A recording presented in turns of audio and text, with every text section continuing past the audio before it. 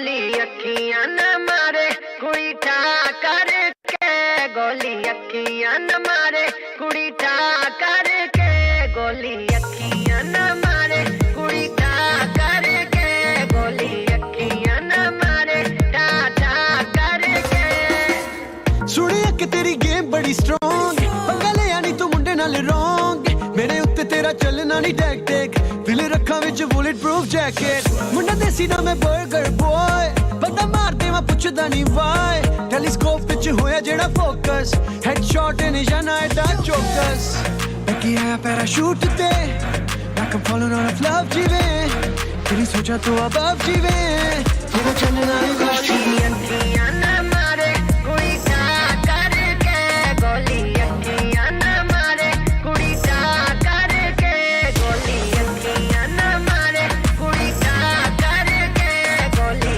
अखियां न मारे ठा ठा करके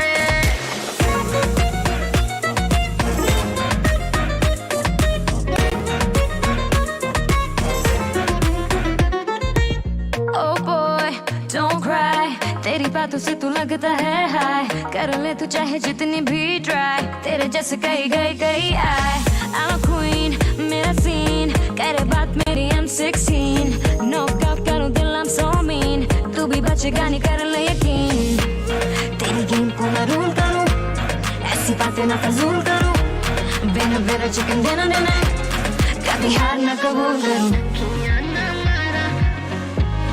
कभी हार ना कबूल करूँ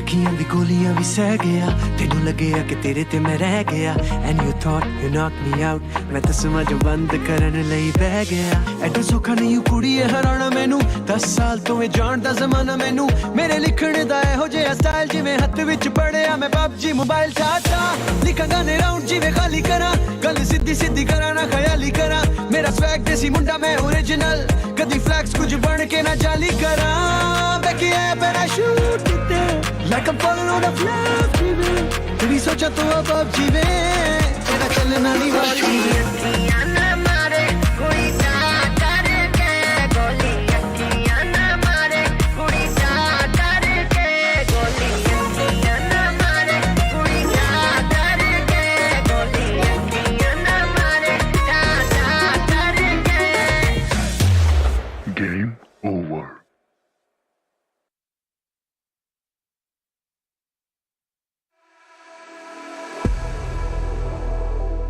अस्सलाम वालेकुम जी, मेरा नाम है अली अब्दुल्ला और मैं होस्ट करने के लिए जा रहा हूँ PMPL Pakistan PUBG mobile pro league Pakistan. भाई ये एक बड़ा लंबा सा नाम है बट लेकिन अगर IPL हो सकता है, PSL हो सकता है, तो ये भी हो सकता है भाई।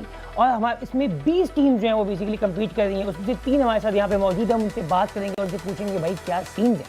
तो हमारे साथ आज मौजूद हैं R3D बॉयज़। R3D ये नाम ये आप कह सकते हैं कि रियल 3 डायमेंशंस, लेकिन हमने ये नाम बाद में आके इसका मतलब निकाला था। अच्छा, जब रखा था तो इस बार ये रैंडम था? रैंडम था, बिल्कुल रैंडम था। ठीक है। मतलब कि आप इसे रेड कह सकते हैं, हमने इसे एज अ रेड रखा था, लेकिन फिर हमने इसे थोड़ा मतलब कि स्टाइल बनाने के लिए अपनी तरफ से तो हमने इसका 3 डाल दिया। हाँ, तो लोग नाम बोलने में अच्छा लग रहा है, तो नाम से लोग इसे बोलने लगे R3D, तो रेड के बजाय R3D हो गया, तो तब से ये R3D है। लेकिन बाद में हमने इसका मतलब निकाला तो रियल 3 डायमेंशंस समझ में लगा, तो हमने कहा चलो ये सही है। अच्छा, तो यार हमारे साथ मौजूद हैं आज मिस्टर शॉ एंड मिस्टर पाकीचू। ये क्या, इसका क्या मतलब हुआ? पिकाचू, ताकीचू मतलब कि एक नॉर्मल यानी कि पोकेमॉन है, पहले गेम होती थी पिकाचू। तो मेरे ख्याल में लोगों ने पहले कहा तो होगा कि आपका थोड़ा सा एक सीन है पोकेमॉन के साथ। नहीं, मैं असल में पहले यानी कि गेम थी PUBG से पहले मैं ऐसी रैंडम ही छोटी मोटी खेलता था, तो उसी के दौर पे मैंने स्टार्ट किया था कि मैंने बस नाम रख दिया था, ऐसे ही एवी होते हैं ना, फर्स्ट टाइम आपको गेम खेलते हैं एवी बस नाम रख दिया, रैंडम नाम। हाँ रैंडम, मैंने पिकाचू रख दिया था, पिकाचू। फिर उसी से यानी कि आगे वही नाम आगे चलता गया, वो अब यही नाम उड़ गया मशहूर मेंबर। निका नाम में आपका क्या नाम होगा? वो तो मेरा अपना रियल नाम होगा ना, मोहम्मद वसीफ भट्ट। अच्छा, तो यार आप लोग किसको ऐसा थ्रेट देख रहे हो जिसमें जो टीम्स जा रही हैं, आप लोगों को क्या लग रहा है कौन जिसको आप यूं करके फाइनल कर दोगे और कौन है यार जो हलक की हड्डी बनेगा? एक तो I8 है, ठीक है, ये कहाँ के बॉयज उनकी डोमिनेटिंग परफॉर्मेंस है लास्ट ईयर जितने भी टूर्नामेंट्स हुए हैं तकरीबन वो हर किसी में जीते हैं या हर किसी में रनर अप्स रहे हैं। और दूसरी टीम बबलू है और तीसरी टीम क्वेर्टी है। अच्छा यार शो मतलब कि रोस्टर भी हर आजकल गेम के बाद टूर्नामेंट के बाद चेंज हो रहे हैं, है ना? तो गेम के बाद चेंज हो रहे हैं, टूर्नामेंट के बाद चेंज हो रहे हैं? टूर्नामेंट के बाद चेंज हुआ एक्चुअली। तो यार ये क्या है, ये प्रैक्टिस अच्छी है बुरी है, क्या है इसका फ़ायदा है आपको, ये हेल्प आउट कर रहा है या एक सरप्राइज एलिमेंट रहता है इसके ऊपर, क्या है इसके ऊपर? असल में जो प्रीवियस टूर्नामेंट्स हमारे होते हैं तो उसके अंदर भी हमारी यही कोशिश होती है कि हम अच्छे से अच्छा प्लेयर लें और टीम अच्छे से अच्छा परफॉर्म करे। लेकिन अब कुछ प्लेयर्स की मतलब कि सिनर्जी हमारे साथ नहीं बन पाती और हमारी भी उनके साथ नहीं बन पाती, तो हमें फिर ये करना पड़ता है कि प्लेयर्स चेंज करने पड़ते हैं। जिसकी वजह से हमने प्रीवियस 2-3 टूर्नामेंट्स में भी प्लेयर लगातार चेंज किए थे। ठीक है, तो इस दफ़ा हमने जो प्लेयर्स लिए हैं तो हमें उम्मीद है कि हम इनके साथ आगे टिके रहेंगे, सिनर्जी वगैरह हम बना रहे हैं। हाँ। अच्छा एक सवाल बड़ा, आप लोग पहले भी साथ खेल चुके हैं? हाँ जी। टूर्नामेंट्स खेल चुके हैं या वैसे कोई इंटरनल टूर्नामेंट्स खेलें, कैसे मतलब कि क्या सीन हुआ है? वैसे भी खेल चुके हैं लेकिन किस कॉम्बिनेशन के साथ जिसका आप अभी जा रहे हैं? मतलब कि टीम्स तो पहले हमारी डिफरेंट थी ना। सही है। तो एक होती हैं स्कीम्स होती हैं, प्रैक्टिस स्कीम्स होती हैं, तो हम वो खेल लेते थे हम क्योंकि पहले दोस्त भी हैं। सही तो है। हम वो कसम से? हाँ, तो हम वो भी खेल लेते थे प्रैक्टिस गेम्स। शायद घर पे क्या सीन है जब आप लोग ये प्राइज़ मनी लेके जाते हैं तो अम्मी अब्बू का पर्सपेक्टिव कुछ बदला, कुछ लोगों का बदला मोहल्ले के अंदर, ख़ानदान वालों में? क्योंकि जो बच्चे गेम्स खेल रहे होते हैं, मेरी खान से बात हो रही थी तो उसने बताया कि लोग कहते हैं यार आपका ये बच्चा तो गया आज से। उसकी बात बिल्कुल ठीक है, फिर वही बच्चा जो है सबसे आगे आ जाता है। और बहुत सारे पबजी प्लेयर्स को देखा है बाद में जो बातें बोल रहे थे ना उन्हीं के बच्चे निकलते हैं फैन, कभी कभी ऐसा भी होता है, फिर उन्हीं के बच्चे निकलते हैं। ठंड सी पड़ जाती है ना ये सब देख के, वो खुशी होती है वो एक कि यानी कि ये बंदा फलाना कुछ दिन पहले ये बोलता अब ये बोलता है कि मेरे बेटे से मिलो या क्या बेटी से मिलो, ये हो रहा है? होता है। नहीं गाइस, आप लोग एक बड़ा एक अमेजिंग एक यूनिक किस्म का काम कर रहे हो यार, और पर्सपेक्टिव बदल रहे हो, चीज़ें बदल रही हैं। एक वो जो बात हो रही थी कि पहले लड़के 3 काम करते थे तो वही कामयाब होते थे, मतलब कि डॉक्टर, इंजीनियर, पायलट या फिर सीए कर लो, ACCA कर लो। जबकि दुनिया बहुत बड़ी है, फील्ड्स बहुत सारी हैं, आप कोई भी चीज़ अगर आप उसको अच्छे तरीके से कर रहे हो और परफेक्शन के ऊपर कर रहे हो तो वाई नॉट यार। तो यार आप लोगों के भी मतलब क्या है, आपको कोई मैसेज वगैरह आप देना चाहेंगे? मतलब इसको हम मुख्तलिफ एंगल से बात कर चुके हैं बार बार कि यार इन लोगों के बारे में कोई मैसेज आप कोई दोगे उनको कि यार कि क्या करना है, क्या किस तरह से करना है, क्या करना है? भाई इतनी बड़ी फैन फॉलोइंग है यार, कितनी है फैन फॉलोइंग तुम्हारी? मेरी इंस्टाग्राम पे 57,000 है। और इंस्टा के ऊपर फैन फॉलोइंग बढ़ाना शौब भाई बड़ा एक मुश्किल काम है। ठीक है, रोज़ाना आपको स्टोरीज अपडेट करनी पड़ती हैं, अपनी ज़िंदगी को आपको बिल्कुल इनके सामने रखना पड़ता है। वो वाली रोज़ वाली नहीं है कि आप क्या खा रहे, ये वाली ऐसी ये नहीं कर दोस्त की नहीं, गाइस मैं सुबह उठ चुका हूँ, ये नहीं, ये पार्टी हो रही है, ये वाले सीन नहीं है। अच्छा, बस जो गेम प्ले वो दिखाते हैं, गेम प्ले देखते हैं, जो जिनको पसंद आता है वो फिर ऐसे ऐसे गेन होती जाती है फैन फॉलोइंग। तो आपकी फैन फॉलोइंग कहाँ की ज़्यादा? मेरी ज़्यादातर इंस्टाग्राम की भी है। नहीं वो जो ऑडियंस में ऑडियंस सबसे ज़्यादा यानी कि है कराची, इस्लामाबाद, यानी कि पिंडी, पाकिस्तान में सबसे ज़्यादा है। पाकिस्तान में ही है, लेकिन कुछ शहर जैसे कराची, इस्लामाबाद की ज़्यादा है। अच्छा, कोई इंटरनेशनली आप लोगों को लोग देखते हैं, मतलब कि कोई बाहर से कभी कोई किसी ने बोला हो कि यार कि सीन आप लोग बड़ा सीन आप लोगों ने चुप के रखा हुआ है, कुछ टाइप की बातें? कुछ प्लेयर होते हैं जो यानी कि आपकी गेम प्ले मोन्टाज प्ले देख लेते तो अच्छी लगती है तो तारीफ कर देते हैं। तो आपने कोई यार ऐसे किसी बंदे ने कोई कॉम्प्लीमेंट दिया हो कि यार जिसको आपने सोचा हो कि यार ये भाई ये बोल रहा है? मतलब कि जब कोई तारीफ़ करता है ना फिर तो वाकई में दिल में लड्डू फूटते हैं। सही है, थोड़ी देर के लिए, लेकिन फिर वो जब मैंने एक दफ़ा ना मेरे साथ ये वाला वाक़या हुआ था कि बंदे ने ना मुझे कोई 1 महीना पहले मैंने ना कोई स्टोरी अपडेट की थी, मैंने एक बंदा नॉक किया था तो उसका यार वाह भाई क्या कमाल नॉक दिया है। अच्छा, तो उसके 2 महीने बाद हमारा कोई टूर्नामेंट आया, उसके अंदर हमारी ना कोई डाउन परफॉर्मेंस है, उसी बंदे का नीचे मैसेज आया हुआ है, अबे जा जाके अपना काम कर, खेलना ही नहीं आता ये वो। इस तरह की ना मतलब ये क्या है, मतलब कि अभी 2 अच्छे जुमले फिर 3 दिन बाद बुरे जुमले, ये तो गर्लफ्रेंड होगी बिल्कुल। ये ख़वातीन का भी तो यही है यार।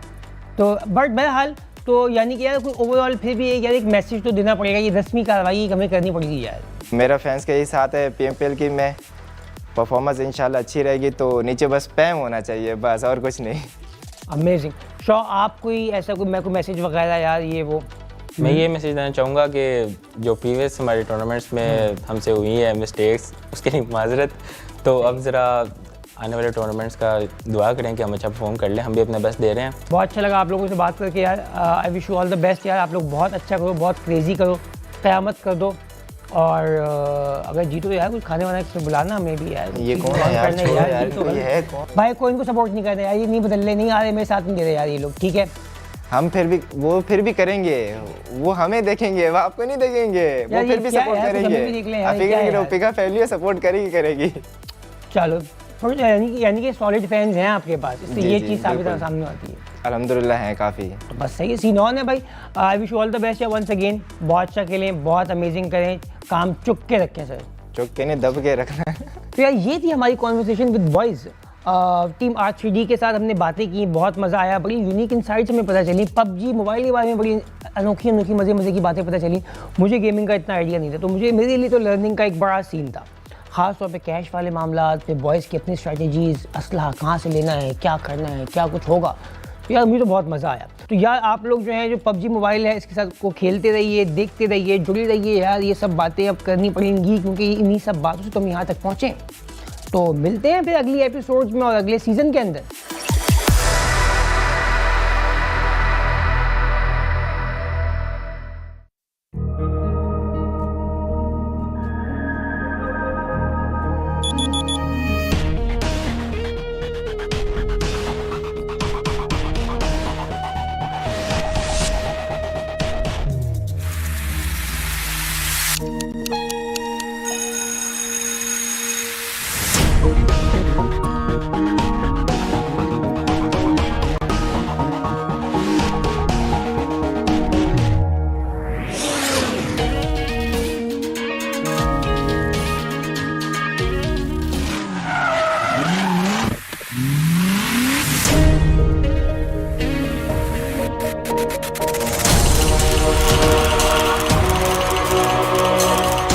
PMPL exclusively for Pakistan. A chance to push your limits. The squads are ready to turn their dreams into reality. It's our chance to reach the biggest. It's time to enter the dawn of new champions. Let the action begin.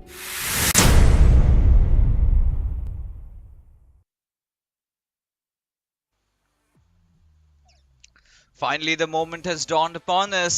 Welcome, ladies and gentlemen, to the first Super Weekend of the PUBG Mobile Pro League Pakistan Spring 2022.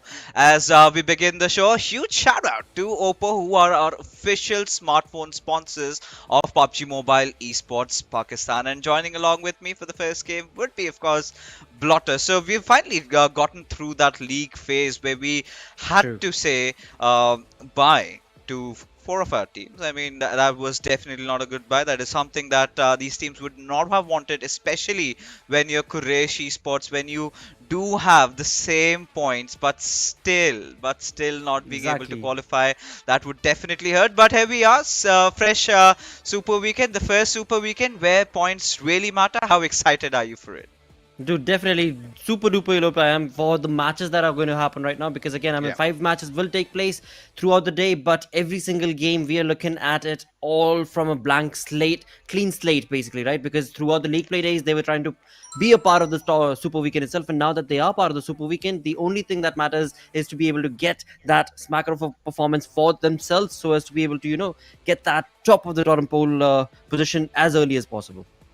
Of course, and you know, once again, for all the new viewers out there who've just tuned in lately, if you do not know how the format goes around, we did have our league play days where we got our top 16 teams, and now they're going to be fighting it out in the Super Weekend, which is going to be spanning for the next 3 days, including today, of course. And now we've got to talk about this, right? This is where the points really matter, because as many points you can accrue in the Super Weekends, it sort of eventually helps you out to qualify for the finals, which you can clearly see. It's going to be held from the 15th to 17th of April, right? So you've got to be prepared. So do not forget to book your calendars for the same. But talking about the teams that we have, we've seen a few teams, the big names, the big guns coming in, and did not have quite an interesting outing, quite the outing that they would have wanted to have. But this is what we're talking about. A lot of money on the line. $100,000 is what we're talking about, Lakshay. Exactly, dude, and that $100,000 is going to be very, very crucial for all of these teams. And once again, I mean, every single team, that is going to be able to participate in the Super Weekend into the top 16 itself will be able to walk away with certain amount of lump sum money. But on the other front, when it comes down to the Super Weekend matches itself, look at that wonderful thing, the 88,000. That is going to be crucial amount for the lads who are going to be able to just completely dominate against the lobby. Oh yeah, I mean, of course, we're talking about a whopping 1 crore and 76 lakhs on the line, and if that's not impressive, I do not know what is at this point right now. But talking about points, let's take a look at the point structure. How are you gonna get there? It's pretty much standard, right? Nothing is clearly changed. The first position receiving 15 points, so you've got to make sure you're at least in those top 5 to accrue enough points that really matter to you, because Right. from 13 to 16 you basically get nothing, and from 8 to 12 you just get that 1 point, which really hurts. Now even if you get 7, you're getting 2 points. Now, as we've seen how the lobby has been paced, right, we're looking at fights, we're looking at even the 16 teams, all the 16 teams being alive till the 4th circle that has been ending, so you can completely understand how intensified the lobbies are towards the very end. But let's take a look at the squad rosters, the squads that have made it to the first Super Weekend. As we start off with SALTxi8, then we do have Quantum Rage, QWERTY Esports, and 52x Rage Esports. Now, out of these 4, I think Quantum Rage and QWERTY Esports, these are the 2 teams that have impressed us a lot, including SALTxi8, who had their fair share of good moments. But again, the expectations that we have from the boys were clearly not delivered. But maybe they might be hiding a lot for tonight. But you take a look at 52x Rage Esports, I think they've been one of the most entertaining team that you can say. They've done a lot of ludicrous things. They've tried out multiple rotations. They've tried out multiple ways of engaging into fights. Some have really worked out. Some have really hurt them right back at the face. But today it all comes down to the fact that how are they going to start off with the first game? Fixers, to sum up that one final sentence that you did just mention, I have one moment from the League Play days that was from the side of 52x Rage Esports' player Payne. As we remember that match, where we did have at least 3 to 4 teams stuck in the water, and 52x Rage's Payne was the only one to reach the shorelines, to reach the beach, smoke so that the opponents don't get him, and then he's able to then get all of those elimination points for himself. So that was just a wonderful moment to witness during the League Play days. But once again, as he so perfectly mentioned, as the journey progresses on through to the Super Weekend itself, this being just day number 1, match number 1 that's going to go live, these teams are going to be starting from scratch, and whatever has happened will remain in the past, because now it's a fresh start. The points are going to be absolutely 0, and this is where the points are going to make that big of a difference compared to the League Play days. I mean, now that you're talking about, the teams in front of us, I think Freestyle had been one of those names that we definitely need to talk about. We'll get there in just a little bit, because we've got 4 more teams over here. Team Star just edging their way courtesy to that final game, and they somehow have managed to pull it through, right? Getting those 6 position points and 5 kills, making sure they equalize their numbers with Quraysh Esports, and hence on move on to the first Super Weekend. But as we go take a look at the other teams, Grounders, QWERTY, clearly a few of the teams that I'm really looking out for. FMxR3D, again, one of the promising teams, but we still do have a few set of really good teams that have shown up on a very huge scale. That has to be Magnus Esports and Regicides from around here. 3x Esports has sort of been a hit and miss, like you have been telling, because you did cast them during the qualifiers. And 4VTFT, well, I mean, they've had their fair share of laughter, but mostly they could have done way better. They certainly could have, but again, I mean, if we take that conversation down to 3x 4v compared to the 4VD conversation that we were having, right? I mean, 3x Esports, the way that they were able to start the League Play days was definitely against them. But then once they had a good game, that is where the comeback story kind of was hitting along with the sides. And that was not only it, because they also realized that we are actually running out of opportunities. And with just 3 games remaining, the team definitely picked up their shoulders and just completely YOLO'd it through and through. And thus we found themselves at the 12th position as they qualified for this Super Weekend. So once again, a hit and miss strategy is being showcased from the side of 3x, as was the case in the qualifiers as well. But whatever the case it be, I mean, this is something that we've discussed earlier as well. However you reach the end destination, the end destination is to be a part of the Super Weekend, to be able to participate and be in the top 5 or the number 1 position on the overall storyboard itself. So no matter how you do it, as long as you're here, this is what will matter. So that's where I'll leave 3x's conversation, because I want to see what sort of a play style are they going to be bringing, and how different is that approach going to be compared to the league play days that they had. I think clearly shows that they've not been comfortable in adjusting or adapting to how the lobby standards go, because it's their first time at such a huge stage. But it's inevitable to happen. You are gonna feel those nerves, but we have seen those moments of brilliance where in individual fights like this, Cronus did not panic at all. And I think from this moment onwards, we could see that rise in their game. But that little huge tip on their seismograph that we witnessed earlier did come out from this game, particularly the way they were playing, right? Finally, giving them a sigh of relief, right? Because now before this, they were under so much pressure, and this game sort of eased it off a little bit, to be honest. And this is what I was talking about, right? The 7th game, they hit that 30-point bomb out there. But more than that, Lakshay, more than that, I mean, today, I would always urge them to have sort of a really slow start, take things very chill, wait for the circle, play a central meta, do not try anything out of the box. First, once you have a solid footing, that is when they can really afford to take the risk, because mechanically, Lakshay, I think they are very well gifted. They've got some amazing players out there. Yeah, you have a point.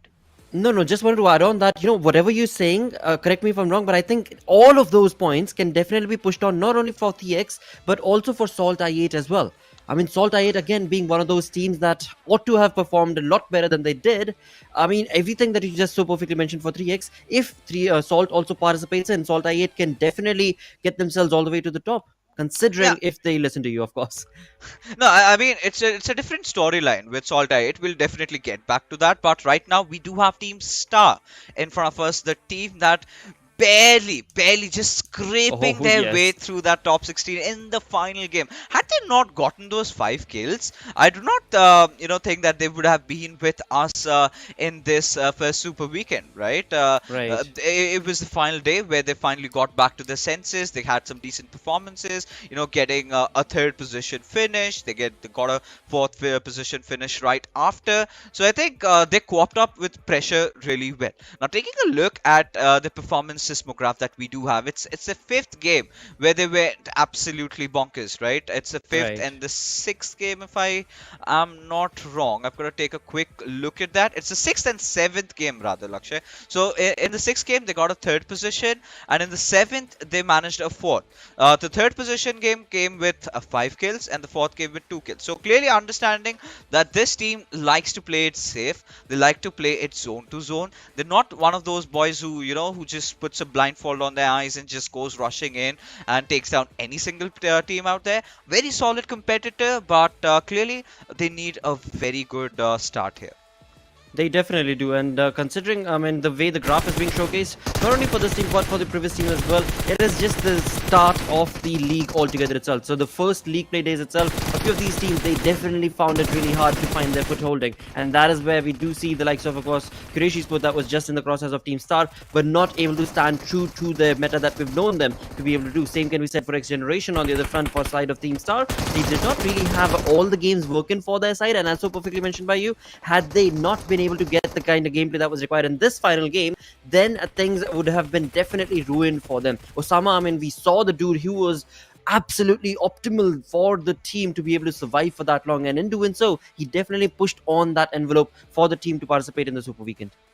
But now we've got some very, very interesting prospects right here. You know, one of them who is completely new, who has absolutely bamboozled everyone. I'm talking about Wasi, ladies and gentlemen, who stacked up against 420 Boy. Now, 420 Boy was the new boy in town in the last season, right? He came in, he was the one who was one of the important reasons why Clarity have been brought back to life, right? Because when they were Clarity Pablo, if you remember, they had their, you know, very flat downfall phase where, you know, they were suddenly getting off the scene, right? Ever since 420 Boy came in, he changed the dynamics of that whole team. He brought in that extra oomph factor, which is so crucial these days. And even with Wasi, the way he's been performing, I think nothing short of brilliant gameplay is what I can say. Entering in his first PMPL, and this lad has been looking so comfortable. He's been looking so confident, and I think, of course, individually he's really good. He's been having his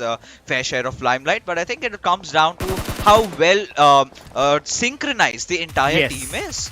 Yes, definitely, and that is the point that I just wanted to raise as well. When it comes down to the playstyle that is being showcased from the side of FS as well as Clarity, it is the synergistic play that has definitely been worked upon compared to the previous tournaments that have seen them and casted them across. It is the most important thing when it comes down to this game. On the battleground, you want to be able to have clear-cut communications and not have that sort of an egoistic play being showcased that I want to get the better half of the elimination points, because in the end, it's a team that will push on forth, and that envelope definitely has been fixed from the side of Freestyle as well as Clarity, as can be clearly stated from the way they graduated or moved on into the Super Weekend itself, with Freestyle being on the first and of course Clarity on the second with 111 and 97 points respectively for them.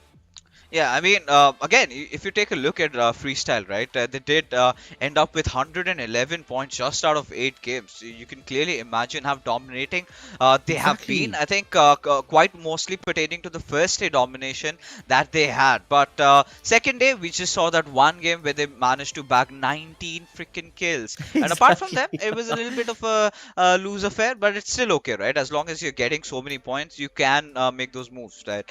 But taking a look at the schedule, ladies and gentlemen, finally we're gonna get to see some of those Sanhok actions just in match number 4.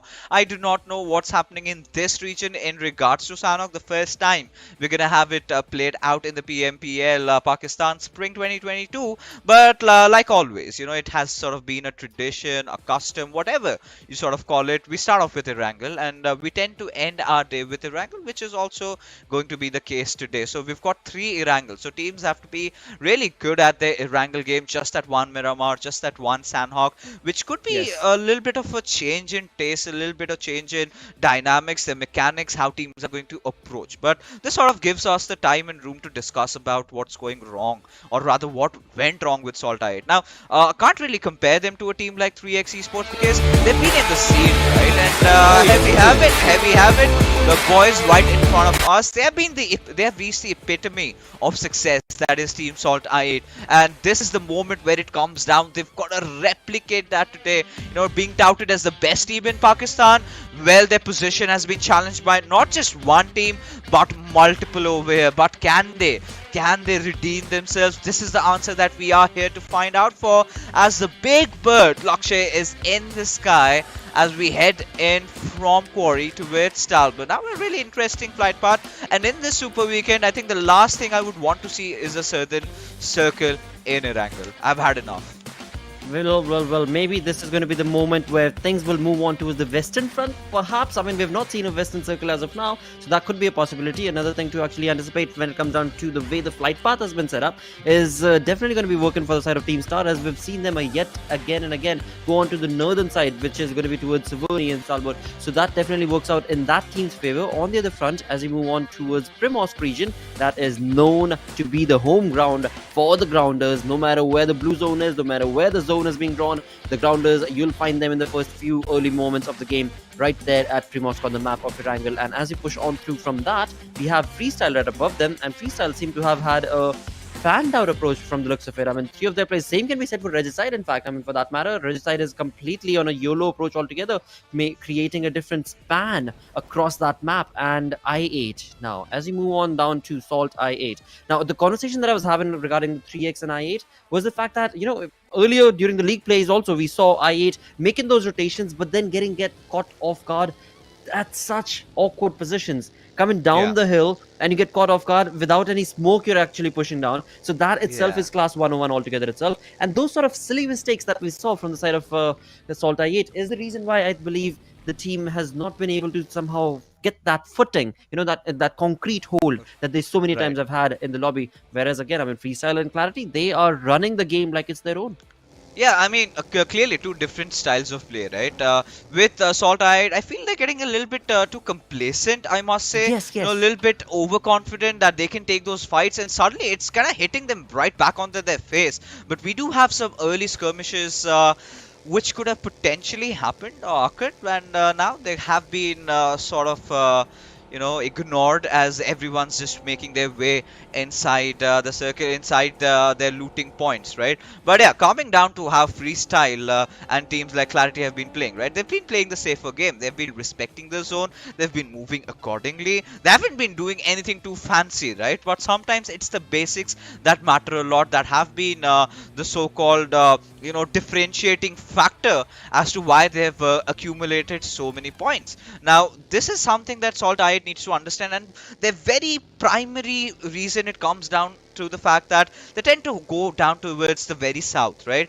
Now, every single time you witness while they're traversing Lakshay, they'll tend to have some or the other casualties in some Mishap form happen, of, yes. every single time. There Every hasn't single been time, a single game So that true. where we've seen these boys, all four of them, make it to the final few circles. So that is one of those things that they really need to fix right now. They've got to make sure that they do not have enough casualties. But as we take a look at how the zone has really panned out, we're kind of expecting it to be somewhere around the western side of Mansion, and a few of the teams like Quantum Rage, who have been, in my opinion, really impressive, along with the likes of Magnus Esports, along with the likes of Freestyle.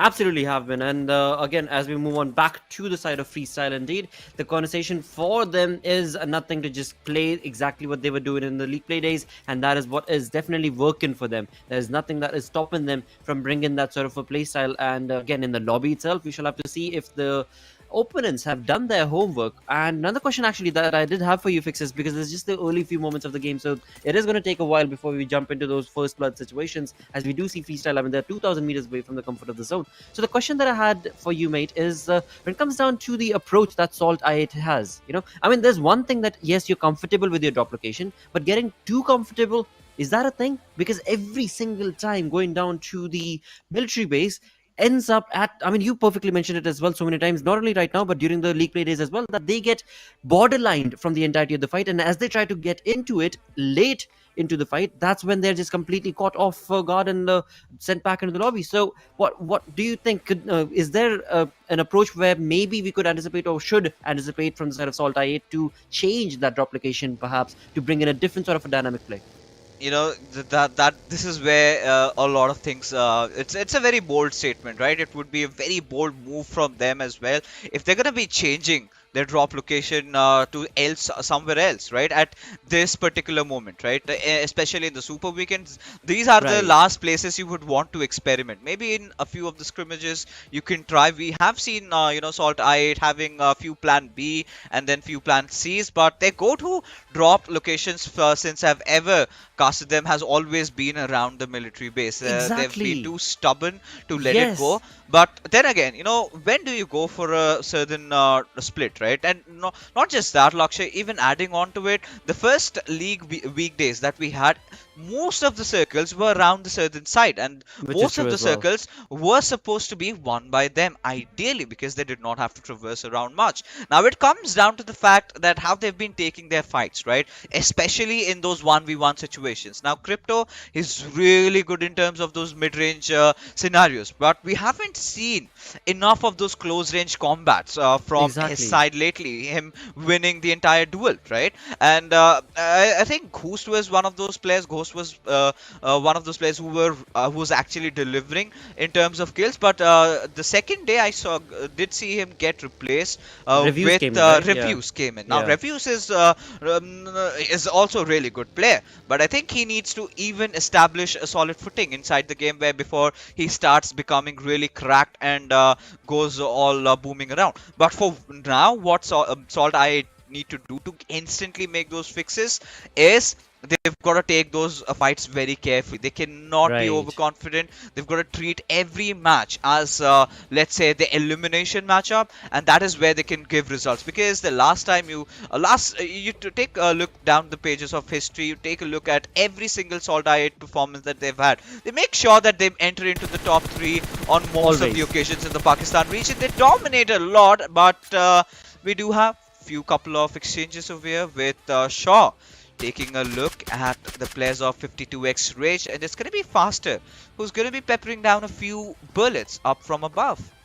Well, seems like we are getting into the vicinity of the first blood situation. It is only 7.5 minutes into the game where 52x Rage's Faster was caught as he was making that rotation, but as of now, those sprays have definitely not led down to any blows to the heads or to the chests of any of these mates, because everything is looking hunky-dory. I mean, perfect health, perfect level 2 kit working for the side of this team of R3D, my apologies.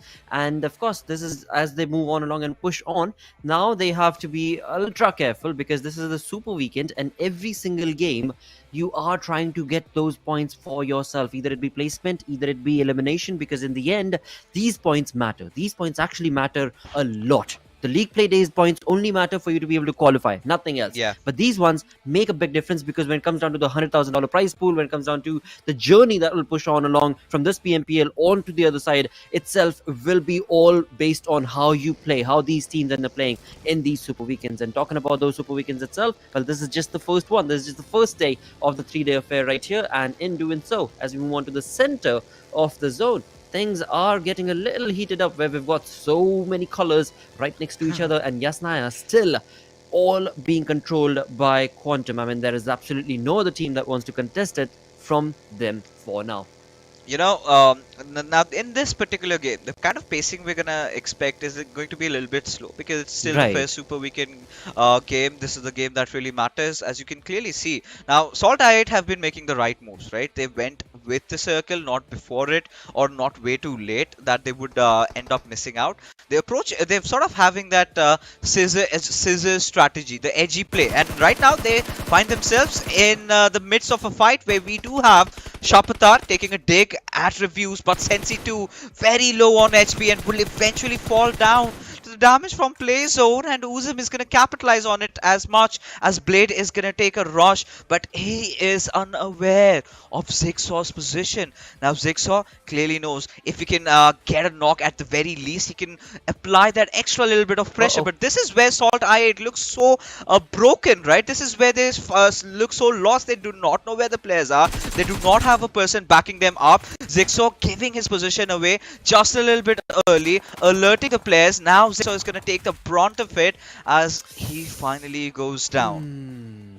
Well, he tried. He definitely tried, but that pre-fire was not required from the side of Jigsaw. Yeah. He was playing it very coolly, very boldly, was keeping very good control over his trigger, itchy finger, but indeed got a little too jealous and a little too cocky to try and take that elimination point for himself and his team, but did not work. On the other front, Team QWERTY. All right, another team to actually bring up into the conversation, Fixers, is going to be Team QWERTY, a team that has had a lot of ups and downs, but slowly and steadily have been making strides. And here we go, right off the bat in the first 10 minutes of the game itself. It is going to be Team QWERTY taking on the blows right to the face of 3x, and perfectly set up nade parade being showcased from their side, but till now, none of them have been able to connect. But it seems like Destroyer with the UMP has definitely gotten the information and will be able to retaliate. A miracle goes down, and in return, it will be a trade-off between both these teams.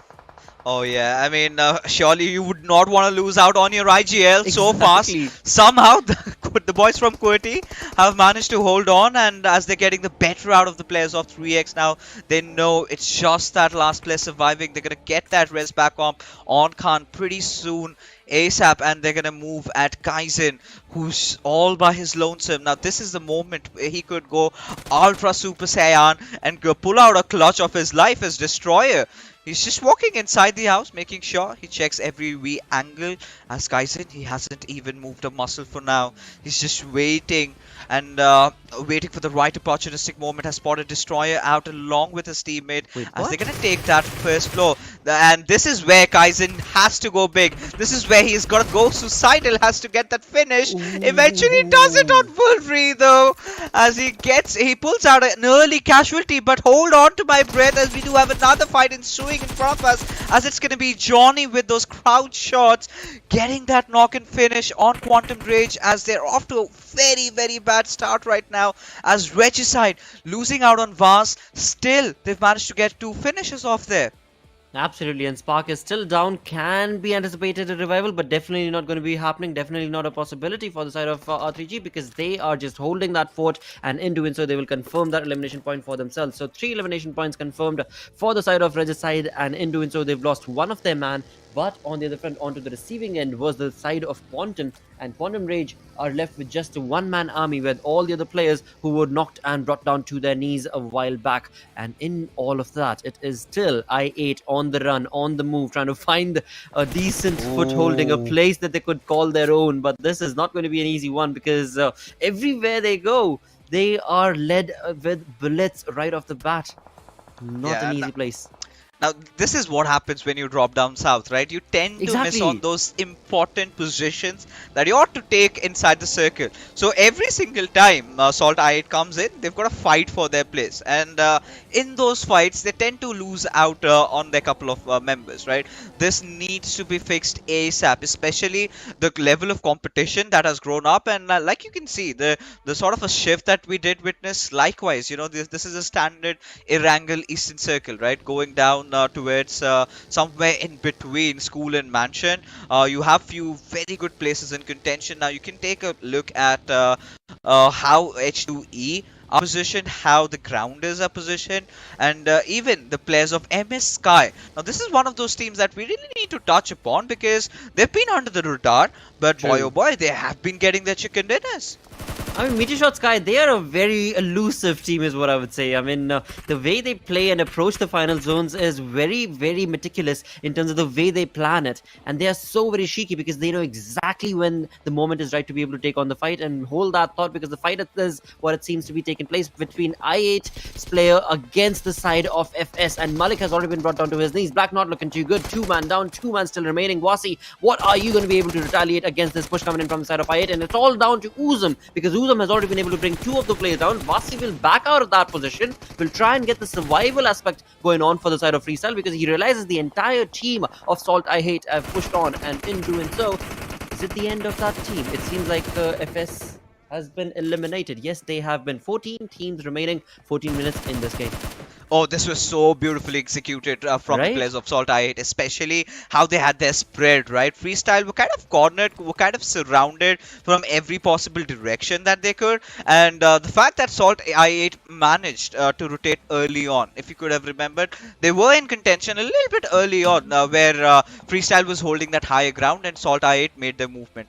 Now, they've made sure that they get into a good player position to contest. And once Freestyle came in over there, it was raining bullets, and they could do absolutely nothing about it. So helpless. Our table toppers of the league days, they've fallen down at the 15th position. Now this is getting so much more exciting from around here, and this is where is the moment where I've got to eat up my words. But I was expecting the lobby to be a little bit slower, but it is happening completely otherwise over here, where teams are just going after each other. They're not stopping at anything at all.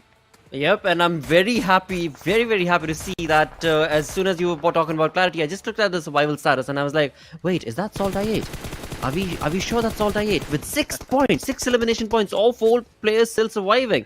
This is a completely different demon that is going to be playing in the name of SALTxi8 today, because they are looking ferocious to be able to definitely get the bigger piece of the pie in today's first game. And as you so perfectly mentioned, I mean, we're only 15 minutes in. During the league play days, we would see the first fights, the first blood situations draw in roughly about at that 14-12 minute marker. And right now, 15 minutes in, we're already looking at 3 teams that have already been wiped off of this map, and 13 teams still remaining. QWERTY Esports still surviving. All 4 players looking pretty comfortable as they try and get the information as well as the comfort of the zone. As we can see in the minimap, they're trying to enter through the edge of the zone from the western front, and as they do so, as of now, they don't have any other team to contest for that placement. There you go. I mean, reviews. Again, this is the thing with SALTxi8. Somehow or the other, they tend to kind of mess things up a little bit. You know, again, you can't blame them. They might be wanting to traverse around, and in process they got caught off guard, and that is where the players of 4VTFD really capitalized on it and got the better out of reviews. But Joker, he's kind of in a really dicey spot, just being the last man alive. Uzim will make sure that he puts him into a deep slumber over there, as SALTxi8 finally Crypto making his movement inside the circle from around the edge, just making sure that there's no one on their backlines, as Blade will be taking a dig at Pharaoh, who's on really low HP, and we're gonna see if he receives some sort of a cover fire, some sort of a helping fire from Crypto, who's up above over there.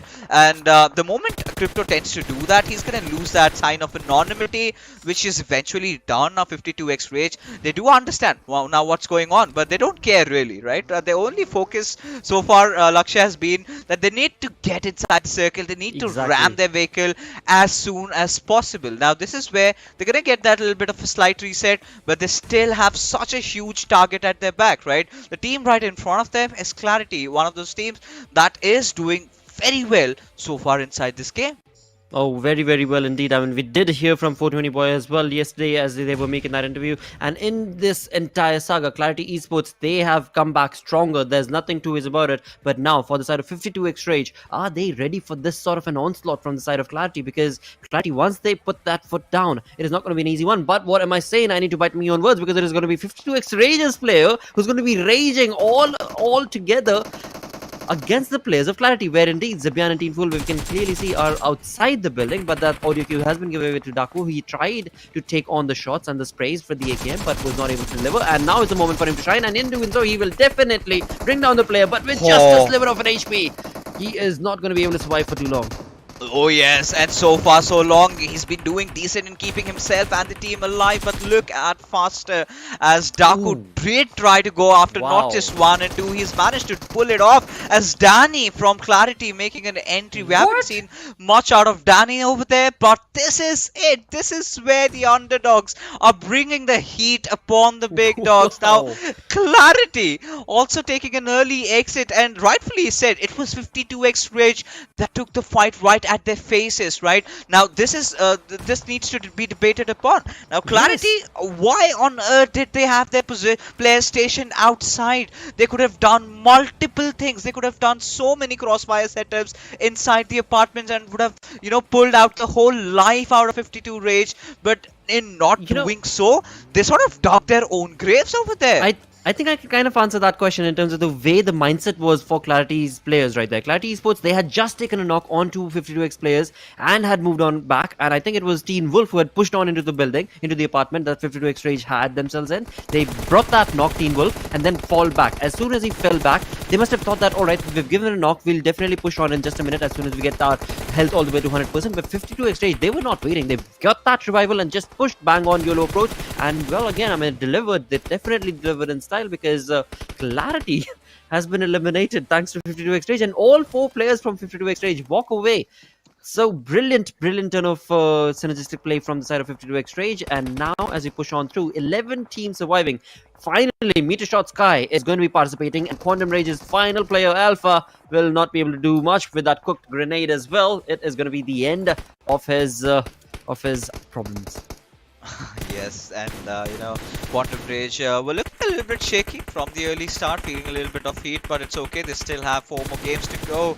But Insane, he's got his eyes at the players of Team Star over there, and at a certain moment, you know, this is, I really like the positioning from Regicide, right? They've got a little bit of a high ground, they've got a little bit of a dip to work around with, but look at this 52 Rage. They are absolutely raging inside the server, but they've got to be careful, because if they get a little bit complacent, they're going to be ripped apart through shreds, as it is happening, and they have been eliminated. Now the only mistake that they made here is they charged in from one particular direction, completely cornered from every possible side, from left and from right, and those grenades coming in. H2E was so so well prepared to defend, and from the backlines as well, they were getting shot from FMR3D. Now this is certainly something that did not really help their cause. They could have dashed in from a different direction, from a different angle, maybe from the backside of the garage, as Voltrux does spot out the players of QWERTY making a move. Gravity, we've heard so much about him, but haven't really gotten to see him that much in action, especially delivering those kills. His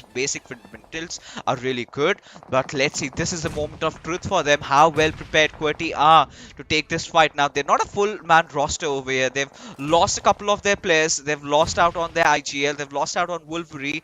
With just Gravity and his teammate, can they pull out a magic can they pull out a rapid out of their magic hat, is what I was just gonna say, as I do find SALTxi8 also getting eliminated. What on earth is happening over here, Blotter? Well, again, chaos is what this battleground is all about, and in all of that, it is MetershotxSKY. Again, I mean, look at that cheeky play that was being spoken about just a couple of minutes ago for the side of MetershotxSKY, indeed, because this is a team that knows exactly when they want to take on a fight and exactly when they want to disperse, and that is what they're doing right now, so gracefully pushing on against the players of 4BTFD, and in doing so, one by one, picking them up like absolutely no problem at all, and in all of that, they're definitely getting those points as well, and Mary pushes on along with the one final player, Starboy, remaining, not for long, says the side of MetershotxSKY, getting 5 eliminations. I mean, 5 teams remaining. H2E, another brilliant team to talk about, who have been so very careful in terms of the way they make those rotations and the fights that they end up taking. They try and stay away until unless it's very much required, as we saw against the players of 52XGeneration. But now, since we've only got 5 teams remaining, we have to look onto the numbers. We'd have to look on the numbers because, well, it's only Team Star that is at a little bit of downfall, maybe. No, not really, because in terms of numbers advantage, all these teams are looking pretty comfortable. But MetershotxSKY, what are they going to be bringing to the table? Hellsey, the dude of the hour with 5 elimination points, is he going to be able to get that chicken dinner for his team? Lakshay, oh my goodness, what did he just do? Johnny literally ran into the entire horde of MetershotxSKY and got absolutely shredded apart.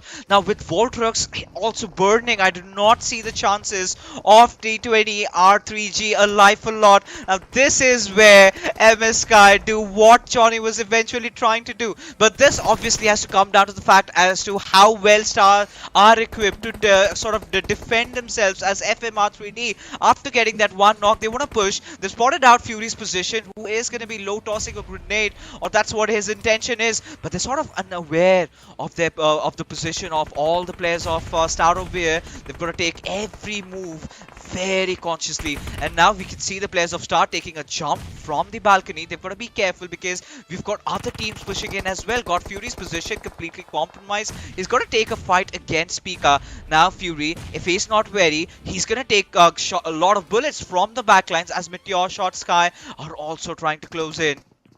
Well, this is not looking good for the side of Star, and in doing so, it is not going to be the case because Godfury will definitely be able to retaliate, and along with that, Pika has been brought down to his knees. Pika will be eliminated. Godfury will be able to get the elimination point for his team, and now Finisher with that perfectly set up cooked up nade. Will that be able to give any damage? No, it will not, because it has not hit its mark, but from the different direction, it seems altogether, it's going to be MetershotxSKY who are going to be able to bring that fight to an end, and this is also looking pretty chaotic because one side, it is just one player, Star, Godfury, whereas from the side of FMxR3D, they've got these 2 players who are just holding on to that place, but not really retaliating much. I mean, Finisher, we did see him lose interest against the final player of Star X Godfury. So what exactly are they anticipating here? Finisher and Shaw, they're still holding on to the compound. So is Team Star's Godfury, not wanting to take on the fight as of now, at least. But the nade parade, at least, I'm happy to say, is still continuing on. So it seems like R3D's players are not only concerned about Godfury onto the flank angle, but also a team right in front. And yep, there we go. It is going to be for the side of H2E. And once again, MetershotxSKY, they're just chilling. They're just absolutely chilling. They're not wanting to participate in the fight. They're just absolutely wanting for the other team to take on the fights against each other. And that is when MetershotxSKY will push on. Oh yeah, we've got to see, we are approaching those final end moments, and Star, I think they've gotten a lot more than they could have bargained for. Well, of course, that little bit gamble that they took, having a little split of a 2-2 did not really pay off, because they got pushed simultaneously by two different squads over there. But Godfury, he's done a really good job defending himself over there. Instead, wiping out Pika in the process, dealing some casualties. He's gonna feel really good about himself. But now getting spotted by Shaw, and he's gonna fall down as the final three teams remain. MSKY, I really love their chances in getting this chicken dinner. They do have the numbers, they do have the players. All they've got to do is deal with H2E, and they're good to go, Lakshay. Absolutely, they definitely are. I mean, in terms of being a part of that compound and in the zone itself, this is the big feat for the side of MetershotxSKY, H2E as well as R3D. They're trying their level best to create those flank angles against the players of Metershot, but will it be enough to retaliate against the compound placement that MetershotxSKY is finding themselves? And it seems like that is definitely going to be helping the cause, because Asar, even though he tried his levels to get the crosshairs set up against SALTxi8, will just not be enough, and the compound definitely being the biggest barrier against MetershotxSKY and the opponents, because they, no matter what they try, they're just not able to get through to them. And even though Finisher and Shaw, look at them, they're so close to the compound. MetershotxSKY, they're not even retaliating to the position of R3D. But even though we did just see that nade parade from Shaw, it did not favor them. But it seems H2E have finally made it happen. SALTxi8 was getting a bit too complacent, it seems like, a bit too confident from the same window again and again, repeak, and in doing so, he was able to, well, get a little bit of damage, but it seems like R3D will be the end of H2E. Thus remain two teams, a 2v2 situation between two.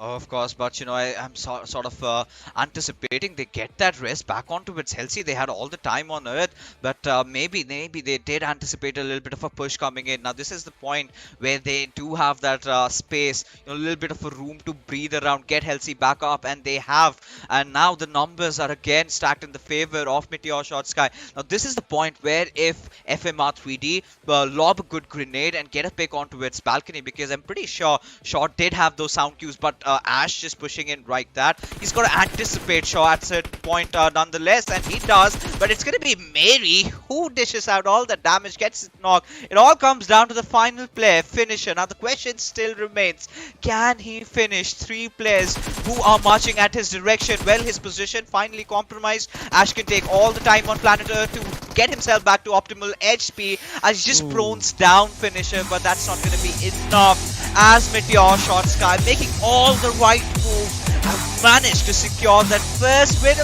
chicken dinner. And look at how big they've gone. 16 eliminations, 31 points, brother. This team is on fire.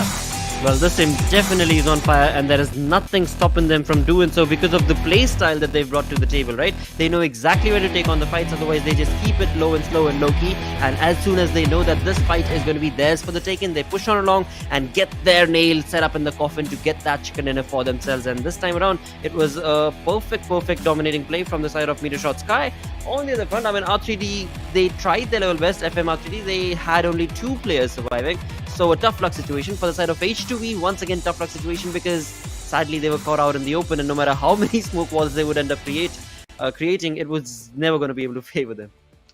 I mean, at a certain point, the ideal way for either FMxR3D or H2E to walk off with a victory would have been the fact that they should have capitalized on SALTxi8 getting knocked over there. Had they pushed in at the same time, then it would have been really difficult for MetershotxSKY, because they were already panicking a little bit with SALTxi8 down. They were kind of also anticipating that FMxR3D is going to push at that particular moment, but they did not. What FMxR3D, rather what Finisher did, was wipe out the last player of H2E, just wipe out the last hope of him trying to get a chicken dinner. But still, nonetheless, for FMxR3D, I think second position finish is not too shabby at all by any standards, because they still have had a good start inside the game. They've still had a good entry inside the Super Weekend, which is in contrast to a lot of different teams. The big guns, if you talk about freestyle, being the table toppers during the league days, getting eliminated at the 15th spot, getting not even a single penny over here inside the Super Weekend. And we're talking about QWERTY also. We'll talk about a lot more of those teams,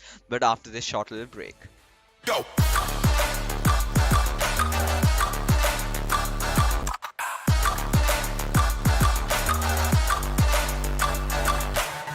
your chance to reach the biggest. Let the action begin.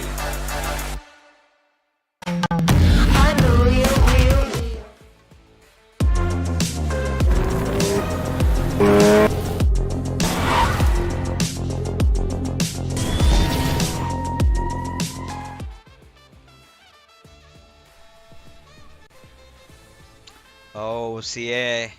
What did we just witness? It was absolute carnage, and it certainly was quite a different change of pace compared to what we did see in the first league days. Yeah, exactly, right? And I mean, on one side, I'm most definitely surprised because of what you said, because of what we saw in the league stage.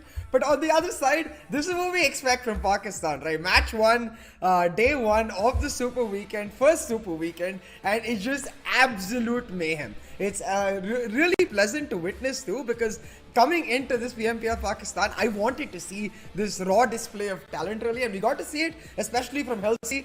9 eliminations fixes, absolutely clutch for his team. You know, this team is suddenly, you know, turning out to be one of my favorites, right? They are approaching the game the way it is supposed to be approached like, right? They've been maintaining that perfect balance between getting the right kills and the right positions. They've been making all those right movements, and Healthxi, he's been at the top of it all. 9 elimination, 1,000 plus damage. That is some huge numbers that he's managed to put up on board. Now, we do have Asad, or Asad, as we can say. He's also got a decent performance. Even Shaw, he was pretty amazing as well. Now, talking about SALTxi8 and Blade, I think they've had a really good start in terms of how many finishes that they had. But their good old problem, the problem in successfully managing to rotate inside the zone, inside the final few circles, still persists. But despite that, I think we can say it was a good start for SALTxi8 as well. I mean, compared to the way they started off the league stages, the weekday days itself, this is way better, and it's what we expect from a team like SALTxi8, much more aggressive in their approach. So we'll have to see if they're able to continue it for now, because it does seem like every single team out there is looking to bring their A game into the Super Weekend, and that's the way we want it.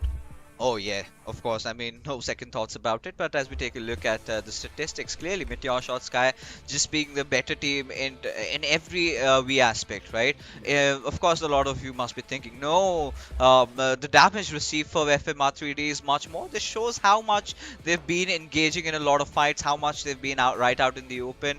As a result of which, you know, we can't really blame them to be having a bad game over here. They did everything that they possibly could have done. But clearly, MetershotxSKY Esports, they were just a notch above, made all the right moves. I think one of those moments, it could have been really close had Regicide not given that a little bit of a high ground up with, you know, just Johnny with his driving into no man's land and absolutely getting shredded off. That is where the tables were turned, right? That is where MetershotxSKY started dreaming that yes, this chicken dinner could be ours, because then what they had to do was take down the last player of Regicide. They did that. They took down the squad house that Star Esports were holding on, and that was a little bit of a gamble from Star Esports there as well, you know, having a 2-2 split over there, and both of them being rushed upon at the same time did not really help their cause. But still, you know, considering the fact that they were the they were the last team to make it into the Super Weekend, having a top 5 finish is a really good start. Yeah, exactly. And with this start, I think for MetershotxSKY, the sky is really the limit, but we'll have to see if they can continue with the consistency moving forward. FMxR3D, another team that was not necessarily consistent fixes in the weekdays, but coming into the Super Weekend, getting that second spot early and nice, that's going to be making them feel real good and real confident going in.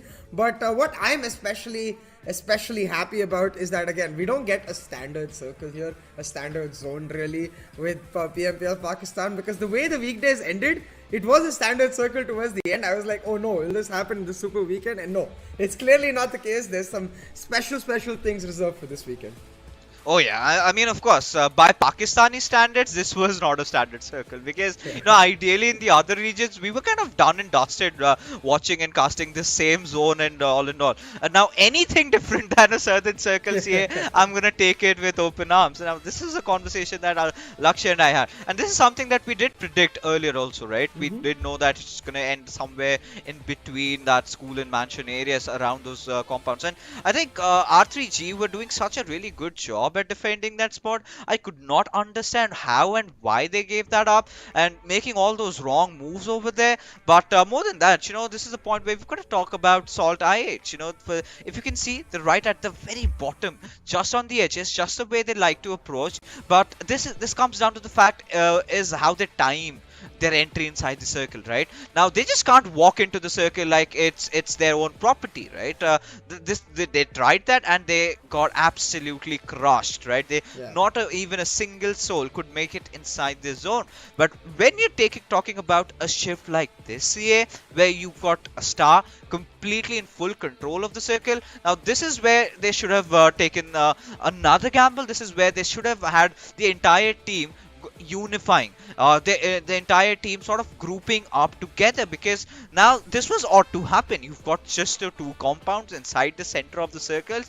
Teams will attack that, and they were sort of not prepared for it, and they had to deal with the brunt.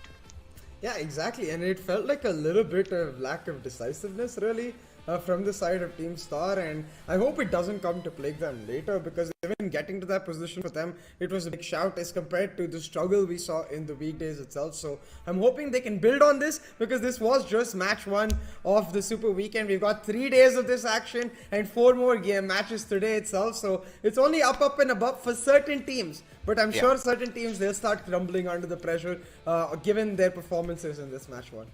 This is a point where it comes down to the fact that we've got to talk about freestyle, man.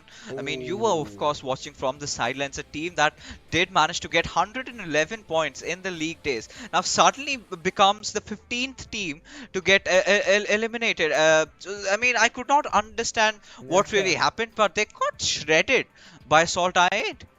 Yeah, exactly. I mean, they felt the brunt of the titan that is SALTxi8, really, coming into this Super Weekend. I think we were all expecting, okay, surely SALTxi8 is going to turn up, right? They didn't turn up in weekday number 1, they didn't turn up in weekday number 2, but against the league leaders from the weekdays, freestyle, like you said, they just shredded them. But before that, as you can see in these Oppo moments, SALTxi8 were picking fights left, right, center, and they're happily winning almost all of them. So clearly, this is the team that we were looking forward to coming into this PMPL Pakistan.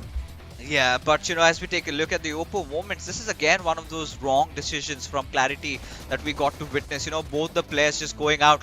These apartment buildings are so easy to defend that you barely even have to break a sweat to try and win these fights around. But this is again 52 Rage. I think they were on a whole different adrenaline high that they were feeling themselves over there, and they just rammed in and instead found FMxR3D right behind them, who clobbered them down. And now taking a look at, this is where MetershotxSKY got that room and space, especially when Regicide had been brought down. But God Fury still up to this man. He did whatever he possibly could have done. He did manage to take down one of the most important players, that's Pika from FMxR3D, in sort of taking their dreams away from winning the first chicken dinner in Super Weekend match number 1. But this is where, H2E did not have a lot of choice, not a lot of options. MetershotxSKY had taken complete control over all the important compound. They had their players stationed at the right areas, and all they had to do is, jot down the final jigsaws in the puzzle. They had to put it in place, and they did that. A very exceptional performance from a team that I think was really underrated as we entered into the PMPL. Not a lot of people were talking about them. Now, this is one of the teams that we have seen in the past, right? They used to go by the name of SKY Esports, if I'm not wrong, and they were doing fairly decent, I must say. Nothing really too flashy, nothing that you would remember about, right? But the strides that they're making right now, it feels like they're a whole different package. Yeah, exactly, and they've got to keep the strides going, Fixes, because if it's just one chicken dinner you end up getting from this 3-day weekend, then it is going to be just that, an average team that we remember here and there and not really remember in the long term. So to get my name etched in every single fan, every single players' hearts out there, with really to strike fear, you've got to keep that consistency going, and we'll see if it happens in the rest of these matches that we have here today. But for now, what I'm really excited for is seeing whether the shift of play completely changes coming into Miramar, because you can see with respect to this particular match itself, MetershotxSKY completely dominated, and that's what I want to see in Miramar. Is it again one team dominating throughout, or is it going to be a much more stable flow in terms of damage, in terms of placements? And you know, look at this graph. Now I completely abide by what you just said, right? But you know, I'm kind of getting positive vibes from their side, because even during the league stages, MetershotxSKY was quite sound, right? They looked quite stable, but the charts, look at this, they've gone way up. And the second team who managed to dish out, or who was having a really good run, was SALTxi8. I think had they made it into the final circle, maybe they could have gotten into the top 3 easily, but that was not the case. Yeah, you really pointed out you hit at the right spot, right? This is something that we can talk about Magnus Esports over here. Now Magnus, the way they came inside the PMPL during the league stages, they got the first chicken dinner, and it was a big chicken dinner. We sort of started having really huge hopes from them, and you head into day number 2, they sort of started languishing, we could say.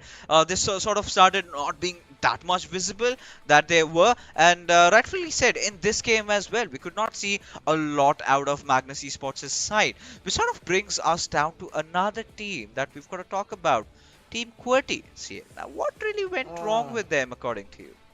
I am not sure, because even in weekdays they were almost disappeared. They kind of turned up in day 2, but even that was not as consistent as it would really mean for champions of the qualifiers. Like, they were number 1 team coming in from the qualifiers, expected to at least give a heavy contest to the bigger teams out here coming in from South Asia. You know, like we've got the SALTxi8, we've got the QWERTY. We expected QWERTY to be the name we're talking about up there. But so far, not so great from that particular team. Maybe they're able to pull it back in our second match. As you can see, we're going to be heading towards Miramar. And I think another exciting prospect is the fact that this is our only Miramar. We're going to finally be having a Sanhok here on Super Weekend day 1. That's going to be real exciting to see which team likes it. I'm really excited about the fact that, you know, I want to see how do Pakistanis approach Sanhok, right? Because I do not know if you're aware of it, but Sanhok has sort of become a very famous map these days, quite pertaining to the healing battle. You're gonna get frustrated, and you're definitely gonna lose a few strands of hair at that. You know, why aren't you guys fighting? But I think Pakistan region has really impressed us in terms of how they've been hitting the big guns. They've they've been looking fearless all throughout. So we're gonna have some good action inside of Sanhok. Hopefully, I'm gonna still have my fingers crossed, because you know, the best of the best regions have also disappointed me. I can, you know, go as far as the SS Championships, where you could see so many teams resorting to that healing battle going on. But coming down, you know, taking a look at the map chances that we have, we do have Freestyle really having a good run. We do have Team H2E playing really well. Another thing, CA, I think we kind of missed out on in bringing it to the attention of our viewers. Every single chicken dinner has something to offer you. You get $500 for winning the game. So an extra consideration added up. So now the teams are going to be serious. Now every single time they get a chicken, they're going to get $500 richer. And by any means, you know, $500 means you can buy yourselves a new pair of Yeezys, Jordans, get yourself into some entry-level good watches. That is something that I've been into lately. But how would you spend $500? Now, do not say that you're going to invest into markets. Be a lavish, flamboyant guy. Yeah. No, if I did have to spend it, I think probably in a lot of skins for the game side, because I'm all stuck indoors, you know. But I think in general, I prefer myself some nice hoodies. I do like myself some really special looking exclusive things. So maybe that, you know, I only get to wonder for now fixes, because those $500 are up for grab for all of these players, not for us, unfortunately. But fortunately for these players, they get to go at it once again in this second match of Miramar, try and grab those $500 for themselves, and if not that, at least some decent points on the board, because we have to remind our viewers, these are the points that will matter with respect to qualification to the grand finals weekends. You've got to turn up in the Super Weekend. Oh, you definitely have to. And if you've missed it, and if you have a few of your friends who love to play PUBG Mobile, then just hit them up, call them up, get them watching the stream, get them support your favorite teams, because that is what they need right now. And while you're at it, do not forget to hit that like and subscribe button to the channel as well, because you know we've been listening to the songs, we've been listening to the groovy tracks, we're all enjoying it. Now, you know, enjoyment apart, we have got to get serious, right? We've got to get back to the battlegrounds. Now this is the moment in the Miramar game. Who tends to, or who is that one team that's going to conquer them all? As we are in a quest to find the answers, let's just head in with the flight path as we head out from Valademar to where Sore Omuda. Now this is one of those flight paths I think the teams are really going to enjoy, because this is sort of dissecting the maps into two halves, and they're going to get down to their favorite point wherever they want to drop right now. But the question still remains, and this is where, CA, I'm going to put you onto the spot. Predict where the circle is going to get formed. Oh, I have a feeling we're actually gonna see like southwestern side circle, like not exactly completely western, more southern. Like I really want to see a Los Leones end. I want to see an urban finish. We haven't had it for so long, and I think it would be perfect for our region right now, because they would take it very aggressively. You know, we see a lot of slam-ins towards the end, and that's the way I like it personally. So a southern circle to start it off, maybe a southeastern circle, maybe completely southern, even a southwestern towards Los Higos. Any one of those I will take for myself. Oh my god, I mean, I'm kind of excited. I think you called a certain one. And we're gonna see. Never mind. It just backfired. But hold on, we do have a fight in hand right now with Sensi 2 just getting that Scorpion, but still it's gonna be Destroyer who manages to get the better out of the players of the Grounders. As Destroyer, he's not managed to get just one but two, and this is such a huge setback for the Grounders. Now this is one thing that the Grounders have to be really wary of, right? These drop clashes, and especially when you're contesting around San Martin. I think this is sort of a revenge story going in for Team QWERTY, because the last time I remember QWERTY came in, they were the ones who took the brunt of things, right? They were the ones who took some early casualties, but this time they've come in really well prepared. They've managed to secure those two finishes, now forcing the players of the Grounders to just back off from their property. Yeah, I mean, we're talking about how QWERTY have not necessarily been on the same level that we expect them to, not necessarily performed in the same regard that we wanted them to, but clearly already this drop contestation coming through between QWERTY and Team Grounders. Destroyer living up to his name, shuts down two quite early, and I'm sure they'll have an idea that at least some of the other two are nearby, and their idea is not so wrong. Jigsaw and Mr. Black quite close, a chance for QWERTY to get an early squad wipe. Oh yeah, I mean this is something good for QWERTY, right? Especially I'm still awaiting Gravity to go absolute ham, right? We have heard so much about this player. I've seen him in the local tournament scenes. He's got tremendous potential, CA, but I think it's somewhere we're talking about the uncharted territory, right? This is where you're heading into the biggest tournament of your lives. You gotta have those nervy moments, right? But I think one good explosive game for Gravity, I think that would be enough to soothe his nerves. Yeah, exactly. It's just really about getting off to a strong start in the Super Weekend, and all it takes is one real good game to really make you feel, hey, you know what? This is what I've been good at for a while. I just need to keep continuing. But another look at how Destroyer was able to destroy both Shapatar as well as, I believe it was Sensi from the side of Team Grounders. Just easy peasy, landed quickly, picked up Scorpion and found Shapatar, immediately flicked over to Sensi, and just one shot, one spray, he's down.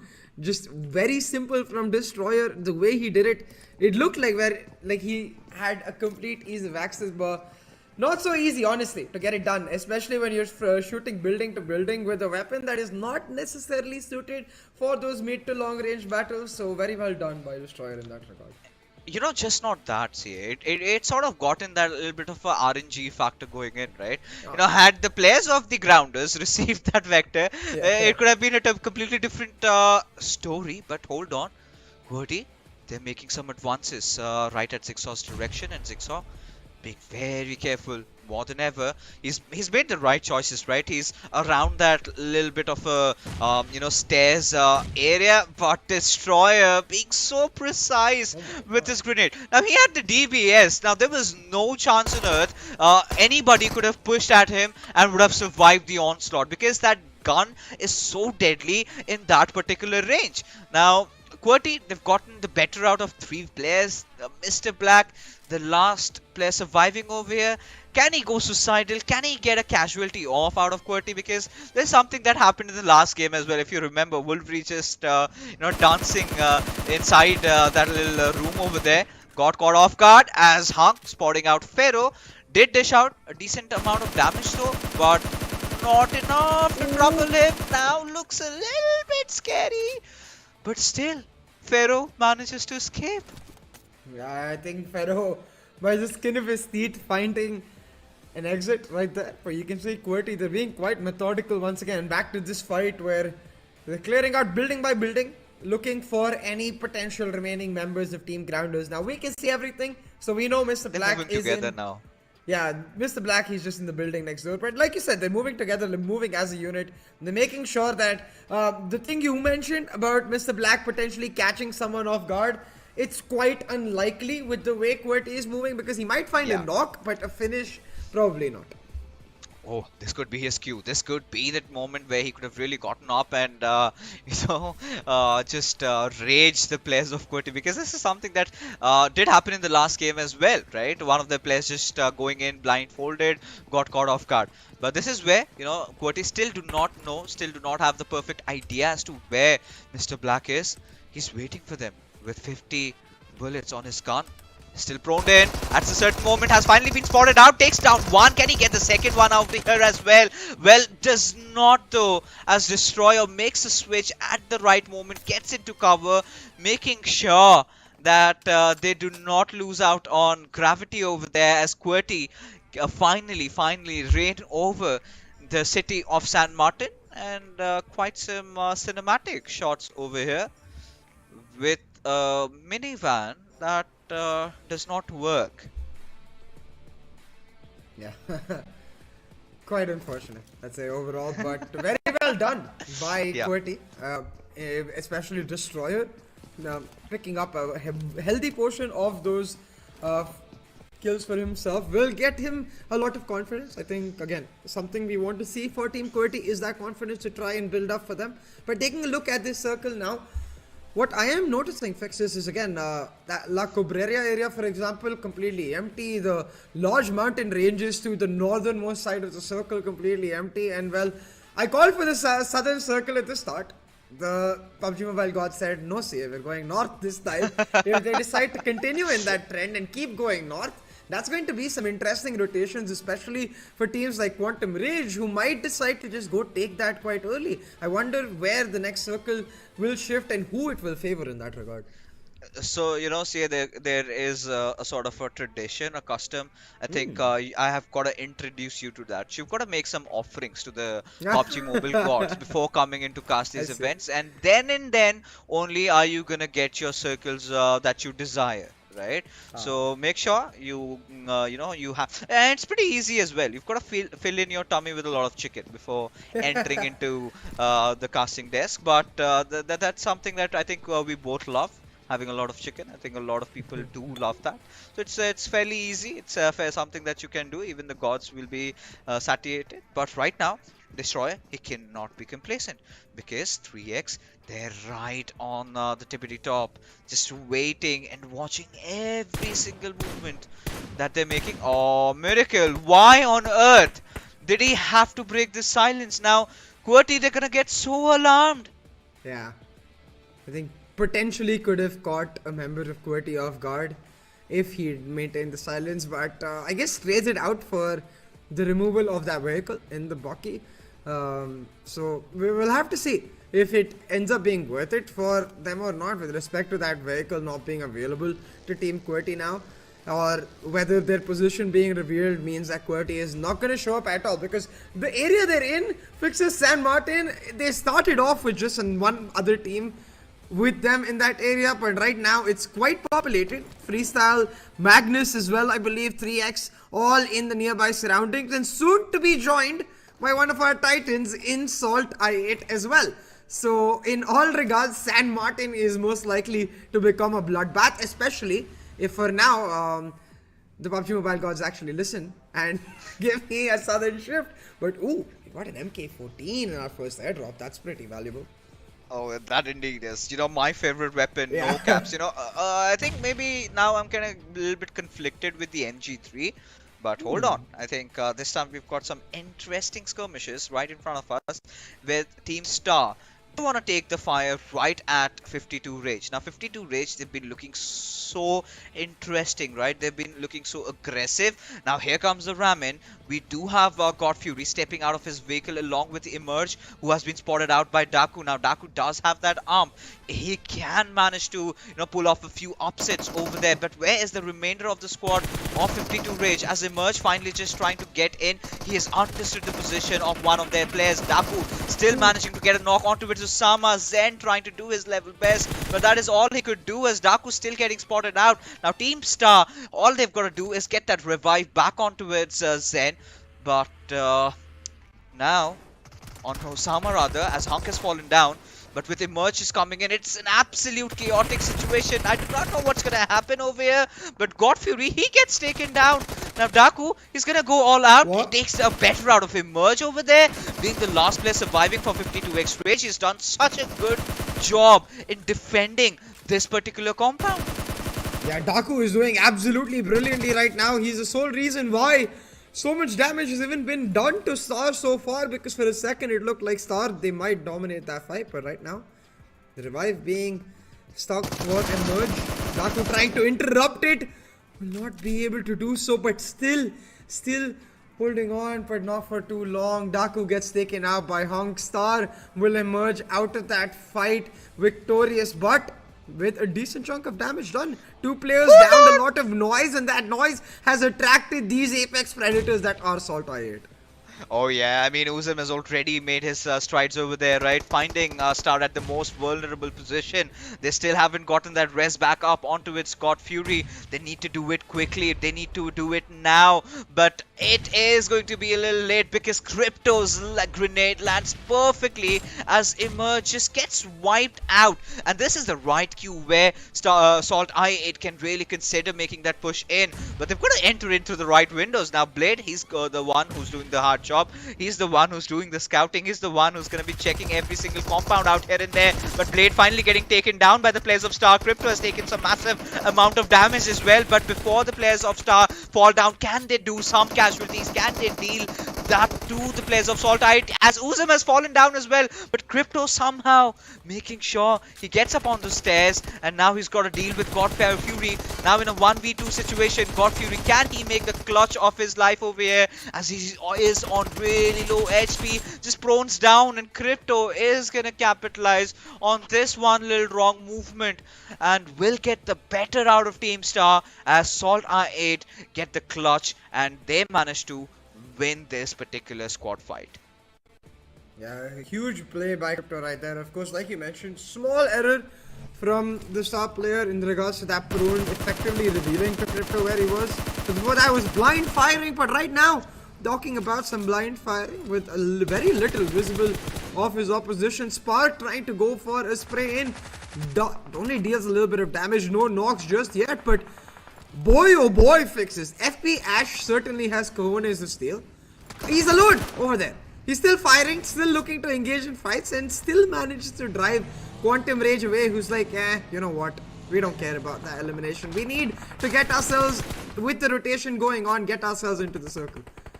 Oh yeah, I mean, I really like the decision making over there from Quantum Rage, right? Yeah. They did take the right decision over there. This was a no objective fight, right? There was nothing to be won in this particular fight, and at this certain moment, you cannot risk having early casualties. And had it been inside the circle, had it been a fight for the contestation of the center area, then that could have been a whole different story altogether.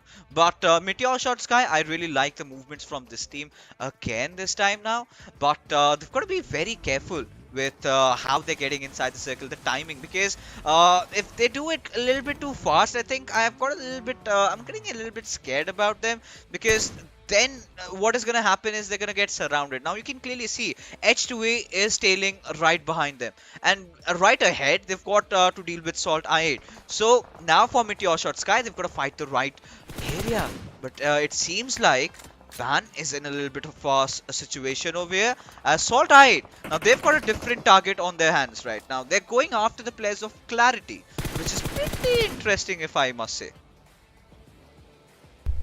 At this point, I think SALTxi8, they just see head, they want to pop head. Seem to clearly not be differentiating, but could be an issue fixes, because like you said, where you take fights, when you take fights, just as important as how you take those fights. So right now teams have got to be careful, especially with this circle starting to close all the way in. H2E is a team that is in a lot of trouble, but they actually managed to get themselves out of it. The revive should be set up now for Dread, I believe. And just like that, H2E will be able to reconnect with their team. They've even got the vehicle to try and do the same. But, oh, never mind. Play zone will not let Dread get back up. It will mean that they lose a single member, especially with MetershotxSKY continuously looking to spray them down. But the damage comes back. MetershotxSKY now lose a player, and they will be at the mercy of the circle. Oh yeah, I mean, this is what we were getting worried about to happen, right? And indeed, you know, our fears have become true, as now the players of SALTxi8 in a really good position. They want to take this fight against QWERTY, and now I'm suddenly starting to wonder where's the remainder of the cavalry out here, as Blade is going to retreat, but it is going to be Crypto who provides that quintessential cover fire there.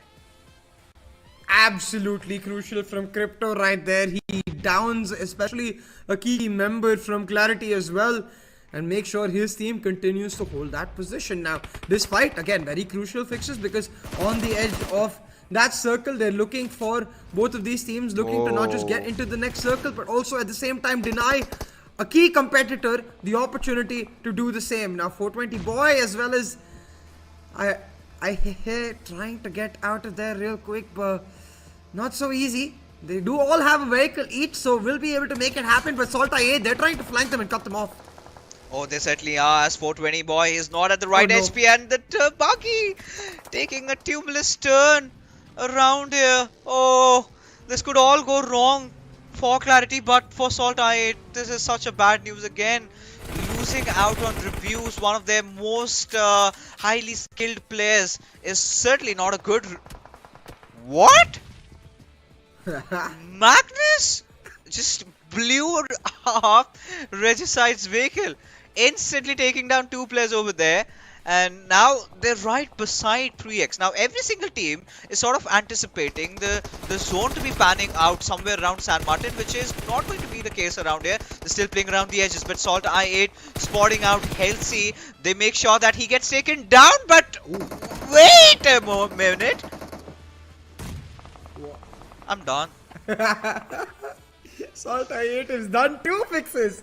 They have been eliminated, and just like that, it's fights erupting all the way across the edge of the circle. And currently what we are not getting to see on the screen that I can see on my other is that amongst all of this chaos, there's one team that is just silently sitting on a high ground, potentially looking to get favored by the next circle, which is Freestyle. But we'll get back to that topic in a second, because again, we've got that fight between 3x and Magnus. They've got a knock with the help of a grenade, instantly going for the slam, making in the decisive move. They found Cairo as well, and now Momtu and Adil under a plethora of trouble. No way to get out, but some help from 4v TFT. Oh, and now it's again all chaos ensuing right in front of us as Kaizen. He's going to take the fight now. He's the last player surviving for 3x Esports. He's going to make all the tough calls. Is he supposed to be going out there for the revive out there, or is he going to try to fight it out, as Miracle is also going to chime in as well. Kaizen getting knocked out. Oh, the little bit of pixels which was coming out of the walls, and he did take quite some hefty amount of damage. But Miracle not really making any efforts at trying to get the rest back up, finally doing so onto Ali. But he's got to also try and get Kaizen back up to full HP, as Magnus, they're doing the same job over there. I have to say, this has been one of the most action-packed Miramars I have ever seen, and it's quite reminiscent of the Pakistani region overall. Even in that moment, Monto trying to get to the revive, but instantly shut down by TUF. Now the rest of Magnus Adil trying to set up the revive, but the nade shuts them down, and now Adil will be sent to the grave as well. That is the end of Magnus Esports, and also now for us, just 10 teams left. 3x able to secure that compound for themselves, but it won't be much for them because they still have to get the rotation going on. But this is the team I was talking about, Fixes. Freestyle, smack bang in the middle of the circle. They've got a compound to them. They've got high ground to them. Freestyle with everything they need to get their first chicken dinner in the Super Weekend. Oh hell yeah! I mean, this has to be their game to lose, if I'm not wrong. I mean, considering the situation that they're in, it's 9 out of 10 times you've got to expect them to come out with flying colors, as Malik does spot out that little bit of a rotation coming in from Dani, who's again one of the OGs of the squad, had been sort of missing in the league days, but he's back here. But Kaisen, he's got the better out of Destroyer, absolutely shreds him apart. Now it all comes down to Gravity, who's kind of in a very dicey situation. He's kind of surrounded, he's got to ensure that he builds up all the smoke walls that he can and get back himself into cover.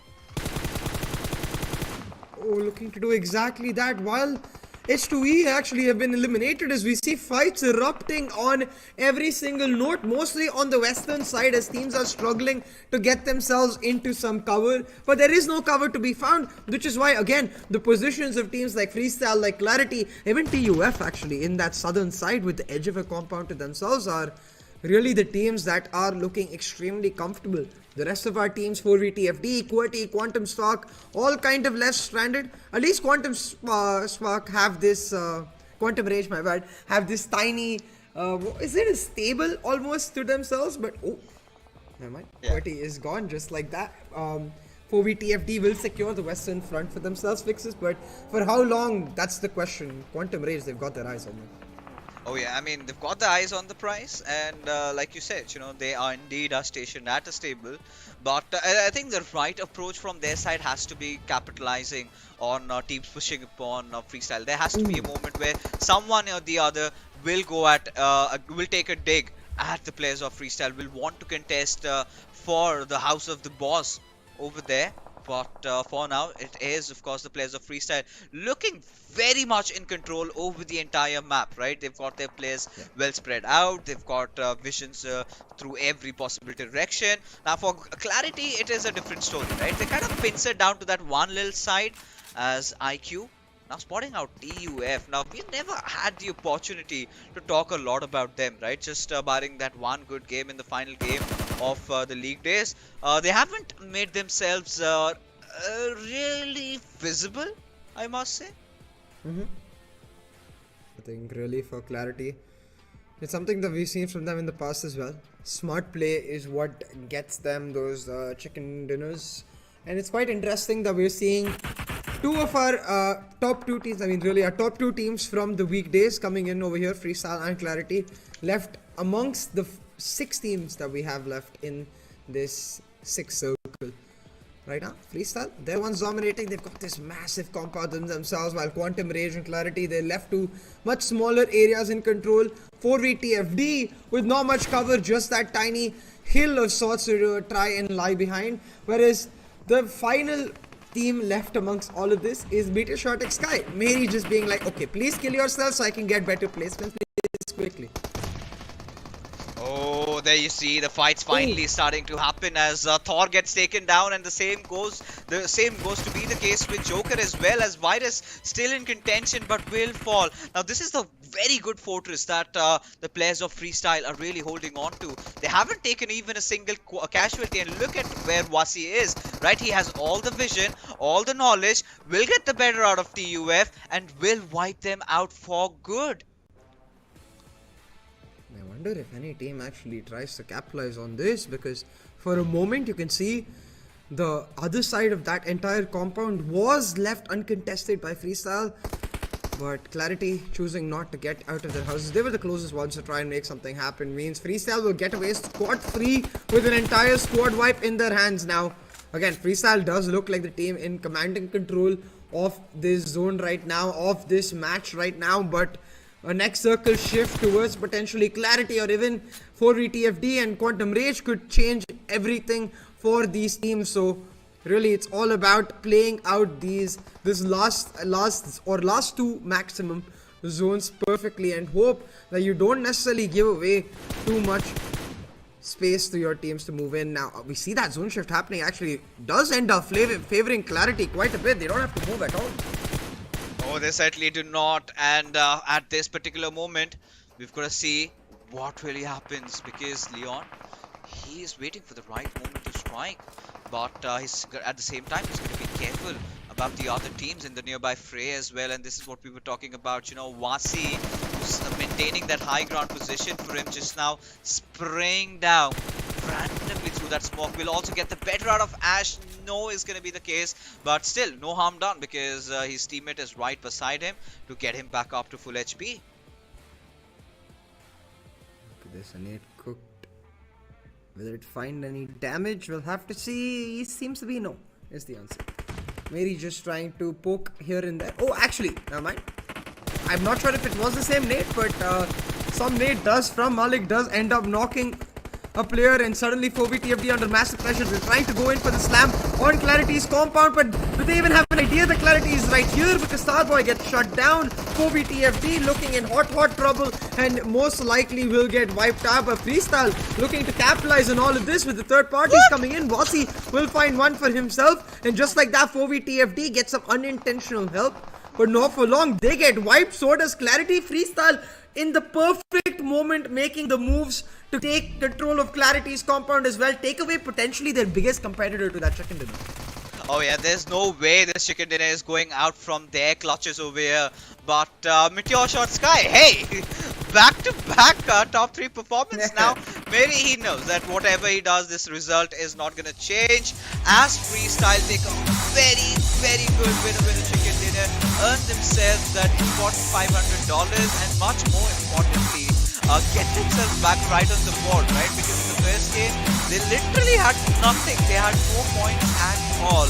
And now after just that second game, they're sitting at the second spot over here. Freestyle clearly showing up and saying, hey, you know what happened in match 1? That was an anomaly. That was not normal Freestyle, and we're here to turn up. And personally, I appreciate that, because I think a team really is defined by the way they respond to lows, the way they respond to mistakes. The ability to come back from bad matches is a team's real identity, and Freestyle really turning up after getting lost in the bottom and not able to secure a single point in their match 1 of Erangel, finding the winner chicken dinner, and in a decisive manner. They played that perfectly. Oh yeah, I mean, no complaints over there. Freestyle did it absolutely right. They made all the right moves. They were perfect in terms of how they were defending. They had their player stationed at the right spot. And I think at this particular moment, I cannot really ask for anything better than them. But for QWERTY, I think a few eyebrows are definitely going to be raised, considering CA, they dropped off right in the neighborhood, right? They were in San Martin. They did manage to conquer it. They were having a really good footing, and suddenly they just threw it all away. Yeah, exactly. It did feel like their fight itself potentially took a second too long, and that's why it attracted those third parties coming in. But for now, we'll get to all of this analysis after a short break. Go!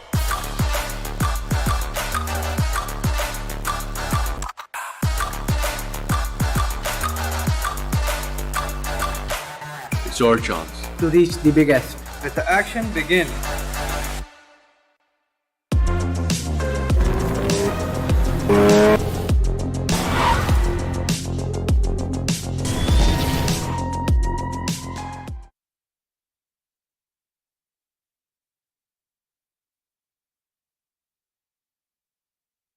We seem to be ready once again to look into the standings of those previous matches again. Around the fact that Freestyle performing also admirably is something that we have to continue, because after match 1 it did look like they might not be ready to push back, but they certainly showed up when it matters the most, and they take that winner chicken dinner home. Absolutely, dude. Again, I mean, you talk about FS, they're never going to be too far away from that limelight, you know. And the first game, yeah, definitely did not favor them whatsoever at all, getting eliminated on 15th position, I believe it was, with absolutely no elimination points. So they were sitting at a big 0 at the bottom of the totem bowl. But this game, I mean, walking away with the 11 elimination along with the chicken dinner is definitely going to be pushing them all the way up. And that's going to be a huge, huge undertaking for the side of FS, because now they need to maintain that lead that they've been able to create. Yeah, exactly, and really able to move forward with this lead is where we're looking to see which teams are able to maintain that consistency. And in that regard, I think one to talk about is going to be MetershotxSKY, who were able to pull off yet again a top 2 performance. It was only Mary surviving till that last moment, but top 2 is top 2, you know.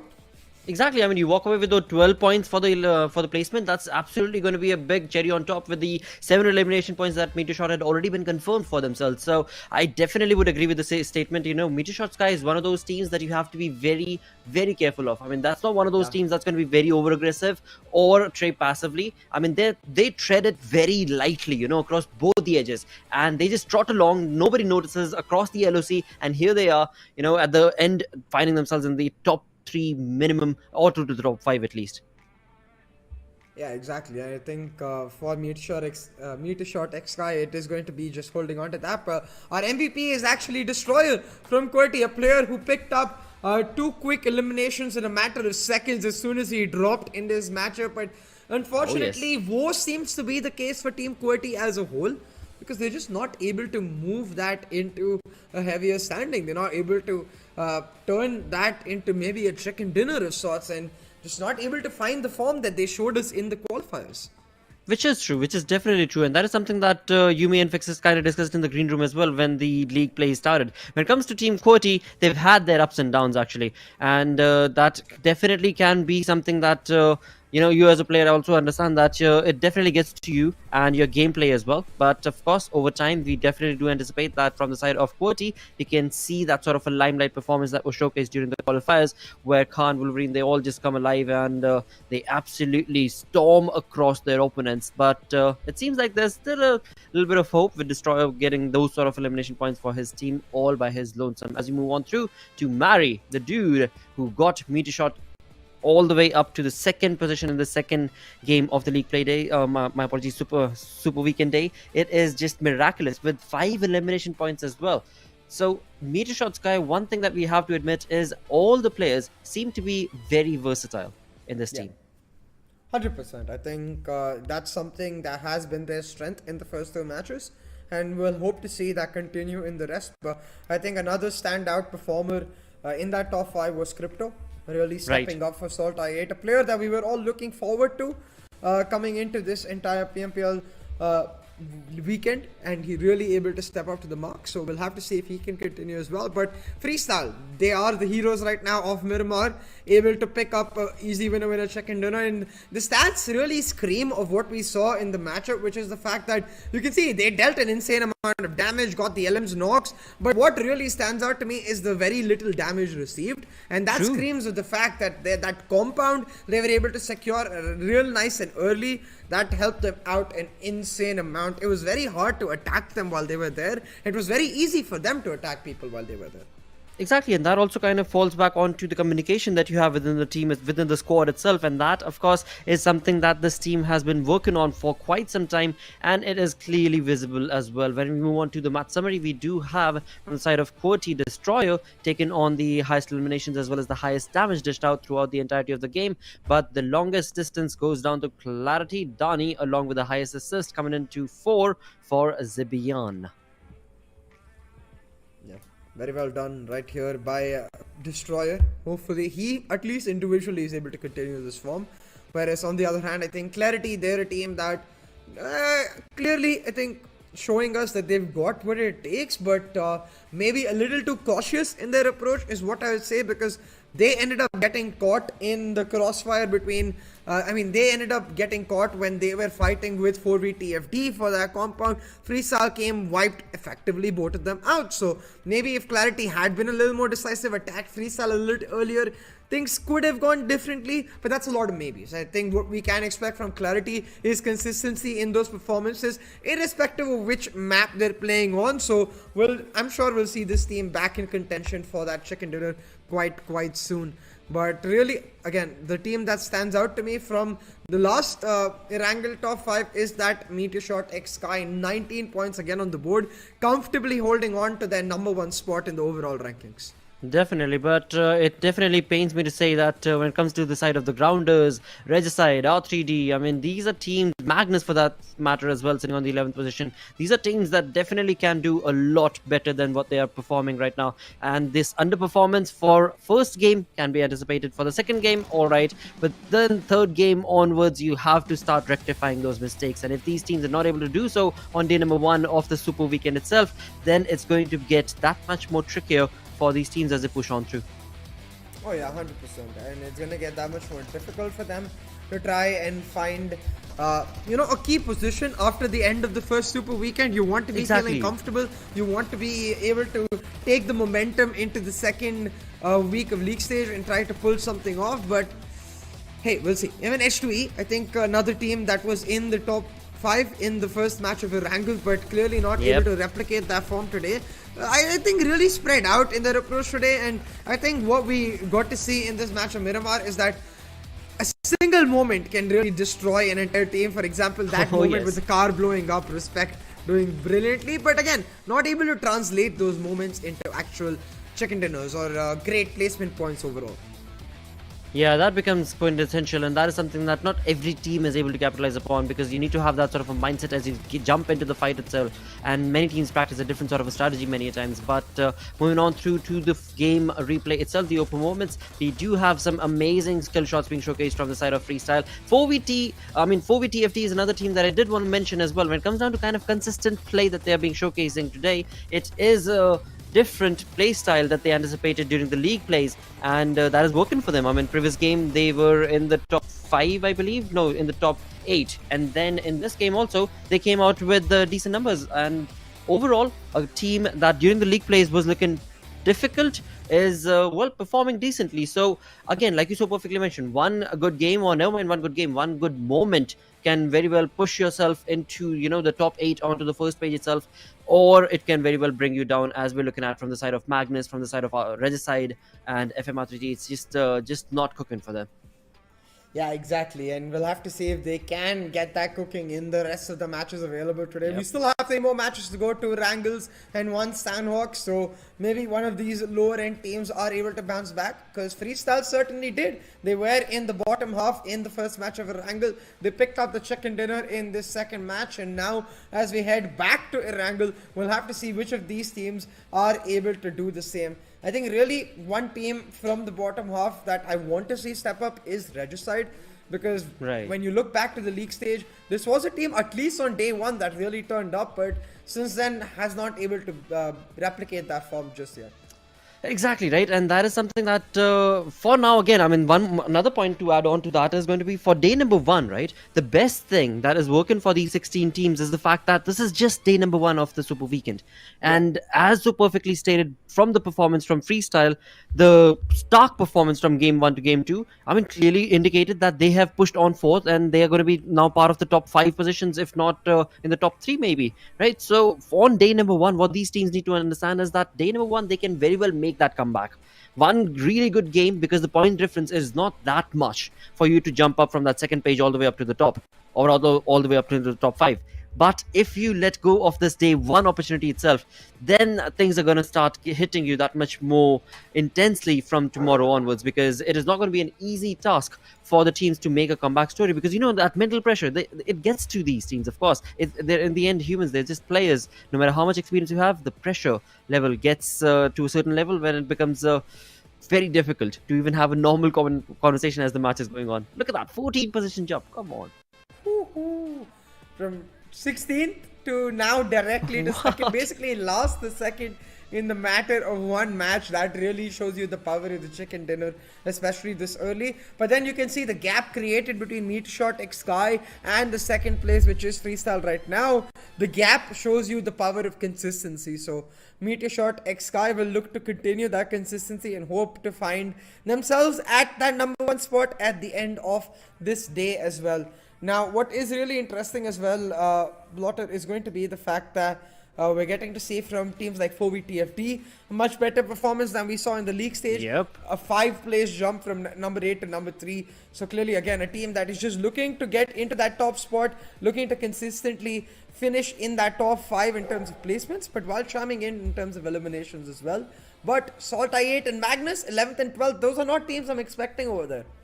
Look at that number right there. On the 11th position is SALTxi8 Esports, yes. But look at that number. Elimination is 12. Placement points is just 1. Come on. Now, if this is... come on, this definitely makes clear sense that SALTxi8 Esports is one of those teams that is very well equipped to handle the pressure, to take on the aggression, and everything can be brought against their opponents. But, I mean, if you're not going to be able to get those placement points, then no matter how many elimination points you end up accumulating for yourself, in the end, it's just going to be for Noel. Yeah, exactly. You've got to take your fights a little smarter. You've got to be able to understand when is the right moment to move in, where you're really committing yourself and how much so. But right now, I think what most teams are concerned about is this simple fact that they just get themselves warmed up, you know, and I think Right. SALTxi8, they're certainly warmed up. They just got to get their decision making slightly better so that they can perform on a similar note. But what about Magnus, Blot? I think this is a team that only turned up on day 1 of league stage. Since then, it's been continuously downhill for them. They've just not been able to find that form again. That is true. I mean, Magnus, Magnus is one of those teams that made it really easy. I mean, as they moved on along into the league plays itself, they were looking very comfortable as they pushed on from one game to the next. But after that, things got really intense for them because now this is the moment, right? I mean, it's all down to the Super Weekend. If you're able to perform in the Super Weekend is what will make your statement count in the league, in this PMPL. During the league plays, all it is for you to be able to grab that opportunity to be a part of the Super Weekend, and that is something that Magnus, I think, failed to understand. They brought on their strategies a bit too quickly, a bit too early, and now they've reached a position where, again, it's too early to say. I don't want to jinx it, but all right, I've said enough. I'll keep my fingers crossed for the side of Magnus. I think shouldn't be that blunt and open as well, I think. No, I get what you're saying, though. I think on one hand, I do agree with you that they do need to have something more to show in this Super Weekend, but I also think on the other hand, it's just a case of them really maybe being too hesitant. Just maybe if they play their natural game, they'll find success in it overall. Maybe they don't need to think about those strategies a little too much. Perhaps that could be the case. That could very well be the case. But again, I mean, when it comes down to Magnus, the way that they always approach these games, right? I mean, when it comes to Erangel itself, they most of the times go towards Gatka. Earlier, in fact, in the earlier during qualifiers itself, I had seen them go mostly down towards Milta and Zarki. So they are bringing in a little bit of a different approach to this PMPL, of course. But it seems like they just need to find the comfort in that strategy that they are approaching with, and that is something that is a little bit missing from their playstyle. But again, I mean, today you also have the X Factor map, Sanhok, that's going to be played next, and that could be one of those maps that a few of these teams had been waiting for to bring themselves all the way up. Yeah, and we'll have to see which teams are able to capitalize on that map, but not right now. Right now, we're going to head back to the most comfortable, the most basic, yet the most, for me at least, fun map to play and watch and cost. Erangel it is once again. And looking at this screen, Blotter, I have to ask you, what is your PUBG Mobile playing position? Because we see some players leaned up on their chair into the phone. We see some players sitting back against their bed. I saw one player just lying down straight on his bed. So clearly a wealth of options for you to pick from. That is true. That is very, very true. But when it comes down to this, there is something that needs to be spoken about, and that is, your posture. And I have made it so worse for myself, honestly, dude. I kid you not. Playing the game for so many extended durations of hours at late at night, just lying down on your bed and just crouching along, and you don't realize it because you're so intense and busy in the game. but then you do that often, and yeah, that thing gets back to you. So all the viewers who are listening, who end up playing the game, just keep in mind after a game or two, take a little bit of walk, mates. I mean, give your body that respect that it deserves. But again, when it comes to the battleground, that is where you do not give any respect to any opponent body that comes out in front of you, because then it's all out war. And right off the bat, as we can see, the flight path taken off from Stalberg going all the way down to military base is definitely going to be helping Star as well as 52X, because Rage is always comfortable all the way down towards the Stalberg Kamishki region. And for the side of Team Star, they are absolutely well versed. So a decent turn of events for these teams. Now, we do know Clarity loves to go to Giorgio. Hold on, what did you notice? Sosnovka, the standard drop of SALTxi8 seems to be potentially being contested by TUF right now. And we've got the Northwestern drop. So I'm excited to see with this TUF drop right in the face of SALTxi8, do we get to see that early fight erupt? It definitely has to happen, right? It has to happen. Come on, finally, there is a team in the lobby that wants to take on SALTxi8 head on. I say, go on, gladiators, make it happen, because that's what we're waiting for, you know? I mean, I8, they have been sitting on that military base for a long time, and now it's time that they, well, be shown that you gotta work to be able to call military base your own island on the other front. As we move on to the center of the zone, as we were just talking about it, as I was, my apologies, Clarity loves to go to Giorgio, and that is where they're slowly parachuting, floating down towards. On the other side of course, the map is going to be the Milta Power, where we do see 4VTFD making their comfort known, and alongside is going to be Team QWERTY and R3G a couple of miles away from their position. Yeah, I think I'm just excited to see that action erupt between SALTxi8 and TUF, potentially even MetershotxSKY in that duo right there, because if they get wind of the fact that there's a fight erupting in military base, they're not too far in Overrepnoy themselves. They might potentially try to chime in, get that third party on, but right now, a team that got that early shot in Miramar, I think a production was expecting, hey, they did it once, maybe they'll do it again. And that's not the case right now. No drop contest for QWERTY in that map of Erangel so far, but overall we're just seeing most of the players pick up some early loot, pick up some early vehicles, and go for the rotate as they try to get their positions in the circles secured. And that's going to be very important with this Northwestern Circle, Blotter, because a lot of this area is empty. Clarity is a team, again, because of their standard Georgopol drop, that is going to get a wealth of loot with Georgopol, Hospital, Ruins area all to themselves, and going to be a key location in this circle. And I just wonder once again, I wanted that Irwin finish in the last match. Maybe we'll get it here. Maybe a Georgopol containers finish here. That would be pretty cool. That would be. That definitely, dude, if it goes down to Georgopol, definitely this is going to be a really exciting game. But we shall see where the cookie is going to crumble from the PUBG gods on the other front. When it comes down to that TUF drop on the military base, I'm still questioning it. What was the approach there? I mean, they went exactly, were they predicting the, I mean, they had already seen the zone drawn towards the northwestern front, right? So when they dropped, so I don't understand. And they've gone to the exact, well, never mind that, because it seems like a very free kill coming in for the side of Freestyles Black, where 3x Coronas were not entirely sure what he was up to, but well, it seems like the wheelies definitely did not favor him, as he has been knocked and brought down, but the elimination has not been confirmed. So it seems like Freestyle Wasi and Black, they are going to try and lure 3x's teammates towards that position. And there you go, Ali clearly letting them know where they're at. Yeah, Wasi will pick up that first blood, and just like that, 3x under some early pressure will end up costing them in the long run, losing that member quite so early, because it's not like the pressure is done and dusted. You can see the rest of 3x's members quite close on the screen. If Freestyle do elect to either stick around or stay close, Freestyle map pressure, or I'm actually looking at the map and noticing that we've got Regicide coming in from the farm area that might actually catch 3x off guard. So that area right now around the Milta farm shelter could mean disaster for 3x if they're not able to get themselves out of there real quick.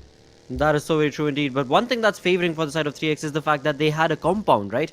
They had a compound working for them, and that is going to be maybe their Plus point, never mind. As I can clearly see on the map, they have definitely left the comfort of the of that compound, and they are going to be moving away to perhaps find themselves in the center of the zone. Now, this is where Rozhawk is owned every single time when it comes to the drops from FM side, FMR3D. So this is going to be a very, very difficult sided conversation for the side of R3G, because they are going to have 3x as well as FS and maybe even Regicide join into the fray right there at Rozhawk, where they are stationed right now. And it's going to be quite There an you go. interesting shout. With all of the teams actually potentially looking to reach there, like you said, Blotter, that Rozhawk area is also crucial, and it's in the minds of several teams. FMxR3D, they'll get there first, but I think potentially 3x and Regicide have their eyes on it too. And you can see an early forward scout from Freestyle making sure that no one gets it for free, while two members from Vasi and Black, they stay back. They'll be warning him, bro, you've got some heavy trouble coming towards you, make sure you're safe. Exactly, you better be safe, because every single player surviving till the end matters in this game right here. Every single game, in fact, over the Super Weekend. And FS definitely trying to hold on to that exact same strat. Definitely keeping that two-man split, but not too far away from each other. And when it comes down to the fights themselves and the zone itself, this is just first zone. We're just 7 minutes in, and we're already looking at these teams making some very early aggressive pushes and making a sentence and statement into the zone altogether itself. And now this is where FS seems to have caught themselves. Not probably, yeah. They're going to go down to the compound and just stick around over through that edge, and right at that edge, right next to the compound that FS is going to be finding themselves at, is going to be the side of Team QWERTY. So we shall have to see if FS, yep, there we go, Team QWERTY making that same exact rotation. Will they stop at this compound, or will they completely bypass it? We shall see, because that is where the fight is going to be lingering. Yeah, exactly. And look at this. Right now, Freestyle is in quite a dangerous position, I'd say, because they've got that 2-1-1 split almost going, with two forward scouts and a player each backing them up. And they've got their eyes on QWERTY, but Tyrant is just stuck in between a couple of haystacks. Not the greatest of cover overall, and QWERTY will look to make him pay. They've knocked him down. Wilbury with that knock, now with the Molotov looking to finish him off. Dude, Team QWERTY is back in action. I mean, even though I would definitely have given one up to FS and the way that they had flanked their players and created that wonderful funnel for Team QWERTY to attack into, FS Malik as well as Tyrant could have right now been opening fire right here where Team QWERTY has pushed on long inside the compound. But, well, Team QWERTY had different ideas in their mind, and now it is going to be Team FS's Wasi, who's trying to get that nade cooked up but will not do any damage whatsoever at all. And Destroyer being the man who is going to be pushing on against the positioning of FS. Now Wasi out in the open will be able to definitely stop the push coming in from the right hand side flank, and thus leaving Destroyer and Gravity all to their lonesome. But Gravity has done it all by himself. One perfectly cooked nade is all it took, and FS are nowhere to be seen. They were playing it safe. They were playing it as if they were probably going to be able to hold that compound on for long, but Team QWERTY had a different agenda in mind, and Team QWERTY are definitely motivated to get the Super Weekend in their favor. And now I'm just now noticing that there are still teams making rotation from that blue zone. Yeah, exactly. There are several teams left far behind. SALTxi8, 3x, 4VTFD, QWERTY as well that we just saw in action, and Team Grounders, but Team Grounders actually are able to get themselves into the circle in the nick of time, and they will actually get access to that hospital area, which is quite empty, and with this circle again taking a northwestern shift, potentially quite lucrative as well. But we'll have to see. For now, it is just going to be all of these teams trying to find themselves some good spots, but Spark spots out Voltrux, but a bit of a whiff on that spray. Voltrux was quite stationary for a bit, could have taken him out, but that's okay. It's Voltrux's lucky day. He manages to escape with his life. He absolutely does, and in doing so will definitely be able to give his teammates a sign of relief, because they do want to have R3G, that is, they do want to have all 4 players surviving, and they do want to be able to make a really good firm grip on this map right now, because it is going to be so very important for Regicide to be able to do so, to be able to maintain their position on the first page. As of now, they are being followed with the likes of Quantum, it seems like, and Quantum Rage are not going to want to take this opportunity away, because they want those elimination points for themselves. 10.5 minutes in, 15 teams still surviving, with the first airdrop AUG available for these players right next to the shooting range. And again, I mean, I want to see where the zone is going to be constructing down towards, or if it's going to shift altogether or not. And with that, we go back to a replay with the perfectly set up nade from QWERTY's Gravity that resulted in the end and demise of Freestyle. I mean, I think perfectly placed seems an understatement, even though it's a perfect way to describe it, because damn, the timing on that nade got both of them on, using that information he had through his vision just absolutely perfectly. Again, some early success for QWERTY, taking out our match 2's chicken dinners in terms of Freestyle, who seem to be just not able to find any momentum in Erangel. Erangel doesn't seem to be their match of choice right now on day 1 of the Super Weekend. Just not able to find any success, but we'll have to see, can QWERTY translate this early elimination into much more. Right now though, SALTxi8, they've spotted out Kaizen, they're gonna finish him off, but do they know that his teammates are on either corner right on their sides? Because Miracle's got their eye on him. He waves a little bit and lets Wizard get away with his life. No, Miracle, you cannot do that, my man.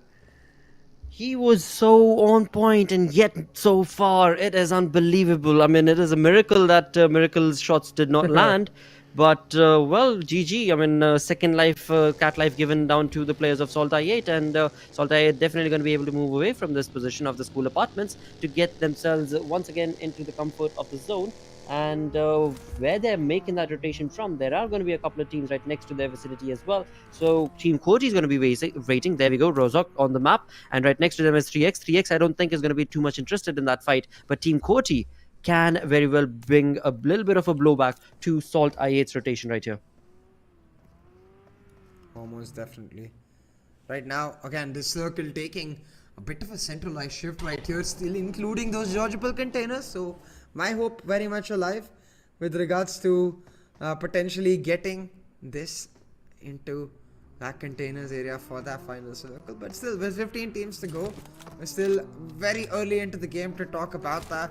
So we'll have to see how it does end up panning out. Also have to see what prediction these teams have with respect to that, with respect to where they think the circle is going to end up landing out. Because right now, a lot of teams are making their way to Georgopol. TUF is getting into the hospital area. We've seen Magnus pick up the mountain range south of Georgopol. So quite a number of different predictions for all of these teams. And towards the north of Georgopol, we see 52x Rage and Quantum Rage picking up that mountain range. So all of these areas are going to come into battle, especially that Georgopol northern area with 4 teams right now entering the circle from that.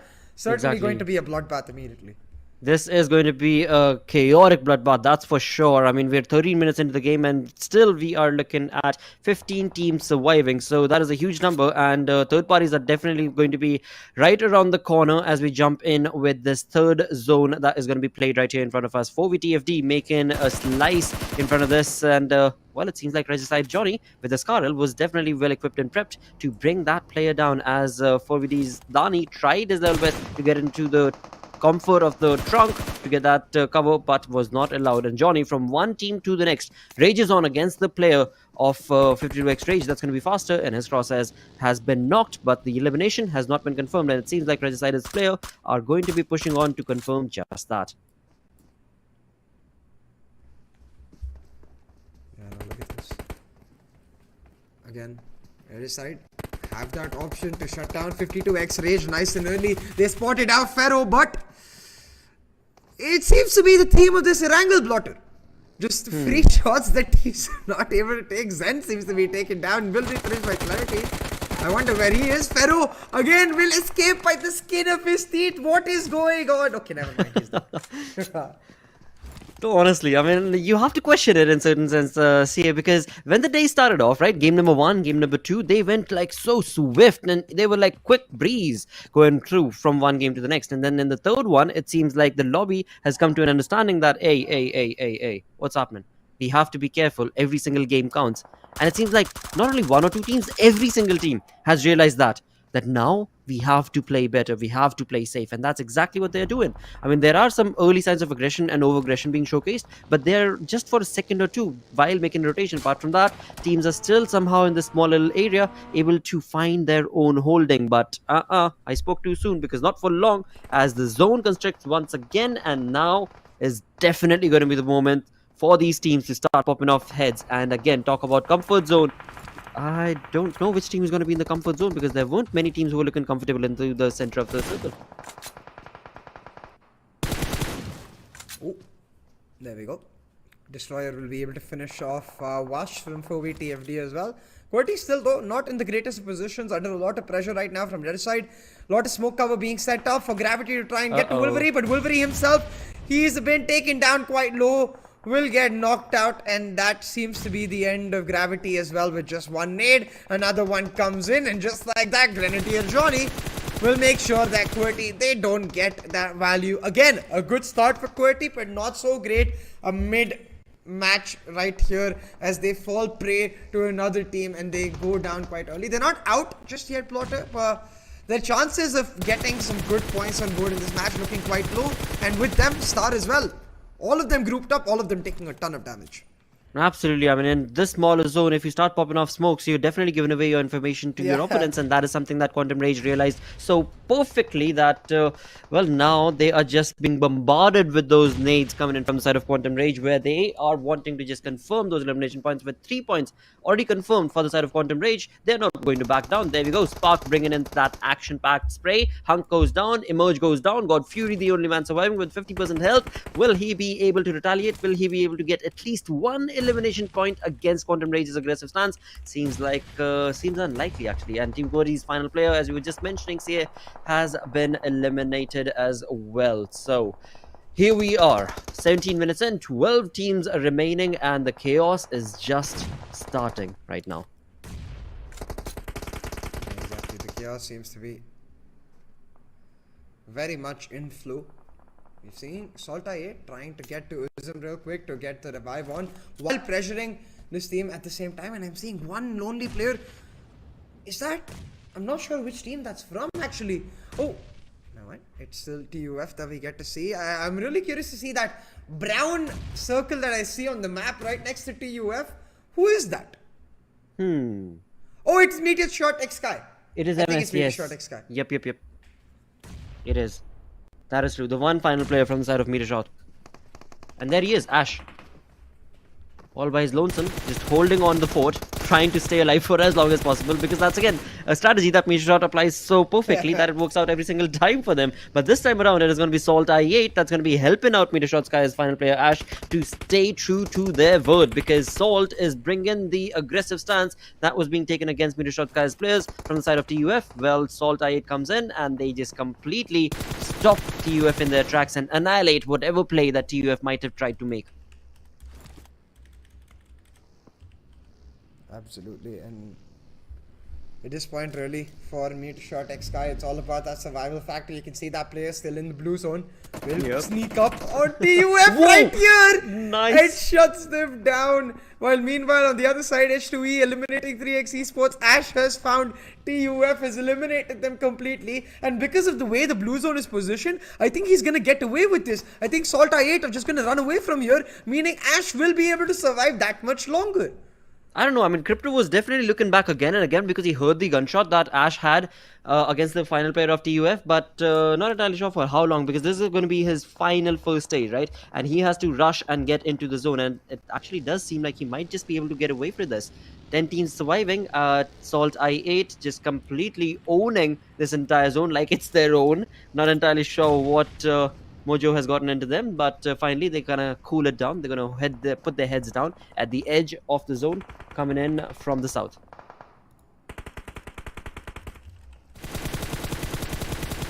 Oh, now Crypto spots out H2E. Suddenly, all of that pressure the SALTxi8 had at the edge of the circle, once again continuing on to the edge of this next circle as they look to hold on and push on to Assad. But Assad, oh my God, survives by the skin of his teeth. just Yes. his car being his wonder car right now. But Uzum seems to have got his flank. He will most likely shut him down, right? Surely, Uzum, come on.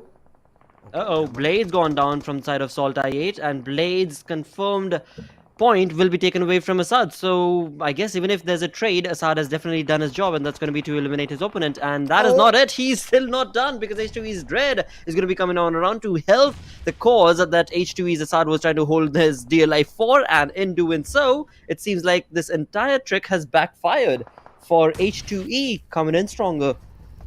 But Salt, sadly not. SALTxi8 not looking too good, but they've had a decent run. Nothing taken away from their play. Yeah, exactly. A decent run indeed for SALTxi8, but not something they'll be happy about just yet. Still, crypto is alive, so many a thing can happen, especially with this circle heading to potentially a river finish right here, a water finish right here. But right now, QWERTY is a team that seems to be quite comfortable in their position, as well as Magnus putting H2E under pressure, but H2E just using those trees, trying to hold on for dear life now. Again and again, what we're seeing plotted is all of these teams trying to just, especially around this 5th, 6th circle, take these long range fights, just look to pop some heads, find some damage before committing onto something. But so far, no team has been able to find it, and TmwEsports just going for a bit of spray across the smokes, not finding that damage just yet. Well, one thing that's working for the side of QWERTY Esports once again is the compound for them. They've got all 4 members surviving. They've got 3 elimination points, and it seems like the information to 420 Boy has been... he's questioning it. But nevertheless, I mean, again, going back to the conversation at hand, they have the compound working for them. They've got that watchtower all by themselves, and 4VTFD's player has, Leon has definitely been caught, and Adil was trying, or maybe even might still try with the nade to get that elimination point for himself. And far away, Magnus's Respect is going to be waiting for Quantum Rage's Spark to pop off some head, but it seems like Respect's play has backfired upon him, and right now Magnus Esports' Cairo just waiting patiently for any fish to pop off its head, and they will get that elimination point easy. And it seems like Magnus's mom too is the dude who's actually in the water trying to get as much information relayed to his teammates, and now Cairo jumps in as well. So MetershotxSKY Ash, final player surviving for his team. SALTxi8's Crypto, final player surviving for his team. FMxR3D's final player surviving as well. So these 3 teams, these 3 players are the only lonesome survivors, and they're trying their level best to get that placement point for their team. Cairo put under a lot of pressure.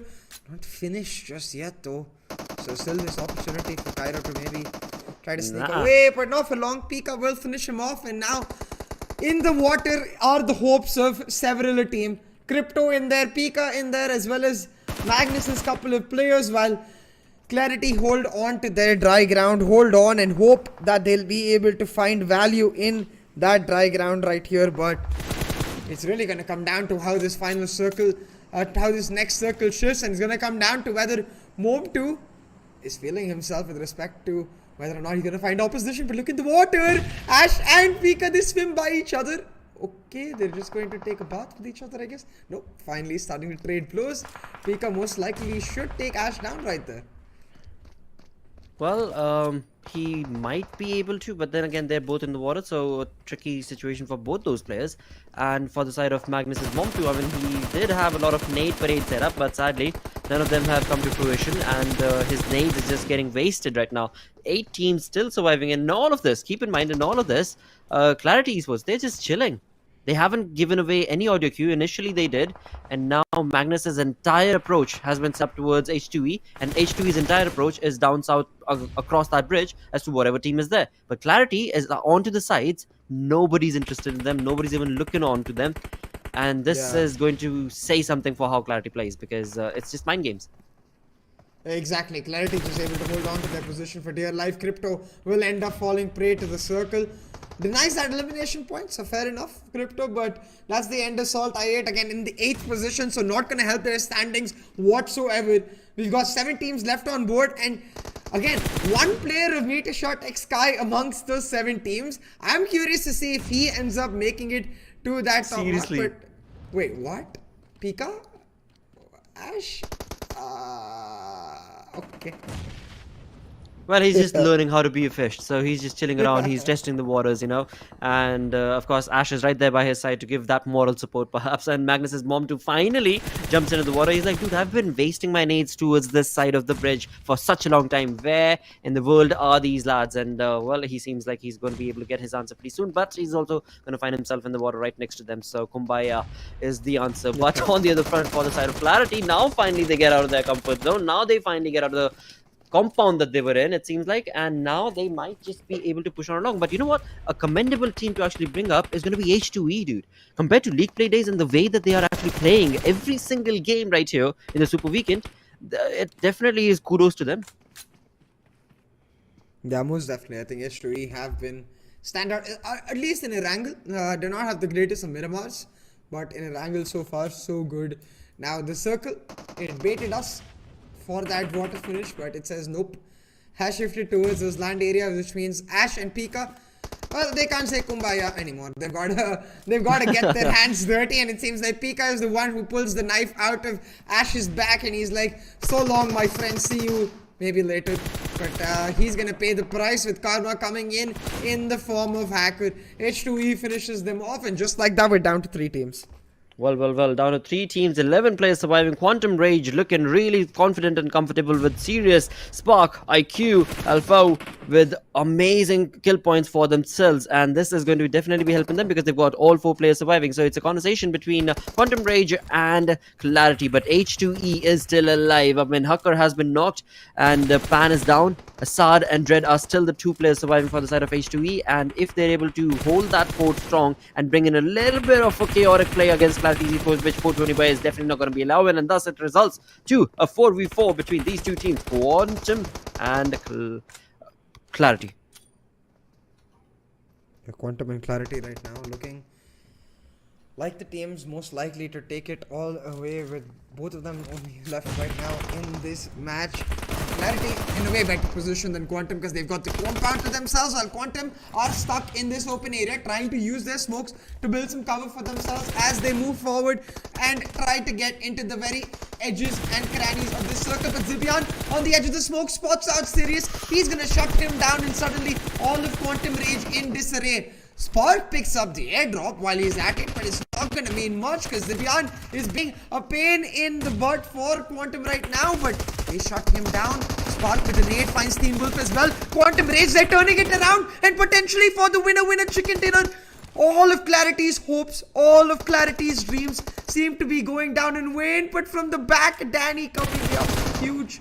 It's a 1v1 blotter for this winner chicken dinner. Danny versus IQ right now. Danny using that airdrop to the cover. IQ using that small area in the back. Who will find success? Well, who's going to find a success? It seems like Dani just found out where exactly the IQ for QR's player has moved him through, and it is going to be, of course, the perfectly set up nade, but that's not going to be enough because IQ, even though he tries to make some jump shots, it's just not going to be enough. But with that M249 in the hand of Dani, it is maybe going to be the game. No, it will not, because the bullets run out, and IQ takes the better half of that fight with a perfect set of crosshair. 14 elimination chicken dinner coming into favor of Quantum Rage. An incredible feat being showcased from the side of both of these teams. But yeah, Quantum Rage, they were on a class apart. Oh yeah, most definitely. Quantum Rage, despite not having the compound cover the way Clarity did, despite being the ones on the back foot, they find that winner chicken dinner, making us 3 for 3 unique winners in our first day of the Super Weekend. Hey, that's this is true. so far turning out really thrilling. Absolutely, but you know what? I'm more thrilled for the upcoming game as well, because now, for the first time in the PMPL Pakistan region, we're going to be jumping into Sanhok, and the teams, I'm sure, are going to be eagerly waiting for the map, basically. But which team is it going to be that shall retaliate or come up on top? That's a conversation for another time, because right now, the game that just took place, this was quite a lot of bloodbath, chaos, mess through and through. What do you think, dude? Oh, absolutely, man. You can see I got my head ruffled throughout that as well, because it was very hard to control. Our third Erangel, we saw a lot of teams really stepping up to the mark. Quantum Rage turning it around. Clarity, they're bound to be frustrated because that's now Yep. the third match in a row. It feels like the finish line is oh so close. They can see the light at the end of the tunnel, but just not ends up happening. But hey, what can you do? Exactly, dude. What can one do apart from just stick your head exactly to that forefront and just keep at it, and that's the only approach that you've got, because it's a long 3-week affair before we jump into the finals itself. So 3 weeks, it's a long time. I mean, league plays, super weekends, all of these teams, they have the wonderful opportunity to be able to bring that sort of a play style, if not from week 1, from week 2. Maybe week 1 they just end up utilizing all of these games for their homework stead. But yeah, enough said. With that, we're going to go on a short little break. We'll be right back. Stick around. Go!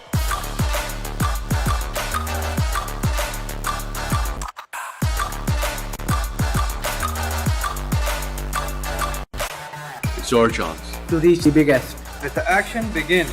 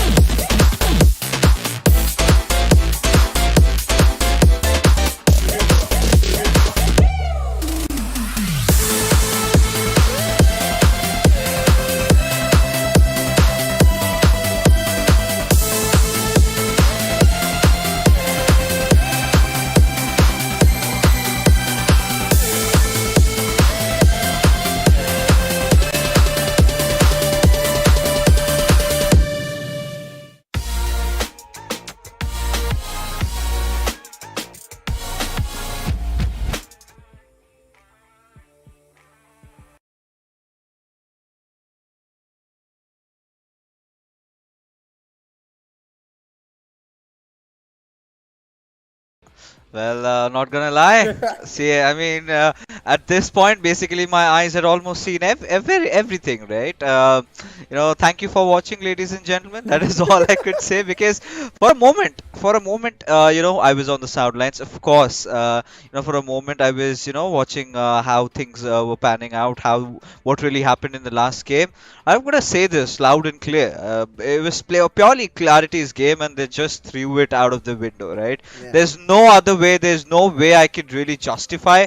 But at the same time, this mad lad in front of my screen over here, I think has made a lot of fans the way he's performed today, right? I mean, he's impressed every single one of them. Quantum Rage doing everything just right in that very last moment, right? Right Yeah. from not just making a single smoke path, but to going for a double smoke path. Zibian, he had all the corner, he had all the vision. He managed to get one, but the Quantum Rage players getting him the right trades, ensuring keeping him out of play. Now, where Clarity really made those mistakes here was the fact that they swapped places with Quantum Rage, which was not Yeah. really called for. It was unnecessary. I feel like they gave in to the chaos that was in that last final team versus team fight for the chicken dinner. And like you said, they swapped the places. I'm thinking maybe to try and get the finishers on the rest of the Quantum Rage players, but that's kind of unnecessary because I'm sure in that last moment they're not going to go for the revives. You're going to try to finish it off rather than go for resurrections if you're Quantum Rage. But Of course, that is mistakes made by Clarity. What is very important is to point out the composure shown by Quantum Rage. Despite losing that member early to Zibian, they make the smart call, understand that Zibian is a solo member on the flank. They rush him down, they shut him down, and then they take his position for themselves and get themselves a foothold in that battle. So very well done in that regard. Yeah, I mean, I've got to give it to these boys, the way they've been playing, and it was sort of coming, right? Especially since how they did perform in the league stages, entering into the Super Weekend. Well, they had a little bit of a shaky start, but eventually managed to find their foothold. And once they did, they never looked back. And, you know, it's just not about serious anymore. It is also IQ stepping it up. In fact, the entire team, Spark also making sure, did put in the right efforts in getting the right assists. But, yeah, a lot of questions are going to be raised at Clarity's decision over there. Look at the match summary. It's all black and red. And, well, quite deserved chicken dinner, I must say. But there's one more team that I think we really need to touch upon is 4v TFD. I think so far in the games that they've played, they've been very, very consistent here. Yeah, 100%. They've been managing to sneak into that top half almost every single time, and we'll have to see if they can keep continuing. But taking a look at the zone analysis, Fixes, for a moment over here, I was hopeful that we might get the containers finish, and then the PUBG Mobile gods were like, you got hopeful? Psych. You were close. That is all they can say. You maybe have some more pieces of chicken, but regardless, you know, the moment I saw this zone, I clearly knew it was either going towards ruins or it was going towards the circle that clearly formed upon us. Now, of course, this sort of a circle will really help teams like Clarity and Quantum Rage, both being in nearby contention to each other. Where at this particular moment, everyone sort of knew, like no one can really snatch this game away from Clarity if they play it right. But Quantum Rage made the right movements at the right time, especially them banking on the hope that the circle takes a shift towards them, towards the very end. That clearly did not happen, but they still did not give up. Now, we had a lot of fights breaking around, especially around a little bit of a water area that we had. So many squads just getting wiped out. Now, H2E, they just played their hearts out, but they were in such a bad spot over there. They had to, at some point or the other, make a rush towards where Clarity was, quite pertaining to the reason why, because the circle was not favoring them. Now, the only legit justifiable reason I can find that why Danny made such a movement was maybe he wanted to keep the center of the circle to himself in that last few moments. But Quantum Rage, but IQ being so quick in thinking, his movements and his teammates lying knocked down over there really helped him in that cause. But as we take a look at how this match has panned out, again, the same old story for SALTxi8 getting 6 points, but nothing really doing in the positioning department. I think they've had their mindset to, you know, go all guns blazing, nothing looking back. They don't care about position points here. Yeah, really, and I think that's something that maybe will become a concern for them come day 3 at least. I think day 2 is something they can use to balance it out, but day 3 it will become a concern for sure.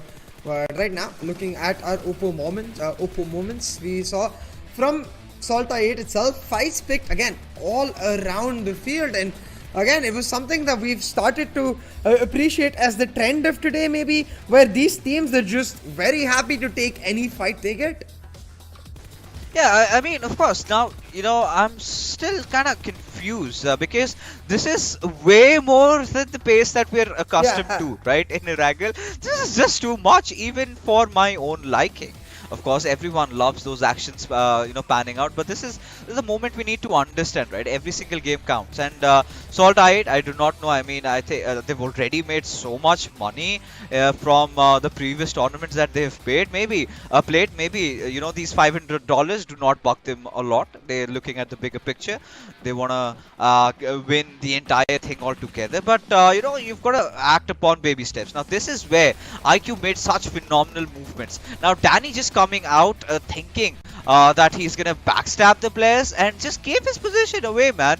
There's no way on earth I can really rationalize what Danny just did, but for IQ, getting that chicken dinner for this team is nothing short of something special, and I think this mad lad is gonna remember it for the rest of his lives. Oh, most definitely. He's gonna be able to really appreciate that moment that he's able to clutch it out for his team, you know, because it's not a moment that comes by oh so easily. It's something that requires a lot of composure. It's something that requires you to be on that front note, to be able to make it perfectly happen, as well as the fact that it was on day one of the Super Weekend. It's going to give his team a lot of morale and momentum and really belief in each other to be able to pull off things like this. Yeah, I think from here onwards, I'm going to look at better things happening with Quantum Rage, right? This was their first step at Glory. Now they've achieved that. They're going to play a lot more with a lot more confidence, with a lot more freedom, and it's just going to keep on getting better for them. But I think so far the competition has been really intense, with Freestyle taking again an early exit over here. So all these teams, you know, once we take a look at the overall rankings, we'll clearly have a good, even better picture as to how closely contested they are. Now, SALTxi8, just before this particular game, right, they might have been one of the most aggressive teams in the lobby, but hey, where do they stand? Right in the second page, right? So this is where they need to wake up and you know, pinch themselves hard, do whatever necessary. Need to understand the fact that they need to maintain the right balance. Getting 6 kills is fine, but you know, ending up in top 3 is even better with those 6 kills combined. And you never know, now once you make it into the top 3, you could potentially look at more kills and more chances at getting yourself a chicken dinner. So clearly SALTxi8 need to understand that now. I think Uzum is aware of it, but as we take a look at the damage graph, now Clarity have brought themselves back into the game. They are still looking promising. H2E has been really looking good. 4V TFT, I think they have also been pretty impressive here. Yeah, most certainly. I think, like you said, for SALTxi8 especially, that's something I can really understand, because when we get to that overall ranking marks, you're going to see very limited placement points and a huge amount of elimination points, really. 4V TFT, they've looked decent. I think this game one where they did fall a bit off the mark, mostly caught out while spread out all over the pitch, but that's okay. You can afford one unlucky game or two overall, as long as you're able to get consistently in that top mark. But you can see again how important that chicken dinner is, and this is why we keep saying it for SALTxi8, because Quantum Rage with that chicken dinner now leapfrogging all these teams to that second spot. Clarity with that consistent second spot here, able to get themselves into fourth, and it's Team H2E that has once again really caught my eye. Fixes, because this is a team that didn't have the greatest of performances in the qualifier, didn't have the greatest of performances in the league stage, but coming into the Super Weekend, already third in the first 3 matches, they're going to be extremely proud of themselves. Oh, I think they've outdone themselves. I think it's just the right start that they needed inside the journey in the PMPL over here, and they're gonna start feeling more and more confident from here on. But the teams that we need to be worried over here, clearly, you know, Magnus, well, one of those teams that really came up with such an interesting prospect in the first 2 games of the league days. They were looking astounding, but ever since, I think we've seen that dip, and it's high time they start recovering themselves. F52X Rage, like the name suggests, they've been raging all over the lobby, but they're somewhere down the line. I really feel that they need to put a leash on themselves at this certain point, need to focus a little bit more on the positioning points, and I think they're good to go. But for teams like TUF and the Grounders, now we've seen them from quite some time, and watching them you know, at the 15th and 16th spot kind of breaks my heart, but at the same time, you know, I've been saying this time and time again, it feels really good so that the new names are coming up, the new teams are performing. Now you're talking about new things. Well, the next matchup right here over here, for the first time being played in PMPL Pakistan Spring 22, is going to be the map of Sanhok. Now this is going to be really exciting, because we literally know nothing as to what the teams are going to be putting on the tables here. Now the usual go-to strat with playing Sanhok right now in this disgusting meta has been about healing battle, which I think I'm pretty sure nobody really likes doing that, except from the teams that are actually doing it, getting their teams to maybe a top 2 finish. And on certain occasions here, I must tell you, teams have legit gotten chicken dinners just staying outside the zone and keeping, let's say, like around 40 to 45 first aids and just patching themselves through and through and through. They've won the games, man, and that sort of breaks my heart because that defeats the purpose of this particular battle royale that I so love and adore. Yeah, 100%. And I think that's where we can hope that Pakistan will show us something different and just show us that real bravado in their nature that is already there in Sanhok itself. It's a smaller map, so theoretically you'd assume that there'd be more fights, but I can understand what you're saying. I've seen it myself too. The healing battle, it gets quite frustrating, and I don't want that leaking into the Pakistan region. I don't want the pace slowing down because like you said, while we've been surprised by how the way Super Weekend Day 1 has gone, man, it's been really thrilling to watch as neutral observers. Oh yeah, I mean, I've been loving every single second of it, you know. Even I had my game go to a break, I still, you know, was just hooked on to my screen, like every single thing, whatever is happening. It's so interesting, you know, the way teams are approaching. But like you said, and we've got to agree on this, you know, can't really blame the teams for trying to go for healing battles, right? Because now we do have a certain consideration on the line. You're getting a chicken dinner, you're ensuring yourself $500. Now, the teams definitely are eyeing out for that prize money. And now I did hear that a little bit of a discussion around setting postures, right? And I completely abide by what Lakshya really said. You know, all these players, they're pretty young, and you know, they're full of energy, full of life. You know, you can try out all possible positions in your bed, on your sofas, everything wherever you want.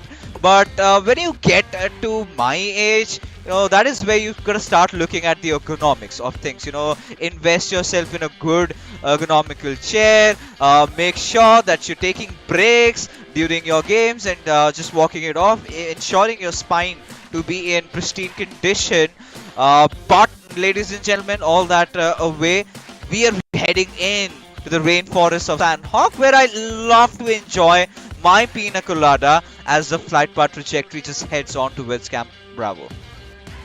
Yeah, just quite a standard flight path. Of course, it's our first map here of Sanhok. So, hey, it's basically the PUBG Mobile God saying, hey, let me see what you got, teams. I'm going to give you something very simple. Now you show us what you bring to the table. And this is where I think what's going to be especially cool is seeing where the drop contests really happen, because as far as PMPL at least is concerned, these teams don't have as much knowledge as to where the standard drops are. And as for challenging drops, you already saw that in the last Erangel, TUF and SALTxi8 going for similar drops. And for a second, I thought that might happen again, but no, TUF seems to be going for Bravo. But on the other side, 52x and MetershotxSKY going for the drop right here near Paradise Resort. You know, some early blood is what MetershotxSKY Esports are in here for, in contention with 52 Rage, who have just gotten down. But still, Zen, getting his team back in control, has managed to get the better out of one of the players. But still, he's just knocked, he's just bruised. He's yet to be going out of the game as Kathir. He's gonna deal some more damage as Faster gets taken down. But an instant response coming out of Daku, it has gotten more exciting than ever. Oh yeah, most definitely. And it seems like at this point, really, for these teams, what we wanted is what we've got. Fixes from this map of Sanhok. We wanted that action early. We wanted that action to continue. And 52x Rage and MetershotxSKY most certainly look like they will deliver. Now Ash, he's in quite a precarious position. Gonna try to get himself to Kathir. Actually, no, he's running away from Kathir. So maybe just trying to help Kathir like become bait and help Kathir survive. But that is not going to happen. He gets shut down. And I believe, is that the elimination? Yes, that is the elimination of MetershotxSKY. Our first place team, also the first team out of Sanhok. Oh no. Welcome to Sanhok. Expect the unexpected in this particular matchup, and ladies and gentlemen, it's all right in front of you. Now 52 Rage, now they were not the ones who started picking up the fight, right? It was the other way around. MetershotxSKY did come out and well, I mean, serves them right? 52 Rage, Kathir especially just banking everything on that DBS shot. But we've got to give it to how 52 Rage really approached it, right? In the last final lick of moment, H Pro down, man. And that is so absurd. Like, what are you gonna do when a player just prones right in front of you? But taking a look at things right now, okay. Now I'm starting to have a hunch because there is a high probable chance that circle is going towards the western side. Now this is where, again, CA, you and the viewers are going to be put under the spot. Ladies and gentlemen, give me your predictions. Do you think the circle is going to take that twist towards the western side, or are we going to see the action unfold on the central island? What about you? Well, I think it's maybe going to involve all three islands with a bit of a centralized shift with respect to this circle. So like the edge of all three islands potentially. I think I would love that personally. But right now, what we are going to see really in highlight is for all of these teams, those rotations towards the main island to try and get those high points to themselves, try to get those important areas for themselves.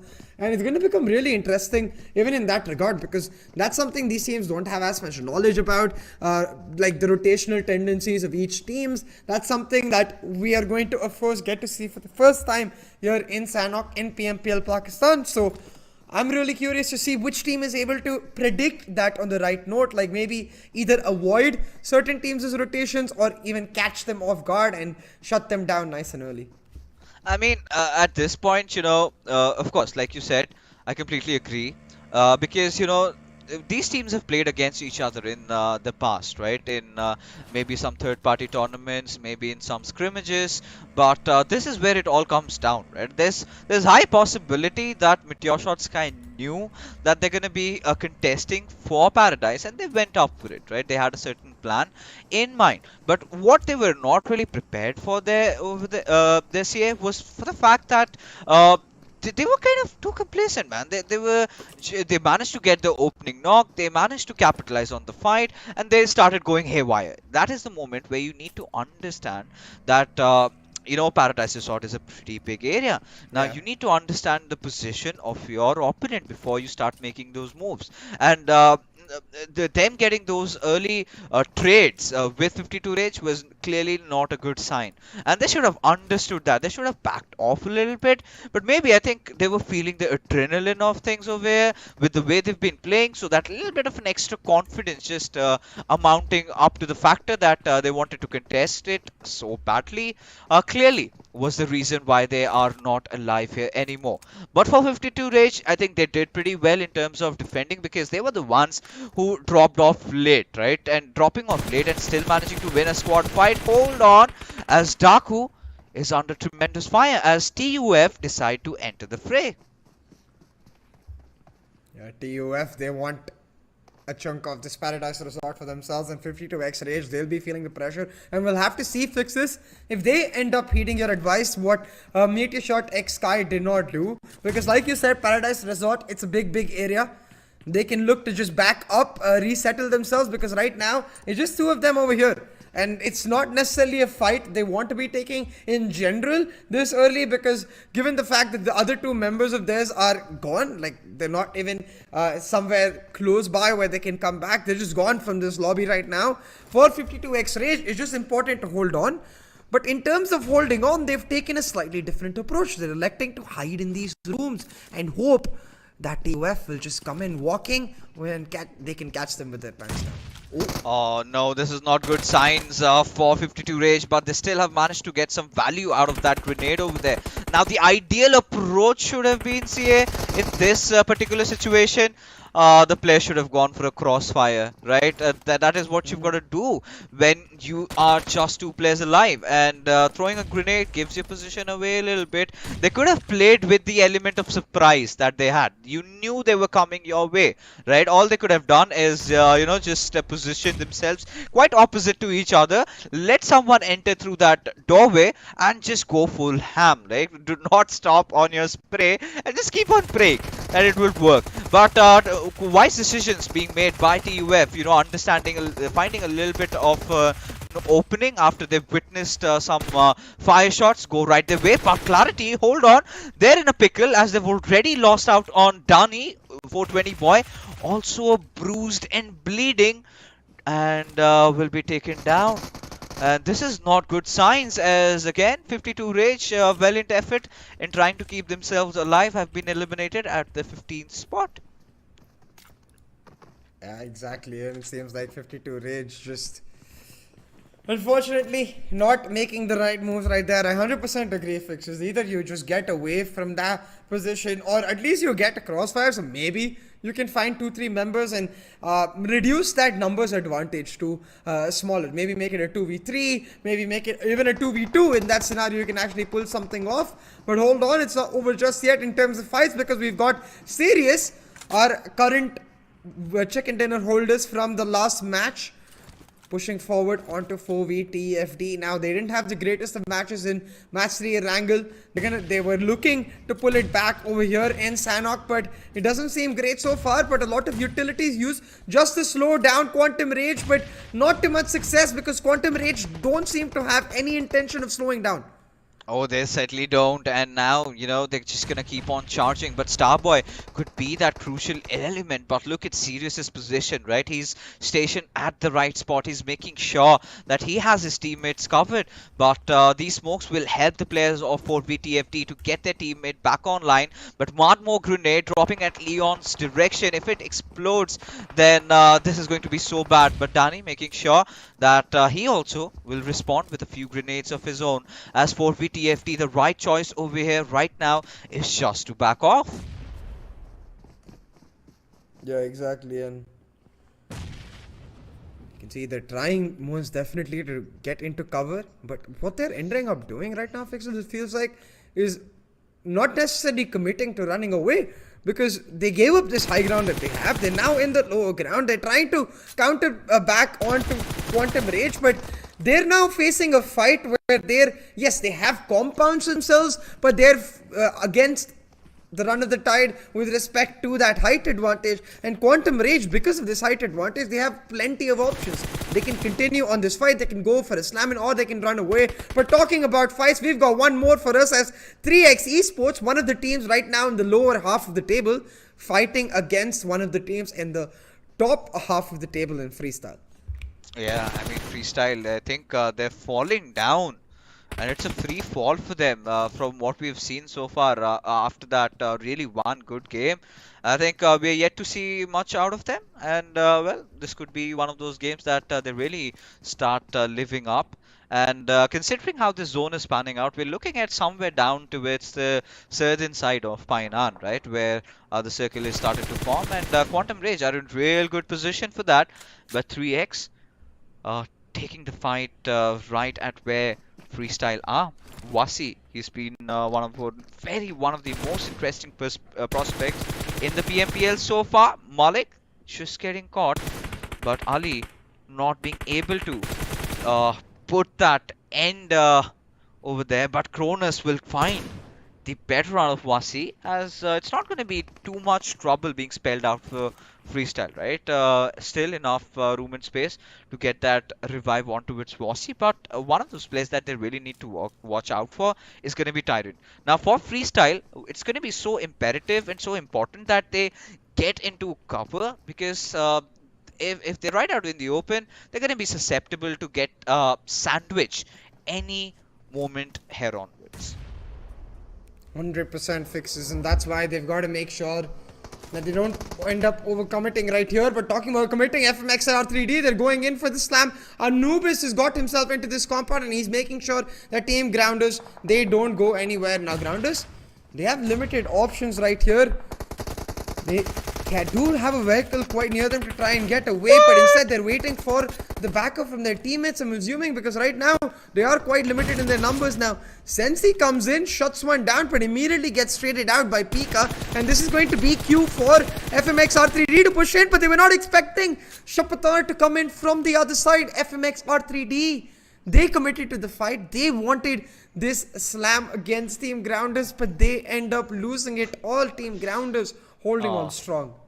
You know, see, this is such a huge blunder being committed by FMR3D. They had just information on one or at the very maximum two players. what were they really thinking?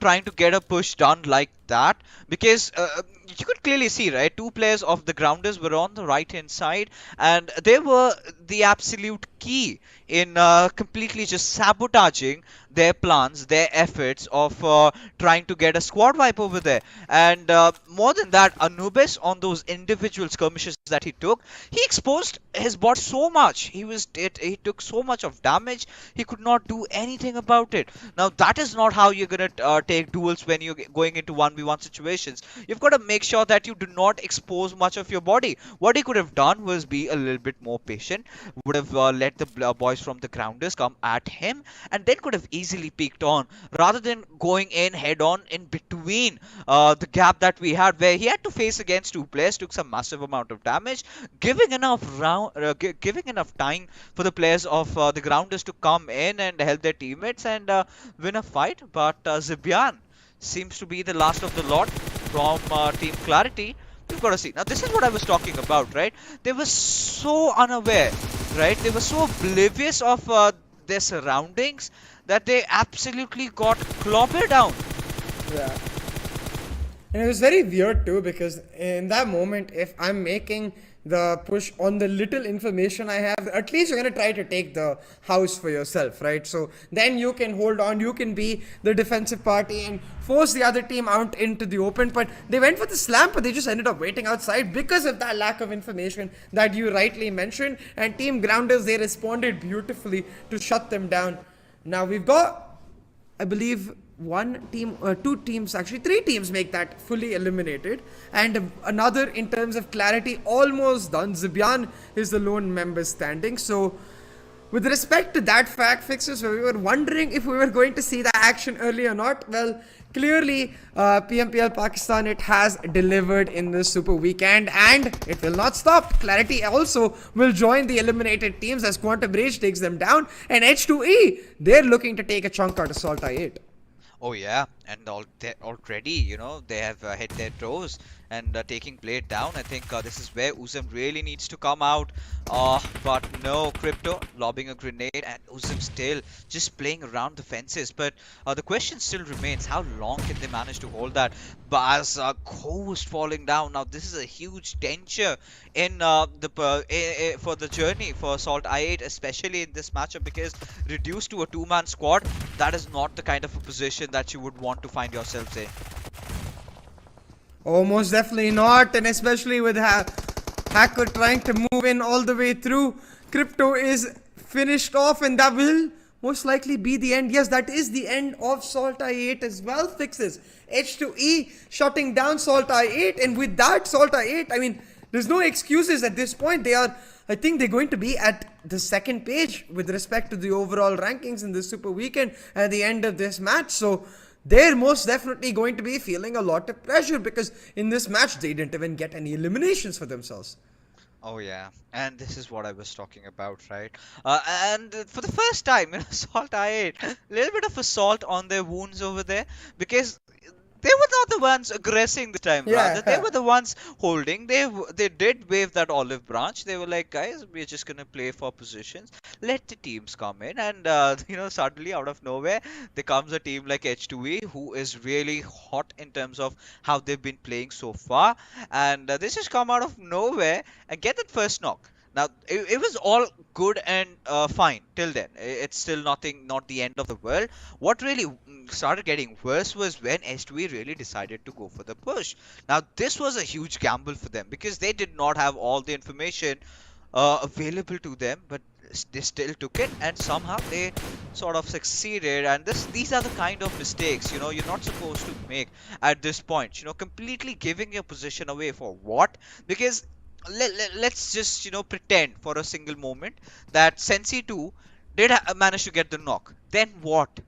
You're just breaking the silence. You're just giving your position away. Now QWERTY have one more extra direction to look at, which Khan clearly will be doing from here onwards. Yeah, exactly.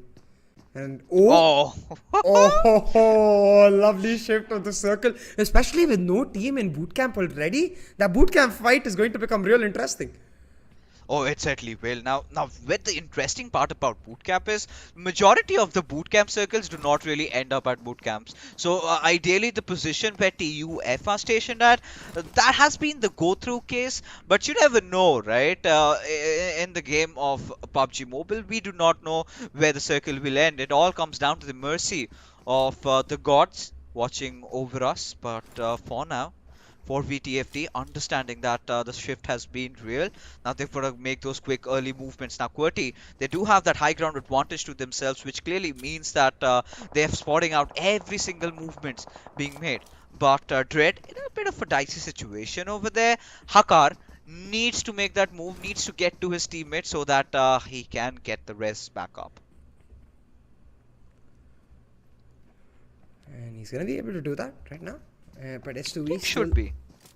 They're going to be wanting to push on forward fixes. And again, like you said, bootcamp is quite interesting in that approach. Star, they've got themselves onto that area quite nice and early. And QWERTY, who are right now in the southern part of the circle, trying to do a lot of damage. But that's what I was thinking. They're just going to end up exposing themselves. Star take perfect advantage of that, shut a player down nice and early. Now the smokes will be set up, Khan should be revived, but this is what I mean, like Sanhok is not like Miramar in that sense, where you have a lot of hills here and there, where you can afford to get up and look for those fights. No, in these close quarters, you've got to be very careful for when you get up and look for the shots.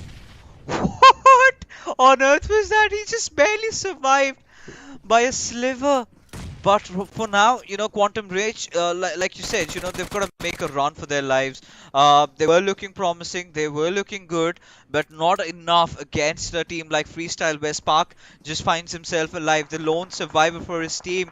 But can the Wolf make it around? Spark finally having been spotted. Tyrant does have no intentions in stopping at all. Now, having that little bit of a high ground advantage, can manage to at least lob that grenade out, and very good response coming out of Spark's way for going in for that Molotov. Clearly not working out the way they had wanted, and Regicide in deep waters over here, quite literally as well as figuratively, as the grounders look to put them on ground. Yeah, exactly. We're talking about ground right now. A couple of teams still in this tiny body of water, trying to hold on. A Molotov thrown into the water. Surely that's not going to work, and it does not. But no question physics. Yeah. But hold on. Regicide players, they're caught while the other player can't shoot them. He can't definitely shoot. He's visible, but the crosshair is just not reaching them. Oh, finally it does. There we go. Finally, indeed, it does. But now, you know, at this particular moment, you can clearly see, you know, these have been those new updates where you get knocked inside the water, you're still gonna stay alive, still gonna wait for your teammate to get yourself back up, as 3x Esports now find in a collision course against the players of TUF. Now TUF, I was in all high-end praises for this team. They went in, conquered Paradise Resort. Now they find themselves in contention against 3x Esports, and Edgar seems to have gotten better out of Ali and will get the knock and the finish up, and it all comes down to Miracle. Now he has got to definitely pull out a Miracle over here to ensure that he keeps his team in contention, but very less likely to happen. Does not have enough first aids, but still is gonna go for a suicide run. Does manage to get one player. Can he get Virus as well? And most certainly had, but yes, gets a knock, and there's no chance on earth that TUF can get him back alive, because it's the 5th zone closing in as Gravity. He's on fire. Gets not just one but two, almost closing out on the 3rd as Dani, he's gonna make a run for his life outside the circle. Goes for a suicide, did not want to give his position point away. It's all massacre happening right here in Sanhok. Yeah, massacre indeed, Fixes. And amongst this massacre, we've got an unlikely team coming out as potential winners. Star is in control, but right now H2E, they're building on their positions with elimination after elimination. Now you can see in terms of the live ranking, we've got a number 3, number 4, number 8, and then 12, 13, 14. 3 of our bottommost teams surviving till this top 5 mark. Sanhok clearly a map of these underdogs. Yeah, I mean, clearly, Sanhok has always been that map that sort of changes the tables, turns the tides, and well, we've got to see what is going to happen over here, the final four teams, and it's just 22 minutes of play, and thankfully so. None of the teams have resorted to healing battles, or maybe am I speaking just too early? Potentially. I mean, I think We haven't it seen is- enough first aids yet. Not Yeah, over it's 14. very unlikely for sure. But given the fact that a couple of teams might end up going down to just one member or two members, like for example, Freestyle, I believe I only have one member surviving. Maybe they choose to do that. Some beautiful shots from Destroyer will knock Sensei down as fights erupt again for control of that southern side now. Star is the only team with some legitimate cover again, so they're looking very strong. But Team Grounders, they're going to shut down QWERTY as well. Star piling on with some damage of their own. Not able to secure any points just yet. It is just going to be placement points for them. They're not actually able to capitalize in terms of third parties from their position just yet. Hey, a chicken dinner still, Yeah. comes down to getting 15 points, right? And just as we were speaking, in the blink of an eye, Team QWERTY just got annihilated. But right now, it just comes down to a 4v3 situation, and this is what I was talking about, right? More often than not, we do not get to see circles closing in at bootcamp. But for Team Star, well, the stars have aligned today, and they are having the better control inside the circle. But you never know. The next shift, well, let's see where it goes. But Star really want to close things down quick and early over here, as they're going to be charging in at Black. Having that one smoke at him clearly just gives away his position, as Usama, he's going to make a run for it. Hunk from the left angle. We've got Usama closing in from the right. Black still managing to get one down, though he's going to go suicidal. Still manages to get that finish, and Star are your winners of the game of Sanhok, getting themselves the winner chicken dinner, propelling themselves right up at the 5th spot. And this is what I was talking about, right? You do not have to be going all guns blazing to dominate and to ensure that you have a good footing, right? You've got to respect the circle, and eventually you'll find a lot of finishes. And I think it was just that one finish till the very end, where they sort of out of nowhere managed to get 5 more. And this is the beauty of the final circles, right? You are eventually gonna get those finishes. Just hold on, ensure you've got all your players alive, and you're good to go. Oh, 100% fixes, and it really tells the tale about teams that are finding a large number of eliminations but not really necessarily able to find themselves in the placements. I think even if you go back to the league stage, one such team was Quraysh Esports, actually, which barely missed out on the Super Weekend, had a large number of eliminations but just failed to make their mark. But I am glad when it came to our first Sanhok of PMPL Pakistan, we saw 3 teams from the bottom 5 teams making their mark over here, and really once again splitting it all apart after this day 1. I'm not sure how volatile the table is going to be given the nature of all these matches so far. Yeah, I mean, we're all confused as to what is going on over here, because it's been so turbulent over here. The drama, everything just coming down. But for now, ladies and gentlemen, we're gonna head off for a short little break. We'll be right back with the post analysis. Go!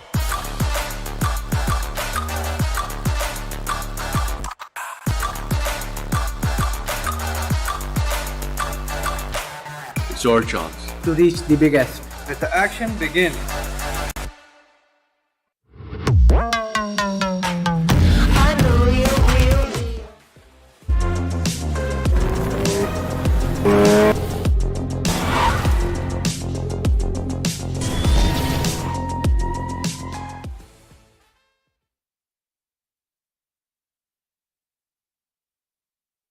Alright, ladies and gentlemen, I think it has been such an interesting affair in Sanhok.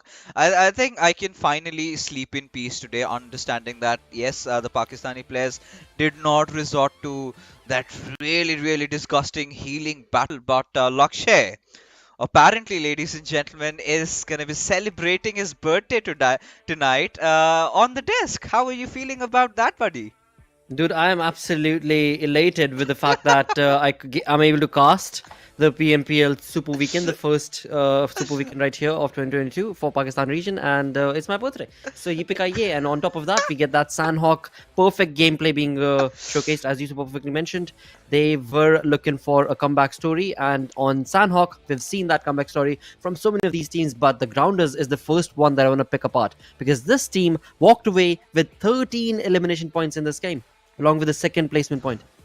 Oh, I mean, they were just insane, right? They felt like as if they'd gone nuts. And the way they've been approaching, especially that one little fight where they really held on to the ground against FMR3D, that really won my heart. Because, again, that was just FMR3D being way too much careless, not realizing, not understanding how to approach the fight in that particular manner. But still, I mean, given what the Grounders came in for, they got more than what they could have bargained, right? But True. for freestyle, finally saw a little bit of resurgence over there, a little bit of a stepping up from their side, especially Wasi, because this lad has clearly been impressing me. And, you know, if you take a really deep, close look at him, sort of reminds you of Jonathan from India, right? Yes. Quite a similar face. I think he's getting The face there. cutters. But Yep. yeah, but I really do not want to draw comparison between him and Jonathan, Hell no. because it would be unfair for Wasi, because I would want him to develop or be, you know, budding as a individual of his own. Definitely, dude, definitely. I mean, there's no two ways about it. You cannot start comparing players, but one thing that you can definitely do is look forward to a much more synergistic approach. I mean, yes, it's perfect that Wasi has been doing so miraculously well for the side of FS, but along with that, Mr. Black and the likes also slowly Malik, and you know, they need to 420 boy. They slowly need to just bring that again. We've spoken about all these players, but individually, right? Fixes. So what I'm trying to say is that if we can see that sort of a synergistic play, then maybe the league play FS could very well be showcased once again. But again, nothing taken away from them, because it's just day number 1 of the Super Weekend, and looking at the comparison between Team Star and the Grounders now, both these teams deserve. Alright, deserve is not the right word, but I mean, they wanted these points. Based on the gameplay, I definitely would take back the deserve word, but they, based on Sanhok's playstyle, are I'm going to be rooting for them. I'm going to be rooting for the Grounders as well as Team Star as to what sort of a playstyle are they going to be bringing on this final map of the day. Oh yeah, I mean, I think I really enjoyed every second of Sanhok, because there was not even a moment of dead silence inside the game, right? Right. There was action just happening everywhere around the map. You know, fights happening left, right, and center. But as we take a look at the match summary, it has been, of course, huge comments, huge kudos to Star. They've managed to get a chicken dinner, those $500 as well. But I think the Grounders sort of overshadowed them with how they performed in this matchup, right? Six or Sensi, this duo is starting to look really deadly. But I think at the same time, 4v TFT, I think you would agree also with me on this, that they've been making a lot of huge strides, right? Especially beyond this time as well, even in terms of overall standings, how they pan out. They've always been trying to maintain that right balance between their kills and their positions. So they're doing really well. But again, a huge reality check for all the big guns out here.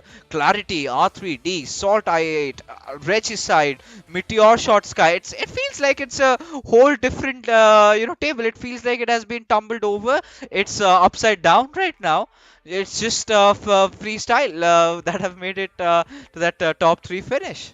Well, that is what was required and quintessential for these teams, right? I mean, league play days was just to qualify into the Super Weekend, but now when it all matters, these teams are showcasing that sort of a play style. And I have to second you when it comes down to the conversation for H2E as well as 4VXTFT, because both of these teams, I mean, they have been making some incredible strides, some Jordan strides is what I would say, based on how they played during the league plays, as to what sort of a play style they've gotten set up for themselves in this first day of the Super Weekend. With that, as we move on through to the opponents right off the bat, I mean, 4v TFT, they are definitely popping off heads. Of course, they get caught off guard as well, but that's part of the game itself, and especially on Sanhok, you better get third partied or else you're not playing. I mean, you've got to respect that 2 minutes rule, right? You've got to make sure you find yourselves in good cover. But I think the grounders clearly they did not win the chicken dinner.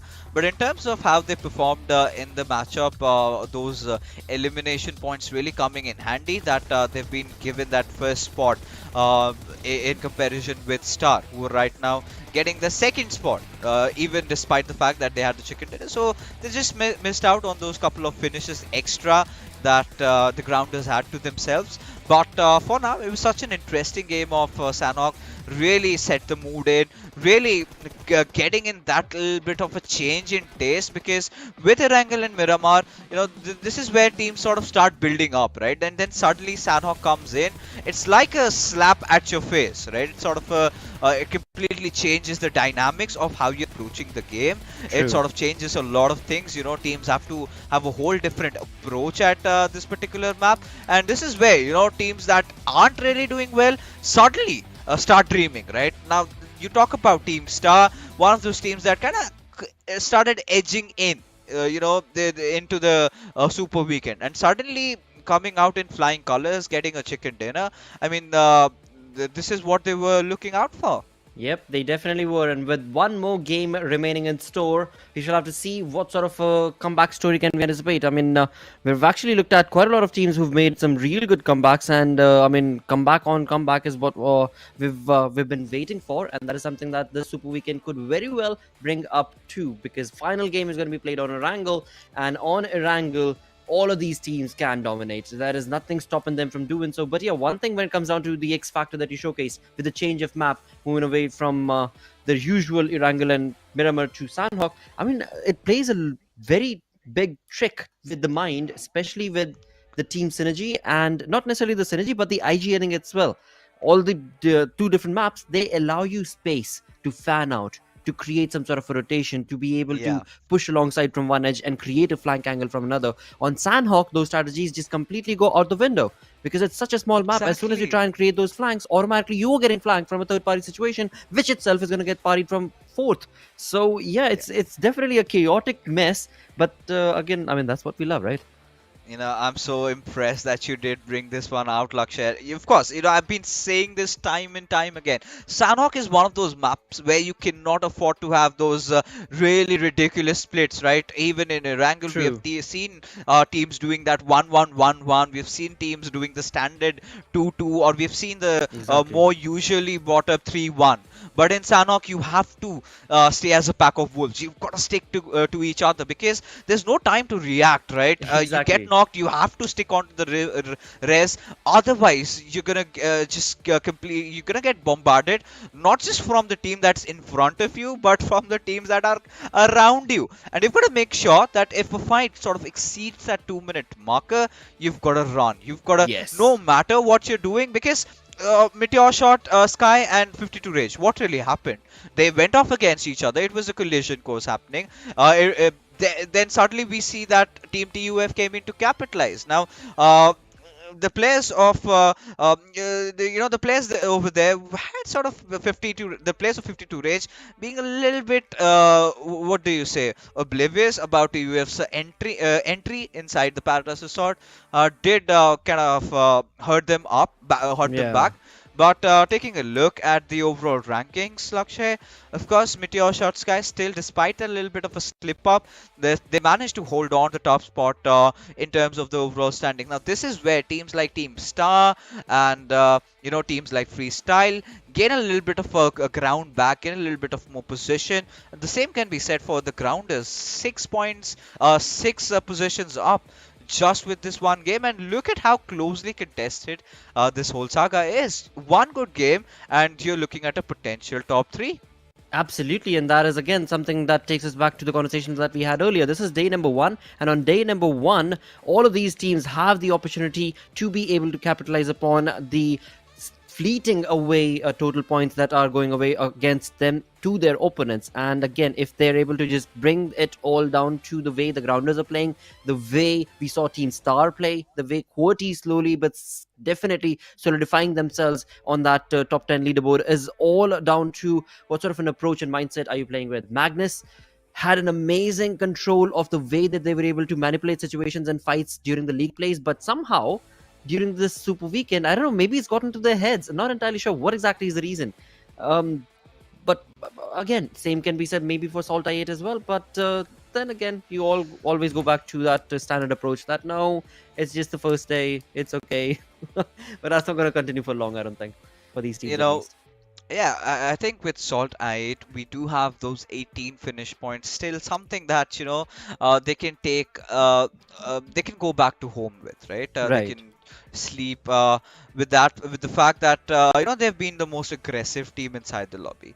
But what's going to really keep Uzum alive, awake throughout the whole night is some really, really some really heavy work that needs to be done in terms of the IGLing, in terms of the callouts, in terms of how they've been picking up fights. Maybe Super Weekend day one is always about you trying to settle in first, but I think for more than that, for SALTxi8, it has been something about making a statement for themselves, especially after that little bit of a setback during the league stages.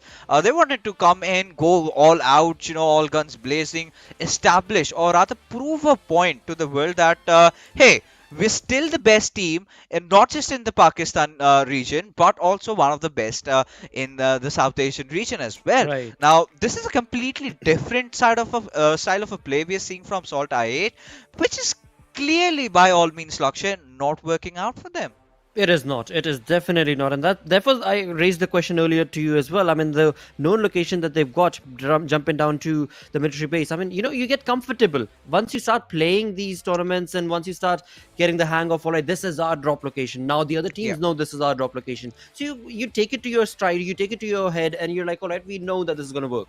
But when it comes down to these tournaments from one season to the next, what is going to make you stand out is not your strides, but the way you're able to change the dynamics, the way you're able to change the way that you're playing, right? Same team, same players, but a different approach altogether is what is required from the side of SALTxi8 to be able to outperform their competition. Because again, I mean, I'm looking at it, they go down to that military base, they try and enter the zone real late. As they do, they get popped off, they get rotation gets cut down. It's just not the playstyle that we anticipate. And then again, we know that they've got the firepower. We were looking at the numbers. They were looking at 12 elimination points with just one placement point. Come on, SALTxi8, you can do better than that. Yeah, and considering, they've made a few changes in their current roster, you've got Ghost coming in, you're trying to find that top, the playing four, right? Who do you replace? Who do you put? Everyone being such a pivotal element inside the squad. But as we take a look at Erangel map chance, we do have clarity. Being on the top side of things, clearly just throwing that previous game away out of the window, the one game that they should have won. But once we enter into the battlegrounds, everything is going to change as we're heading into Erangel this time. The flight path heading all the way from Novorepnoy towards Georgopol. Now, the question still prevails. Now, ideal situation. So this is where I personally, as an analyst, feel the problem lies with SALTxi8, right? They drop off at military base. Now, when you're going towards military base, your approach to the game is going to be a lot more to be playing around the edges, right? Right. Now, every single time they've been playing around the edges, they have been a part of multiple fights. Now, that is where I really believe that that sort of a play style that SALTxi8 possess, they should start playing around the center. Maybe take that big leap and try to change your drop location, try to play around the center, because more often than not, we have seen SALTxi8, they've defended their compounds pretty well. But when it comes down to aggressing, they've done the job, but they've been prone to a lot of third parties, which has always been the case where they've fallen down, right? Now, these are the sort of experimentations that you can take in the early days of Super Weekends, when a lot of teams are also trying out different things. So they've got to make some bold moves. The question just comes down to when exactly. Well, look at clarity. They're making bold moves right now. The statement being made as they drop down towards Ferry Pier, and their luck, the zone, getting themselves smack in the center. The grounders, of course, very close to their vicinity, but we know the grounders are going to go down to Primorsk, so that's absolutely fine. But yeah, I mean, the X Factor statement being showcased from the side of clarity, where the flight path was down southwest, and they've had a wonderful split where two people have gone down up to Giorgio, and two of them have decided to, all right, just take a chill pill down at the center of the zone. this is more baffling than that is the circle right now. But yeah, I think this is one of those strategies that we've seen the global teams also implicate and Yes, true. implement, and True, true, true. really working out. It's sort of a contingency plan, right? If the circle is around the Giorgio area, then they still have a better footing. If it comes down there, they still have ensured that they've kept that lighthouse, the most important compound right now inside the circle, safe for themselves, right? So these little bit of a gamble sometimes really pays off for the teams, but the question remains, how quickly can Team Wolf and his team get to being unified with each other? Because if someone realizes that they've gone for such a drastic shift, I mean, they would definitely capitalize upon that. You're gonna take your chances at the odds that you have. It's a 2v4 situation, and Team Clarity will not like taking fights in that under those circumstances, right? Definitely not. No team would want to. I mean, if you're down numbers as far as the advantage is concerned, then it's no bueno is simply going to be the end. But of course, if you do get yourself caught up in that sort of a fight, then again, you're looking at Wolf, you're looking at 420 Boy. These dudes have been so incredible and versatile, especially 420 Boy, right? I mean, we've seen him time and time again in just these 3 days itself, 2 days of league play and today, where he has been able to stand true and tall for his team of Clarity. So it is very much possible for the side of Team Clarity to hold that fort against, if at all any opponent does choose that sort of a playstyle. But in all of this saga, we still do have to see what sort of a playstyle will 3x be moving along with. They find themselves on the 16th position. I mean, we've seen this team, when they start popping off heads, they go absolutely abysmally crazy and get amazing amount of elimination points along with the high fragging and a high placement game. But once it does not, when it does not, it just completely goes underneath them, and they're not able to capitalize upon anything. So this being the final game of the day, I want to see some sort of a resurgence coming in from the side of 3x as well as Magnus. As we can clearly see for Magnus, they are finding themselves in a very comfortable position in the comfort of the zone as well. But will it be enough though? Because time is ticking, and this being the final game of the first day of the Super Weekend, yeah, these two teams, they have to get at least 8 points. Oh yeah, I mean, of course, you would want to be in close contention to the other remaining teams, Right. right? You do not want to be aloof from the whole lot. It should not come down to the fact that it's just too far away, right? Because considering these point standings, we have seen the battle get really intense. But Oh, wow. all right, God Fury, I think Got a bit the furious. yes, got a whole lot furious and decided to end his own teammate down. And well, I mean, it is what it is, right? Who are Mishaps we to happen. complain? Yeah, definitely.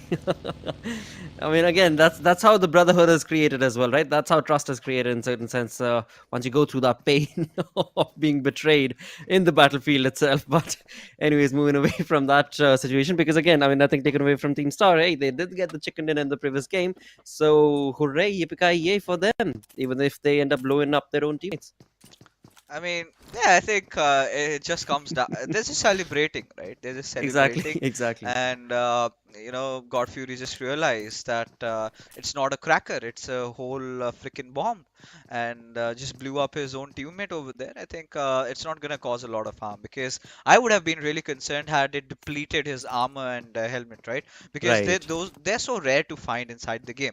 But I think there's one team that we really need to talk about over here, Lakshay, is Regicide. Now, this is one of those Yeesh. teams Yes. that was absolutely dominating the whole map of Miramar during the Mm-hmm. league stage, if you remember. And Yep. suddenly, today, they've been looking so off, as if, someone's just forced them to come out and play. They're just playing for the heck of it.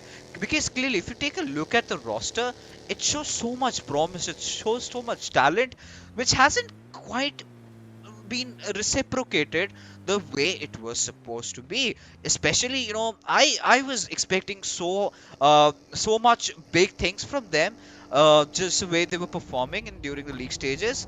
And I think this would be really important for them to also get a chicken dinner the final game, and then gain back that little bit of confidence that they seem to have lost. Well, one thing that I can add on to that, dude, is when it comes to the play being created, well, then we'll come back to that thought, because right now we've got Freestyles Wasi with the Scarel absolutely hunkering down 420 boy. Just the conversation that we were having earlier, the two-man split that has been showcased from the side of Clarity, will it be enough? If at all Wolf and 420 boy do find themselves in a situation where they are going to have to take on a fight, now it's Freestyle, no other than Freestyle, who is all four players hunkered down in that compound against the two-man army of 420 and Wolf. So a pretty tricky situation, but then again, FS does not know that it is just a two-man army that they're up against. Well, they don't care actually, because they're taking on fights out in the open against the players of Team Star, and Osama is going to be able to get away with no problem whatsoever at all. Now Magnus does not want to be left out of the party, but look at that, you know, Wasi, the Wonder Kid, finding yet another time for success for his team as Star just lay out round right out in the open. What on earth are they doing? This is absolute disastrous for them, as Wasi not just gets the first blood, but is gonna get a lot more than that, as Magnus from the back lines, they also want to be a part of the fight, as a deal getting spotted. Wow. And Wasi, this cracked man out there. Oh goodness, I really think that, you know, my favorite player of Pakistan is gonna change really soon. Well, if he keeps playing like that, of course, there's nobody to complain about that, mate, because this dude all by him lonesome stopped Team Star, both the players, pushed on and created a lot of pressure on Magnus' players, and behind down south is, of course, going to be the side of Clarity. So this one dude all by himself, Wasi, he has had his crosshairs set up with so many individual players, and in doing so, they have definitely allowed the side of Clarity to have their teammates chime in along. So 420 Boy and Wolf are no longer all by themselves. Dani and Zibyan join them along, and now it is going to be, of course, information given away to Freestyle, and they are definitely want to retaliate. But up top, up on north, is going to be Magnus. What is Magnus's position going to be as this fight starts off? Oh, we've got to see, because, you know, again, Magnus, they've taken a really bold move, you know, going up top, trying to get a little bit of a high ground, a little bit of an altitude. I think that sort of a position keeps you at the very epicenter of things, and we have seen the circle transition over there. Now, had the entirety of the zone engulfed the Sosnovka military base, I would have said the circle would have gone down south. There's no question in that. But since not the entirety was, you know, inside the circle, so clearly it had to come down to this. It had to come down to somewhere around that lighthouse area, or maybe around the gas station. And now this is a position where SALTxi8 is really comfortable in playing, right? Right. When they're the ones around the center, they know how to play right and fine. And I would not really be surprised if they're the ones who come out of this getting the whole chicken dinner. And now this is where my fears had almost come true.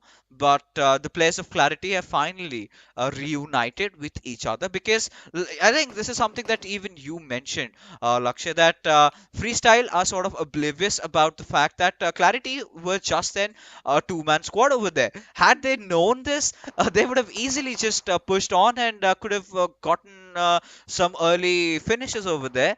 But right now, Clarity, they have, we do see the unification between the players. Let's see what can they do from around here. Absolutely, and they better do it quick, because we can see on the minimap very clear there's a team in pink very much around the vicinity, and that's going to be none other than Grounders, who seem to have found a footholding in the previous game. This time around, also pushing on along against that same exact ridge that we do see Clarity's compound as well as FSS compound be around. So it is going to be a tricky situation for the side of all three of those teams. But talking about tricky, it is going to be R3G, who are going to be able to find some shots against the players of TvFTD? No. For now, 4vFTD are going to move away from that position, will not be interested in taking the fight. And viewers, if you want to know where that fight was, that was towards the eastern front, right south of Pochinki, and Team QWERTY make an entry into the zone. So pretty much all the teams are now into the zone itself. MetershotxSKY playing their perfect approach as far back as they possibly can. Team SALTxi8 have already pushed on from the military base to try and get that bridge control going on, and very close to the vicinity, of course, we do have quite a lot of teams, as we were just looking at. 3x is going to be around them, but very close around to that position is Magnus with the Grounders as well as Freestyle. So a lot of teams Where exactly is this chaos going to begin is what we are going to be waiting, and in another minute or two we shall definitely have an answer for that. 16 teams still surviving with 63 players still live, 12 minutes into this final game. Oh, it's just the re-silence before hell breaks loose, right? The calm before the Exactly. storm, as they call it. Because, now all the teams, they're just finding themselves in a suitable position, right? They're all waiting. I think I really like QWERTY's decision for sticking around the edges, because they're waiting to where the next circle shift is going to be. Because now, just opting to go head on towards Ferry Pier, and once the circle shifts away from Ferry Pier, it's so difficult to come out of there alive, right? So this is exactly what I was talking about. Now, somewhere down the line, Clarity understand that, Freestyle understand that they have to get the hell out of here, and the same goes with SALTxi8. Now, the moment they step out of their covers, you've got teams like Magnus watching out for them. Now, the Exactly. moment Freestyle kind of step out a little bit, it's going to be the players of Clarity who are going to possess so much threat, so much trouble to them. So it's going to be really interesting as to how they decide to take a fight. But God Fury has managed to get the better out of Shapatar, as Mr. Black did try to come in to get some revenge, but did not succeed quite enough. Well, Team Star definitely a two-man squad, but are yet not done. 2 versus 3 is the situation. Osama cooking that nade to perfection. Going to be able to throw that, and that should definitely bring the Zigzag down. But since this was a 3v2 situation, Team Star's Osama, even though he had a perfectly cooked nade, will not be able to give him the elimination point, as he will be eliminated by himself, and the Grounders will still push on fourth after the revival is done. 3-man strong. 15 teams still surviving, and now, as Fixes did just mention, the circle has moved away. So a lot of teams are going to have to start refiguring and reorientating themselves based on how the zone is. Right off the bat, it's going to be 3x as well as SALTxi8, who find themselves in a very close proximity towards the eastern front of the map of the zone right now. Oh yeah, I mean, at this particular moment, it's going to be so interesting, because Blade being the one just aggressing through. Where on earth is he even spraying like that, whiffing his shots? Not quite expected out of him, but still, the players of SALTxi8 making sure that they sort of compensate for that absurdness from Blade's side. It was purely unintentional. Maybe something to do with the gyro just did not go down. I do not know what happened, but Blade is a much better player than this. He usually, on very rare occasion, loses those 1v1 fights. One of the finest players, I must say, from the region, has always impressed us. But it happens to the best of people at the best of their days, right? Can't really complain. But SALTxi8, it's going to be interesting if they really want to contest for these compounds, because right now I still feel them holding the forest is a much better decision than them coming in for the compounds, because now with forest you're going to have so much of that extra little vision from the higher ground that you have, and again, for the escaping purpose, it's going to be easier getting away from forest than it would be from those compounds. Absolutely, because again, for the compounds, if at all you've got your opponent surrounding you, then all the angles are blocked. There's no way you're going to be able to get away from that position. But absolutely, when it comes down to the place that SALTxi8 find themselves in, they've got this little shack, this warehouse, that they've got the cover of. Right next to them in the vicinity is going to be MetershotxSKY. And in all of this, the zone moves away, and Quantum Rage looking pretty comfortable. But viewers, all right, the minimap is gone. I wanted to take the viewers off towards the Western Front, where Team TUF and R3D, they have been so patiently waiting for what the zone is going to be doing, but not the case for the side of Regicide, as they bring the aggression to the face of their opponents, and that's going to be Team QWERTY. Oh, a little bit of a personal battle going on over here, because of course Regicide do have Voltrux, one of the players who was just previously in QWERTY, right? I do not know why, but clearly replaced with Gravity coming in. Such an interesting talent. Yet to see a lot out of him. But they know each other's, little secrets. They know the dark desires, the way they want to play, the way they approach, the thoughts in Khan's mind, right? Voltrux has been one of the old players. So clearly understanding, taking the fight right at him, as Mom2 will take a dig at the Grounders, as he wanted to take down Mr. Black for good. but Sirius just, performing a moon dance over here as they go on against Quantum Rage and just get wiped out as MetershotxSKY again back-to-back early elimination for them. And now the second spot, the first spot is up for grabs, and it is Quantum Rage that took the fight. And now if they manage to win the game somehow, they're gonna be the ones who are gonna be ending the day on a top note. They definitely can do so, but in the lobby we still have SALTxi8, we still have the likes of Magnus, the likes of Freestyle, H2E for that matter. Again, I'm just naming names because there are so many names, and 14 teams still surviving, and we are 17 minutes into the game. So a lot of chaos and bloodbath is to ensue in a few minutes because these teams are getting pushed against each other in the open now, thanks to the zone, and that is going to be absolute chaos for all of these teams. Freestyle on our screens as they try and make this open rotation, and they have clarity in their vicinity. As soon as they make that entry, they also will be introduced to 52x Rage, who are also taking in a lot of damage, and Vasi, you getting a bit close, but I guess they had different ideas, where indeed I did not see Mr. Black, but he was right there. And he's a madman. Yeah. Oh, but look at this, Vasi just going absolute ham, and every single player of 52 Rage finally put to a stop by Zen. And this is where, this is the moment where you scream for help. Guys, I need you to come in instantly. But how do Freestyle go up there? And that's going to be so interesting if they can sort of manage to save Vasi out of harm's way. I don't know, it's his own doing. It's his own doing is what I would say. I mean, Mr. Black and Vasi, they were just so very interested in taking on that fight, completely forgetting that there are other parties, other teams also going in the vicinity. And, well, 52x definitely took the advantage of that position. But now as we move on back to the conversation for SALTxi8, with all 4 players still surviving, they seem to be getting themselves in a pretty interesting position against the players of 3x, where they do have the comfort of the compound. But wow, what a perfect nade coming in from Blade is definitely going to be the end of Kaizen, as he has been knocked and brought down. Miracle has been brought down, and Ali is the only man surviving, but not for long, says Blade, as that will be the end of 3x. And with that, SALTxi8 moving up in the world with 4 elimination points already confirmed for their side. 11 teams still surviving, 19 minutes into this game, 5th zone in the middle. Yeah, and this was a textbook wipe from SALTxi8, right?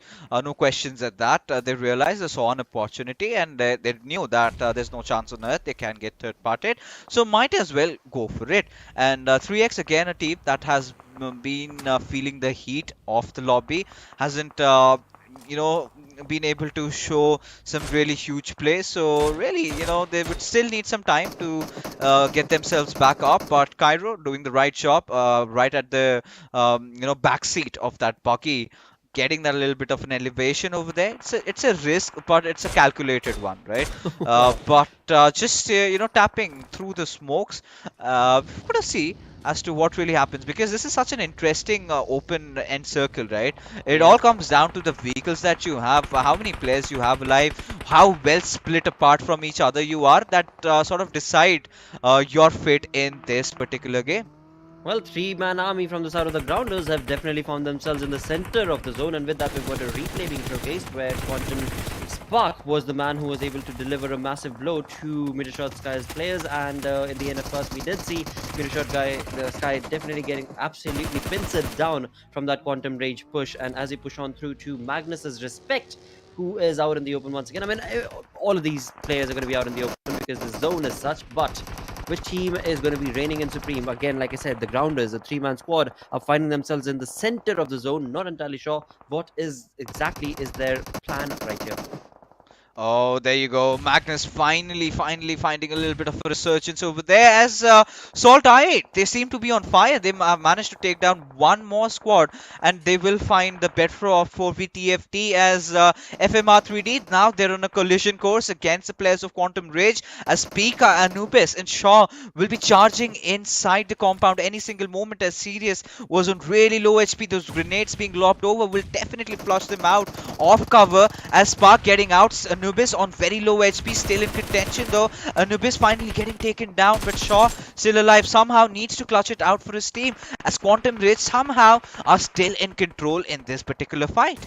They definitely are. I mean, it is going to be Pika who has just been pushing on against the threads being showcased from the side of R3D. And R3D's players, well, this is looking tough luck because Quantum Rage is not that easy to defeat. With a 3-man squad that is left for Quantum, the health department definitely working in favor of Quantum. Whereas for the side of R3D, that was not the case. And now Pika, the only man surviving, will not be allowed to stand on his feet for more than 2 seconds. IQ comes in and completely decimates FMxR3D's process in that. We've got 7 teams remaining and H2E still surviving. SALTxi8 slowly but surely making strides in this game.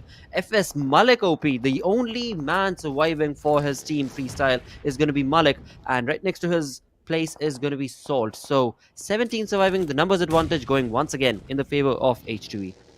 You know, this was the first time that we had the players of SALTxi8 entering into the 5th, or rather the 6th circle with so 4 of them alive. And just as we were speaking, one got wiped out, the other knocked out. So let's hope, you know, this is one of those games where SALTxi8, they were playing to their advantages, but right now it has been taken away from them. They've got to travel such a long way inside the zone with so many players just gatekeeping them any single moment, as Pan has spotted out Uzum, but it's going to be Uzum, the IGL, really going big with that spray, rather. And now SALTxi8, now they're on the move. They're in pursuit to find a good spot. I think the grounders is what they're going to be eyeing out for next. Well, they definitely are. They've gotten very close to the vicinity where Blade and Ghost are going to be set up and going to try and take on the fight to the face of FS Malik, the final player who is surviving, but he is not going to be allowed because Blade will take that elimination point for himself. And now SALTxi8, as they push on through, Uzum has been brought down, so a 3-man squad has been brought down to 2, where Ghost and Blade are going to try and hold on the fort as they try and get the revival on Uzum. And once that is done, I do believe they're going to try and push on to the position that the grounders find themselves in. But in all of this, Quantum Rage, from this small little compound that they've got, they are creating a lot of havoc, and Sirius is the man of the hour right now, who again we've seen in the league play days as well. This guy does not let go of an opportunity as soon as it is visible, and there you go. Mr. Black will definitely be eliminated to the sirens of Sirius, and that will be giving Quantum Rage, look at that, elimination points to 10 elimination points for the side of Quantum Rage, 9 elimination points for the side of H2E. H2E is a different beast altogether compared to league plays. I cannot fathom that this is the same exact team. Oh yeah, I mean, it's so difficult to digest, but this is the reality, and this is the kind of reality that I love to live in. You know, finding the new squads out there as H2E, Quantum Rage, Grounders, everyone's just being on fire as SALTxi8 finally put to a halt. But a good resurgence coming in from the side of Magnus Esports, you know, making sure being at the 13th spot. This game had to be so crucial for them. But clearly, considering how well Quantum Rage have been playing, I'm looking at them toppling over and maintaining that first spot. And H2E, now they've got the numbers advantage, but look at that zone shift completely going into the laps of Quantum Rage. There's no chance on earth that they can lose this one. They've got everything right. You know, IQ having this little bit of a high ground position is going to spot so much of those movements, and he's going to put a stop to it pretty soon. Well, there you go. H2E Hucker bringing down Jigsaw, and as he does so, what an IQ play from IQ Quantum Rage. He's completely going to pincer that down, not going to allow that, but again, he's going to be able to bring 2 players knocked, and Sirius is going to be his backfall.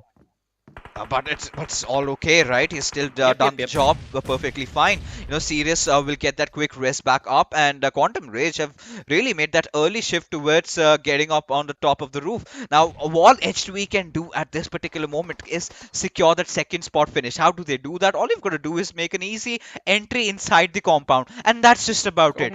Let the other players, let Quantum Rage deal with Magnus, let them deal with the grounders. But Pan just proning down, inviting, or rather creating his own graves over there. This could have been completely different for H2E, but it has been a completely different case altogether over here, as Quantum Rage eyeing out for that chicken dinner. And once they do that, I think they're going to be so happy snatching the top spot, because it's just Jigsaw that stands between them right now. Absolutely, and again, I mean, nothing taken away from the placement that H2V walked away with. Right now, we've got Jigsaw from the side of the grounders, who's not wanting to give away that point, that elimination point, and will definitely go down to the blue zone. But, Quantum Rage, 17 eliminations, chicken dinner coming into the Smooth favor, pushing everything aside, jumping all the way to the top in the overall ranking with 32 points from just this amazing game. Oh yeah, I mean, what do we say from around here?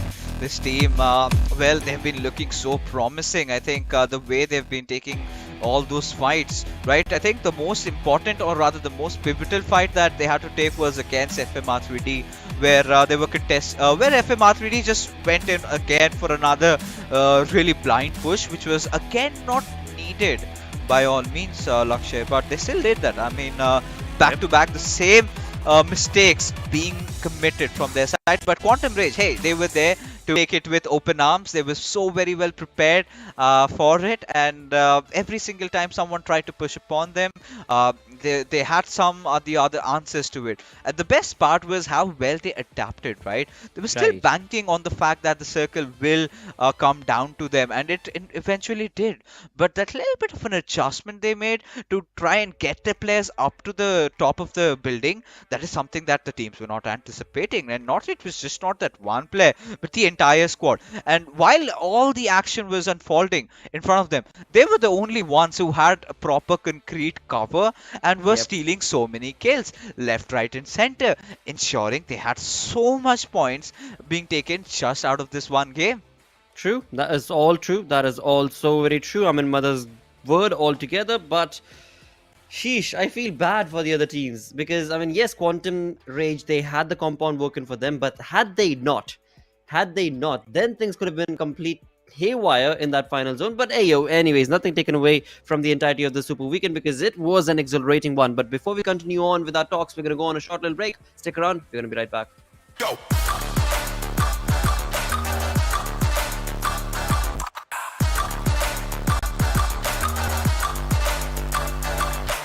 It's your chance to reach the biggest. Let the action begin.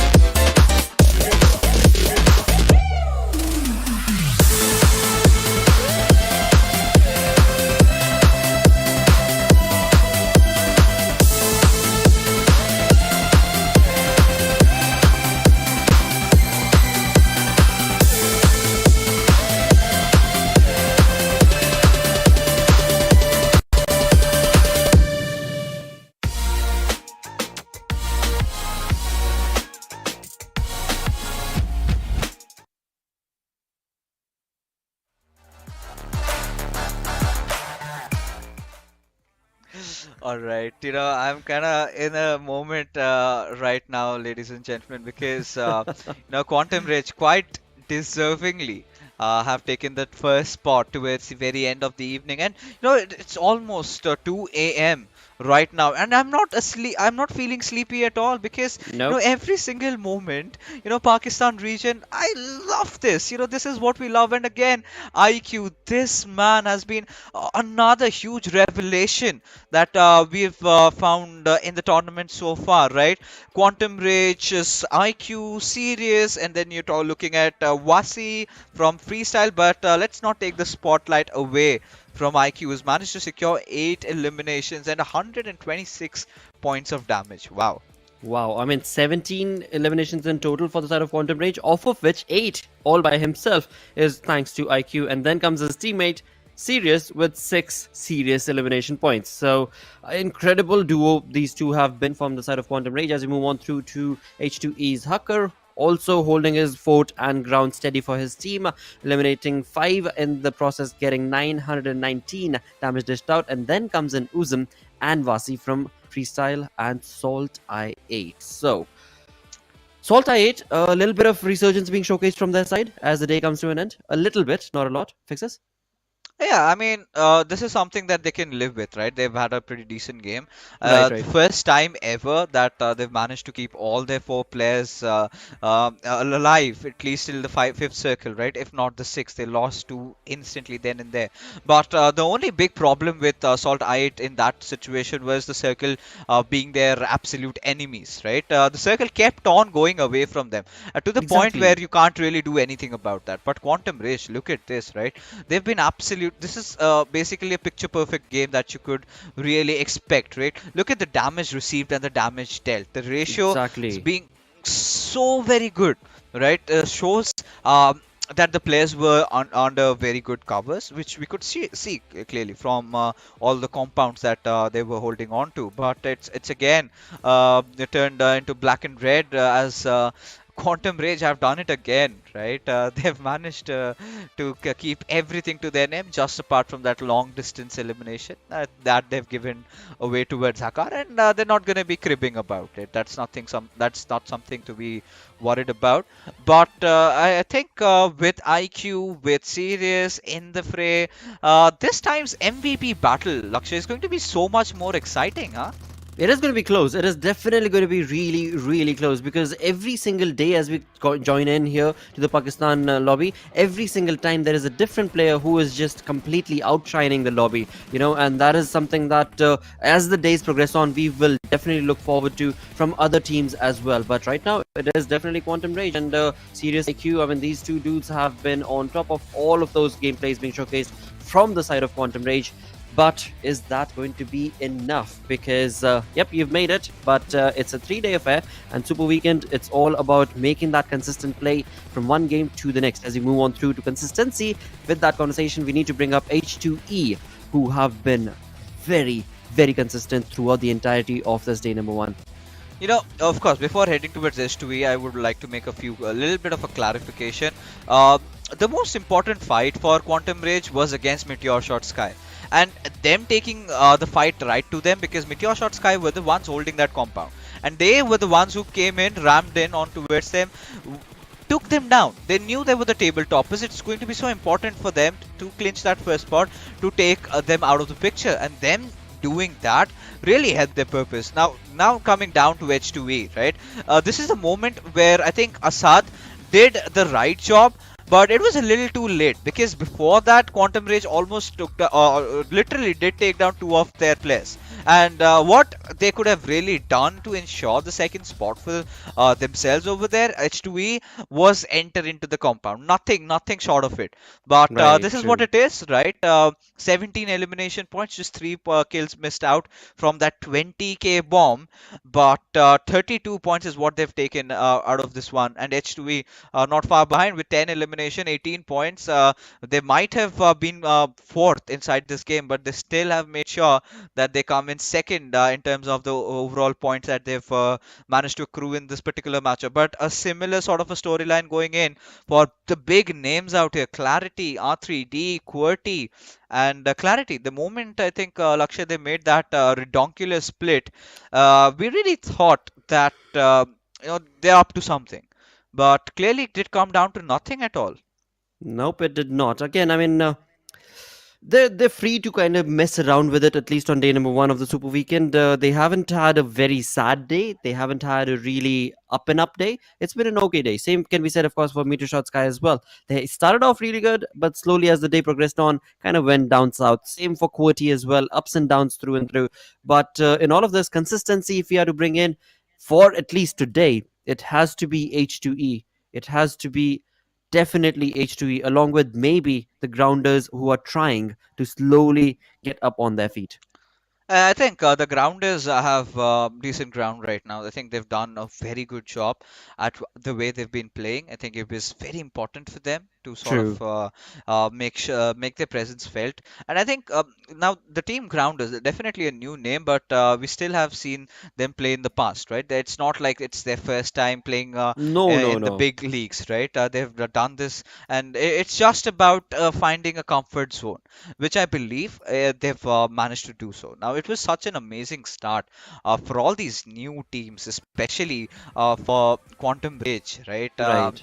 They've really impressed me thoroughly. Same can be said for MetershotxSKY, just barring those Yes. 2-3 games where they went down pretty early. So they've sort of been hit and miss for so far right now.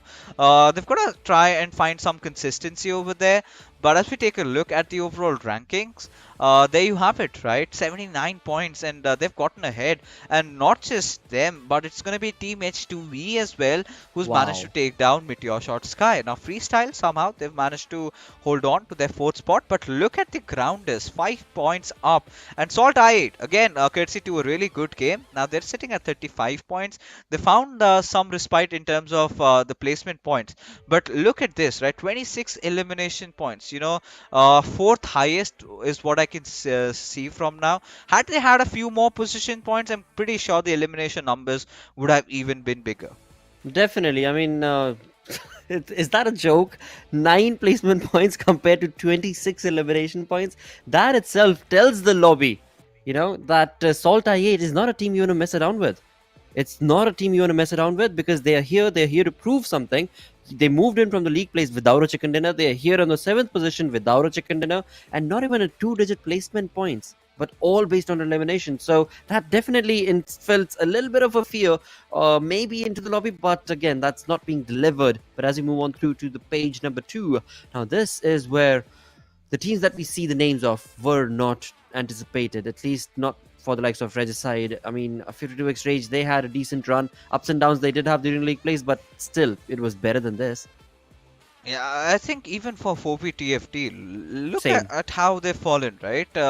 Just after the first 3 games, they were around that top 4 contestation. And after that, we haven't seen much out of them. But the biggest disappointment of the lot would be 2 teams. FMR3D, one of the invited teams coming Yes. in inside the PMPL, find themselves at the 11th spot. They've been making a lot of bad decisions over the past couple of games, right? And the same goes with Regicide. Of course, they're a new team coming in.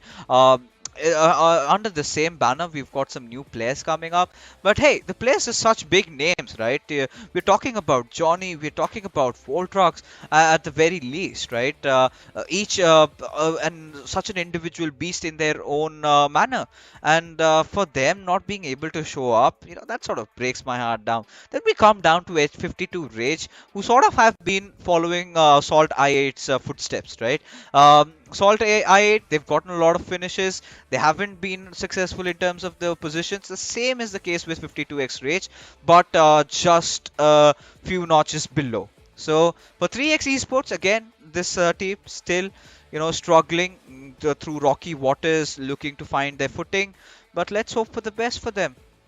Absolutely, I definitely will keep my fingers crossed for the side of all of these teams, in fact, that find themselves on the second page. But one more thing for the side of R3D is they are a complete opposite of what SALTxi8 are doing, right?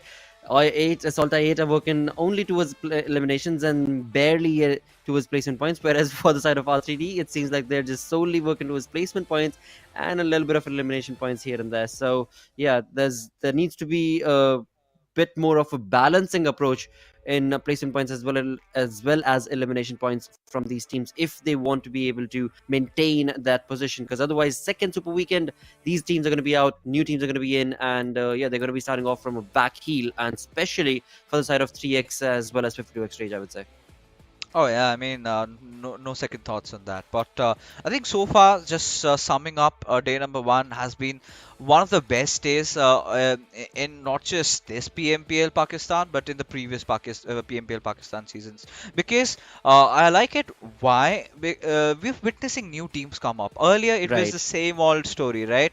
It was just biryani being served to all our viewers. Now, you've got so much to choose from, right? You've got tandoori, you've got malai chicken tikka, you've got so many teams, you've got a plethora of options to support, right? Earlier, it was the primary storyline was mostly around just I8 and QWERTY, right? These were the two big highlighted names. Now we have so many teams to choose from. But before that, the stars of today's evening, Quantum Rage, as we take a look at their statistics over here, Sirius and IQ have been showing some amazing gameplay. Spark has been one of those players who has been giving us some really good assists, to be honest. Right. And I think the Sirius and IQ are going to be the two players that I'm really looking forward to in the MVP race.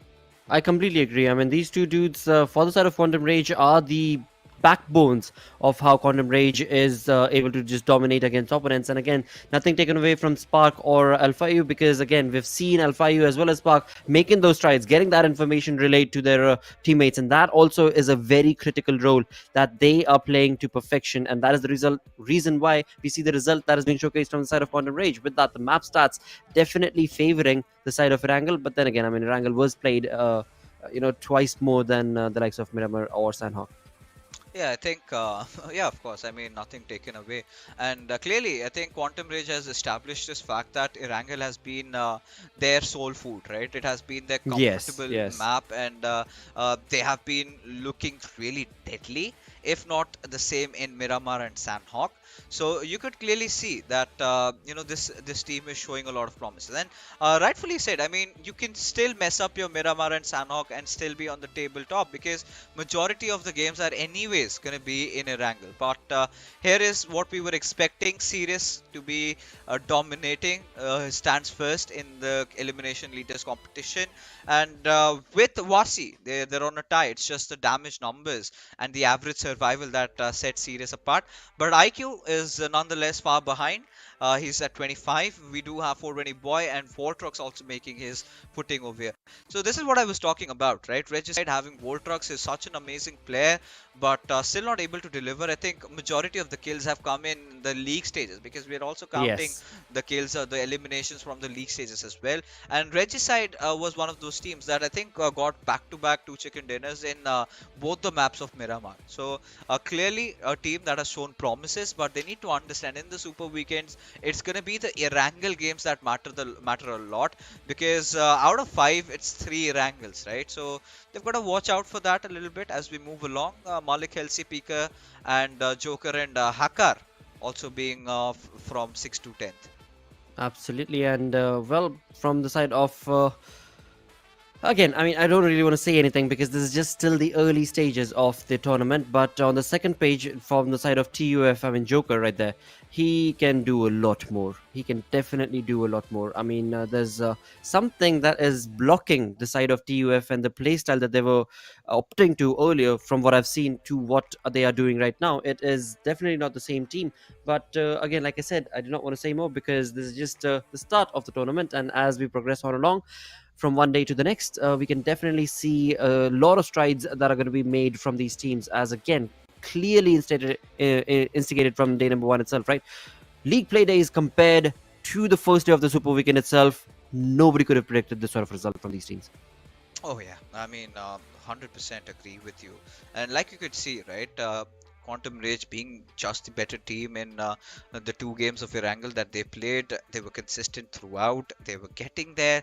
And I think this entire day sums it up. It's been a Quantum Rage, MetershotxSKY Esports, H2E kind of a day, because these were the 3 teams that they dominate. And H2E, again, I think this is where we've got to talk. Now, they haven't been the team that has gotten chicken dinners, right, Lakshay? But they still have been one of those teams that has always made sure that they get enough finishes for them. But that being said, ladies and gentlemen, all of you guys can follow us on our Facebook, YouTube and our Instagram handles, and keep the Twitter battle on, #PMPL Pakistan. Show us all your love and support as we come to a closure towards the final evening as we take a last glance through the Gladiators Arena, look at all the players over here and all the virtual fans someday hoping to be a reality where we can cast amongst all you guys.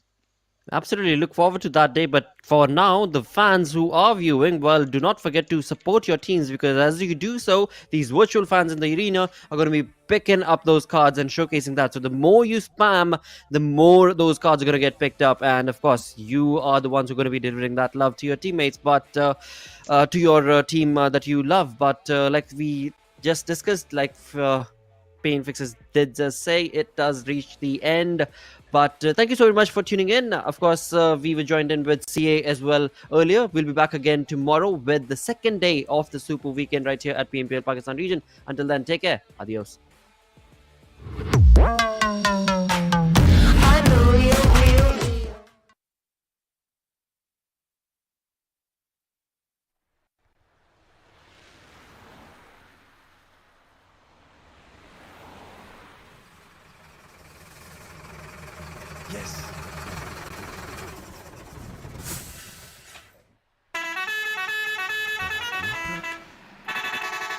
गोली अखियां न मारे कुड़ी ठा करके गोली अखियां न मारे कुड़ी ठा करके गोली अखियां न मारे कुड़ी ठा करके गोली अखियां न मारे ठा ठा करके सुनिया कि तेरी गेम बड़ी स्ट्रॉन्ग पंगा ले आनी तू मुंडे नाल रॉन्ग मेरे उत्ते तेरा चलना नहीं टैक टैक दिल रखा विच बुलेट प्रूफ जैकेट मुंडा देसी ना मैं बर्गर बॉय बंदा मार दे मैं पुछदा नहीं वाई टेलीस्कोप विच होया जेड़ा फोकस हेडशॉट निशाना एडा चौकस बैकी आया पैराशूट ते like I'm falling out of love जीवे तेरी सोचा तो अब जीवे तेरा चलना नहीं गोली अखियां न मारे कुड़ी ठा करके गोली अखियां न मारे कुड़ी ठा करके गोली अखियां न मारे कुड़ी ठा करके गोली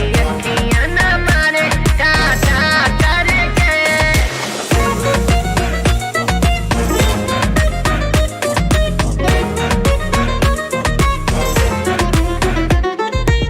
Oh boy, don't cry. तेरी बातों से तू लगता है हाय, कर ले तू चाहे जितनी भी ट्राई, तेरे जैसे कई आए.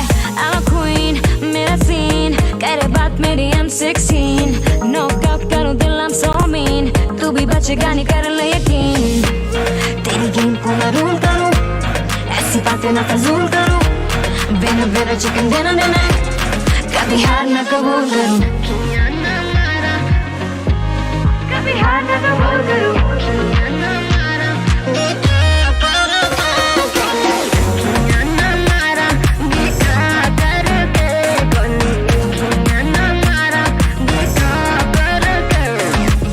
तेरी अखियां दी गोलियां भी सह गया तेनू लगेया कि तेरे ते मैं रह गया and you thought you knocked me out मैं तस्मा जो बंद करन लई बह गया एडा सौखा नहीं कुड़ीए हराना मैनू 10 साल तो मैं जानदा ज़माना मैनू मेरे लिखण दा एहो जिहा स्टाइल जिवें हत्थ च पड़िया मैं PUBG मोबाइल चाचा लिखां गाने राउंड जिवें खाली करा गल सीधी करा ना ख्याली करा मेरा स्वैग देसी मुंडा मैं ओरिजिनल कदी फ्लैक्स कुछ बन के ना जाली करा बैकी है पैराशूट ते like I'm falling out of love जीवे तेरी सोचा तो अब जीवे तेरा चलना नहीं वाली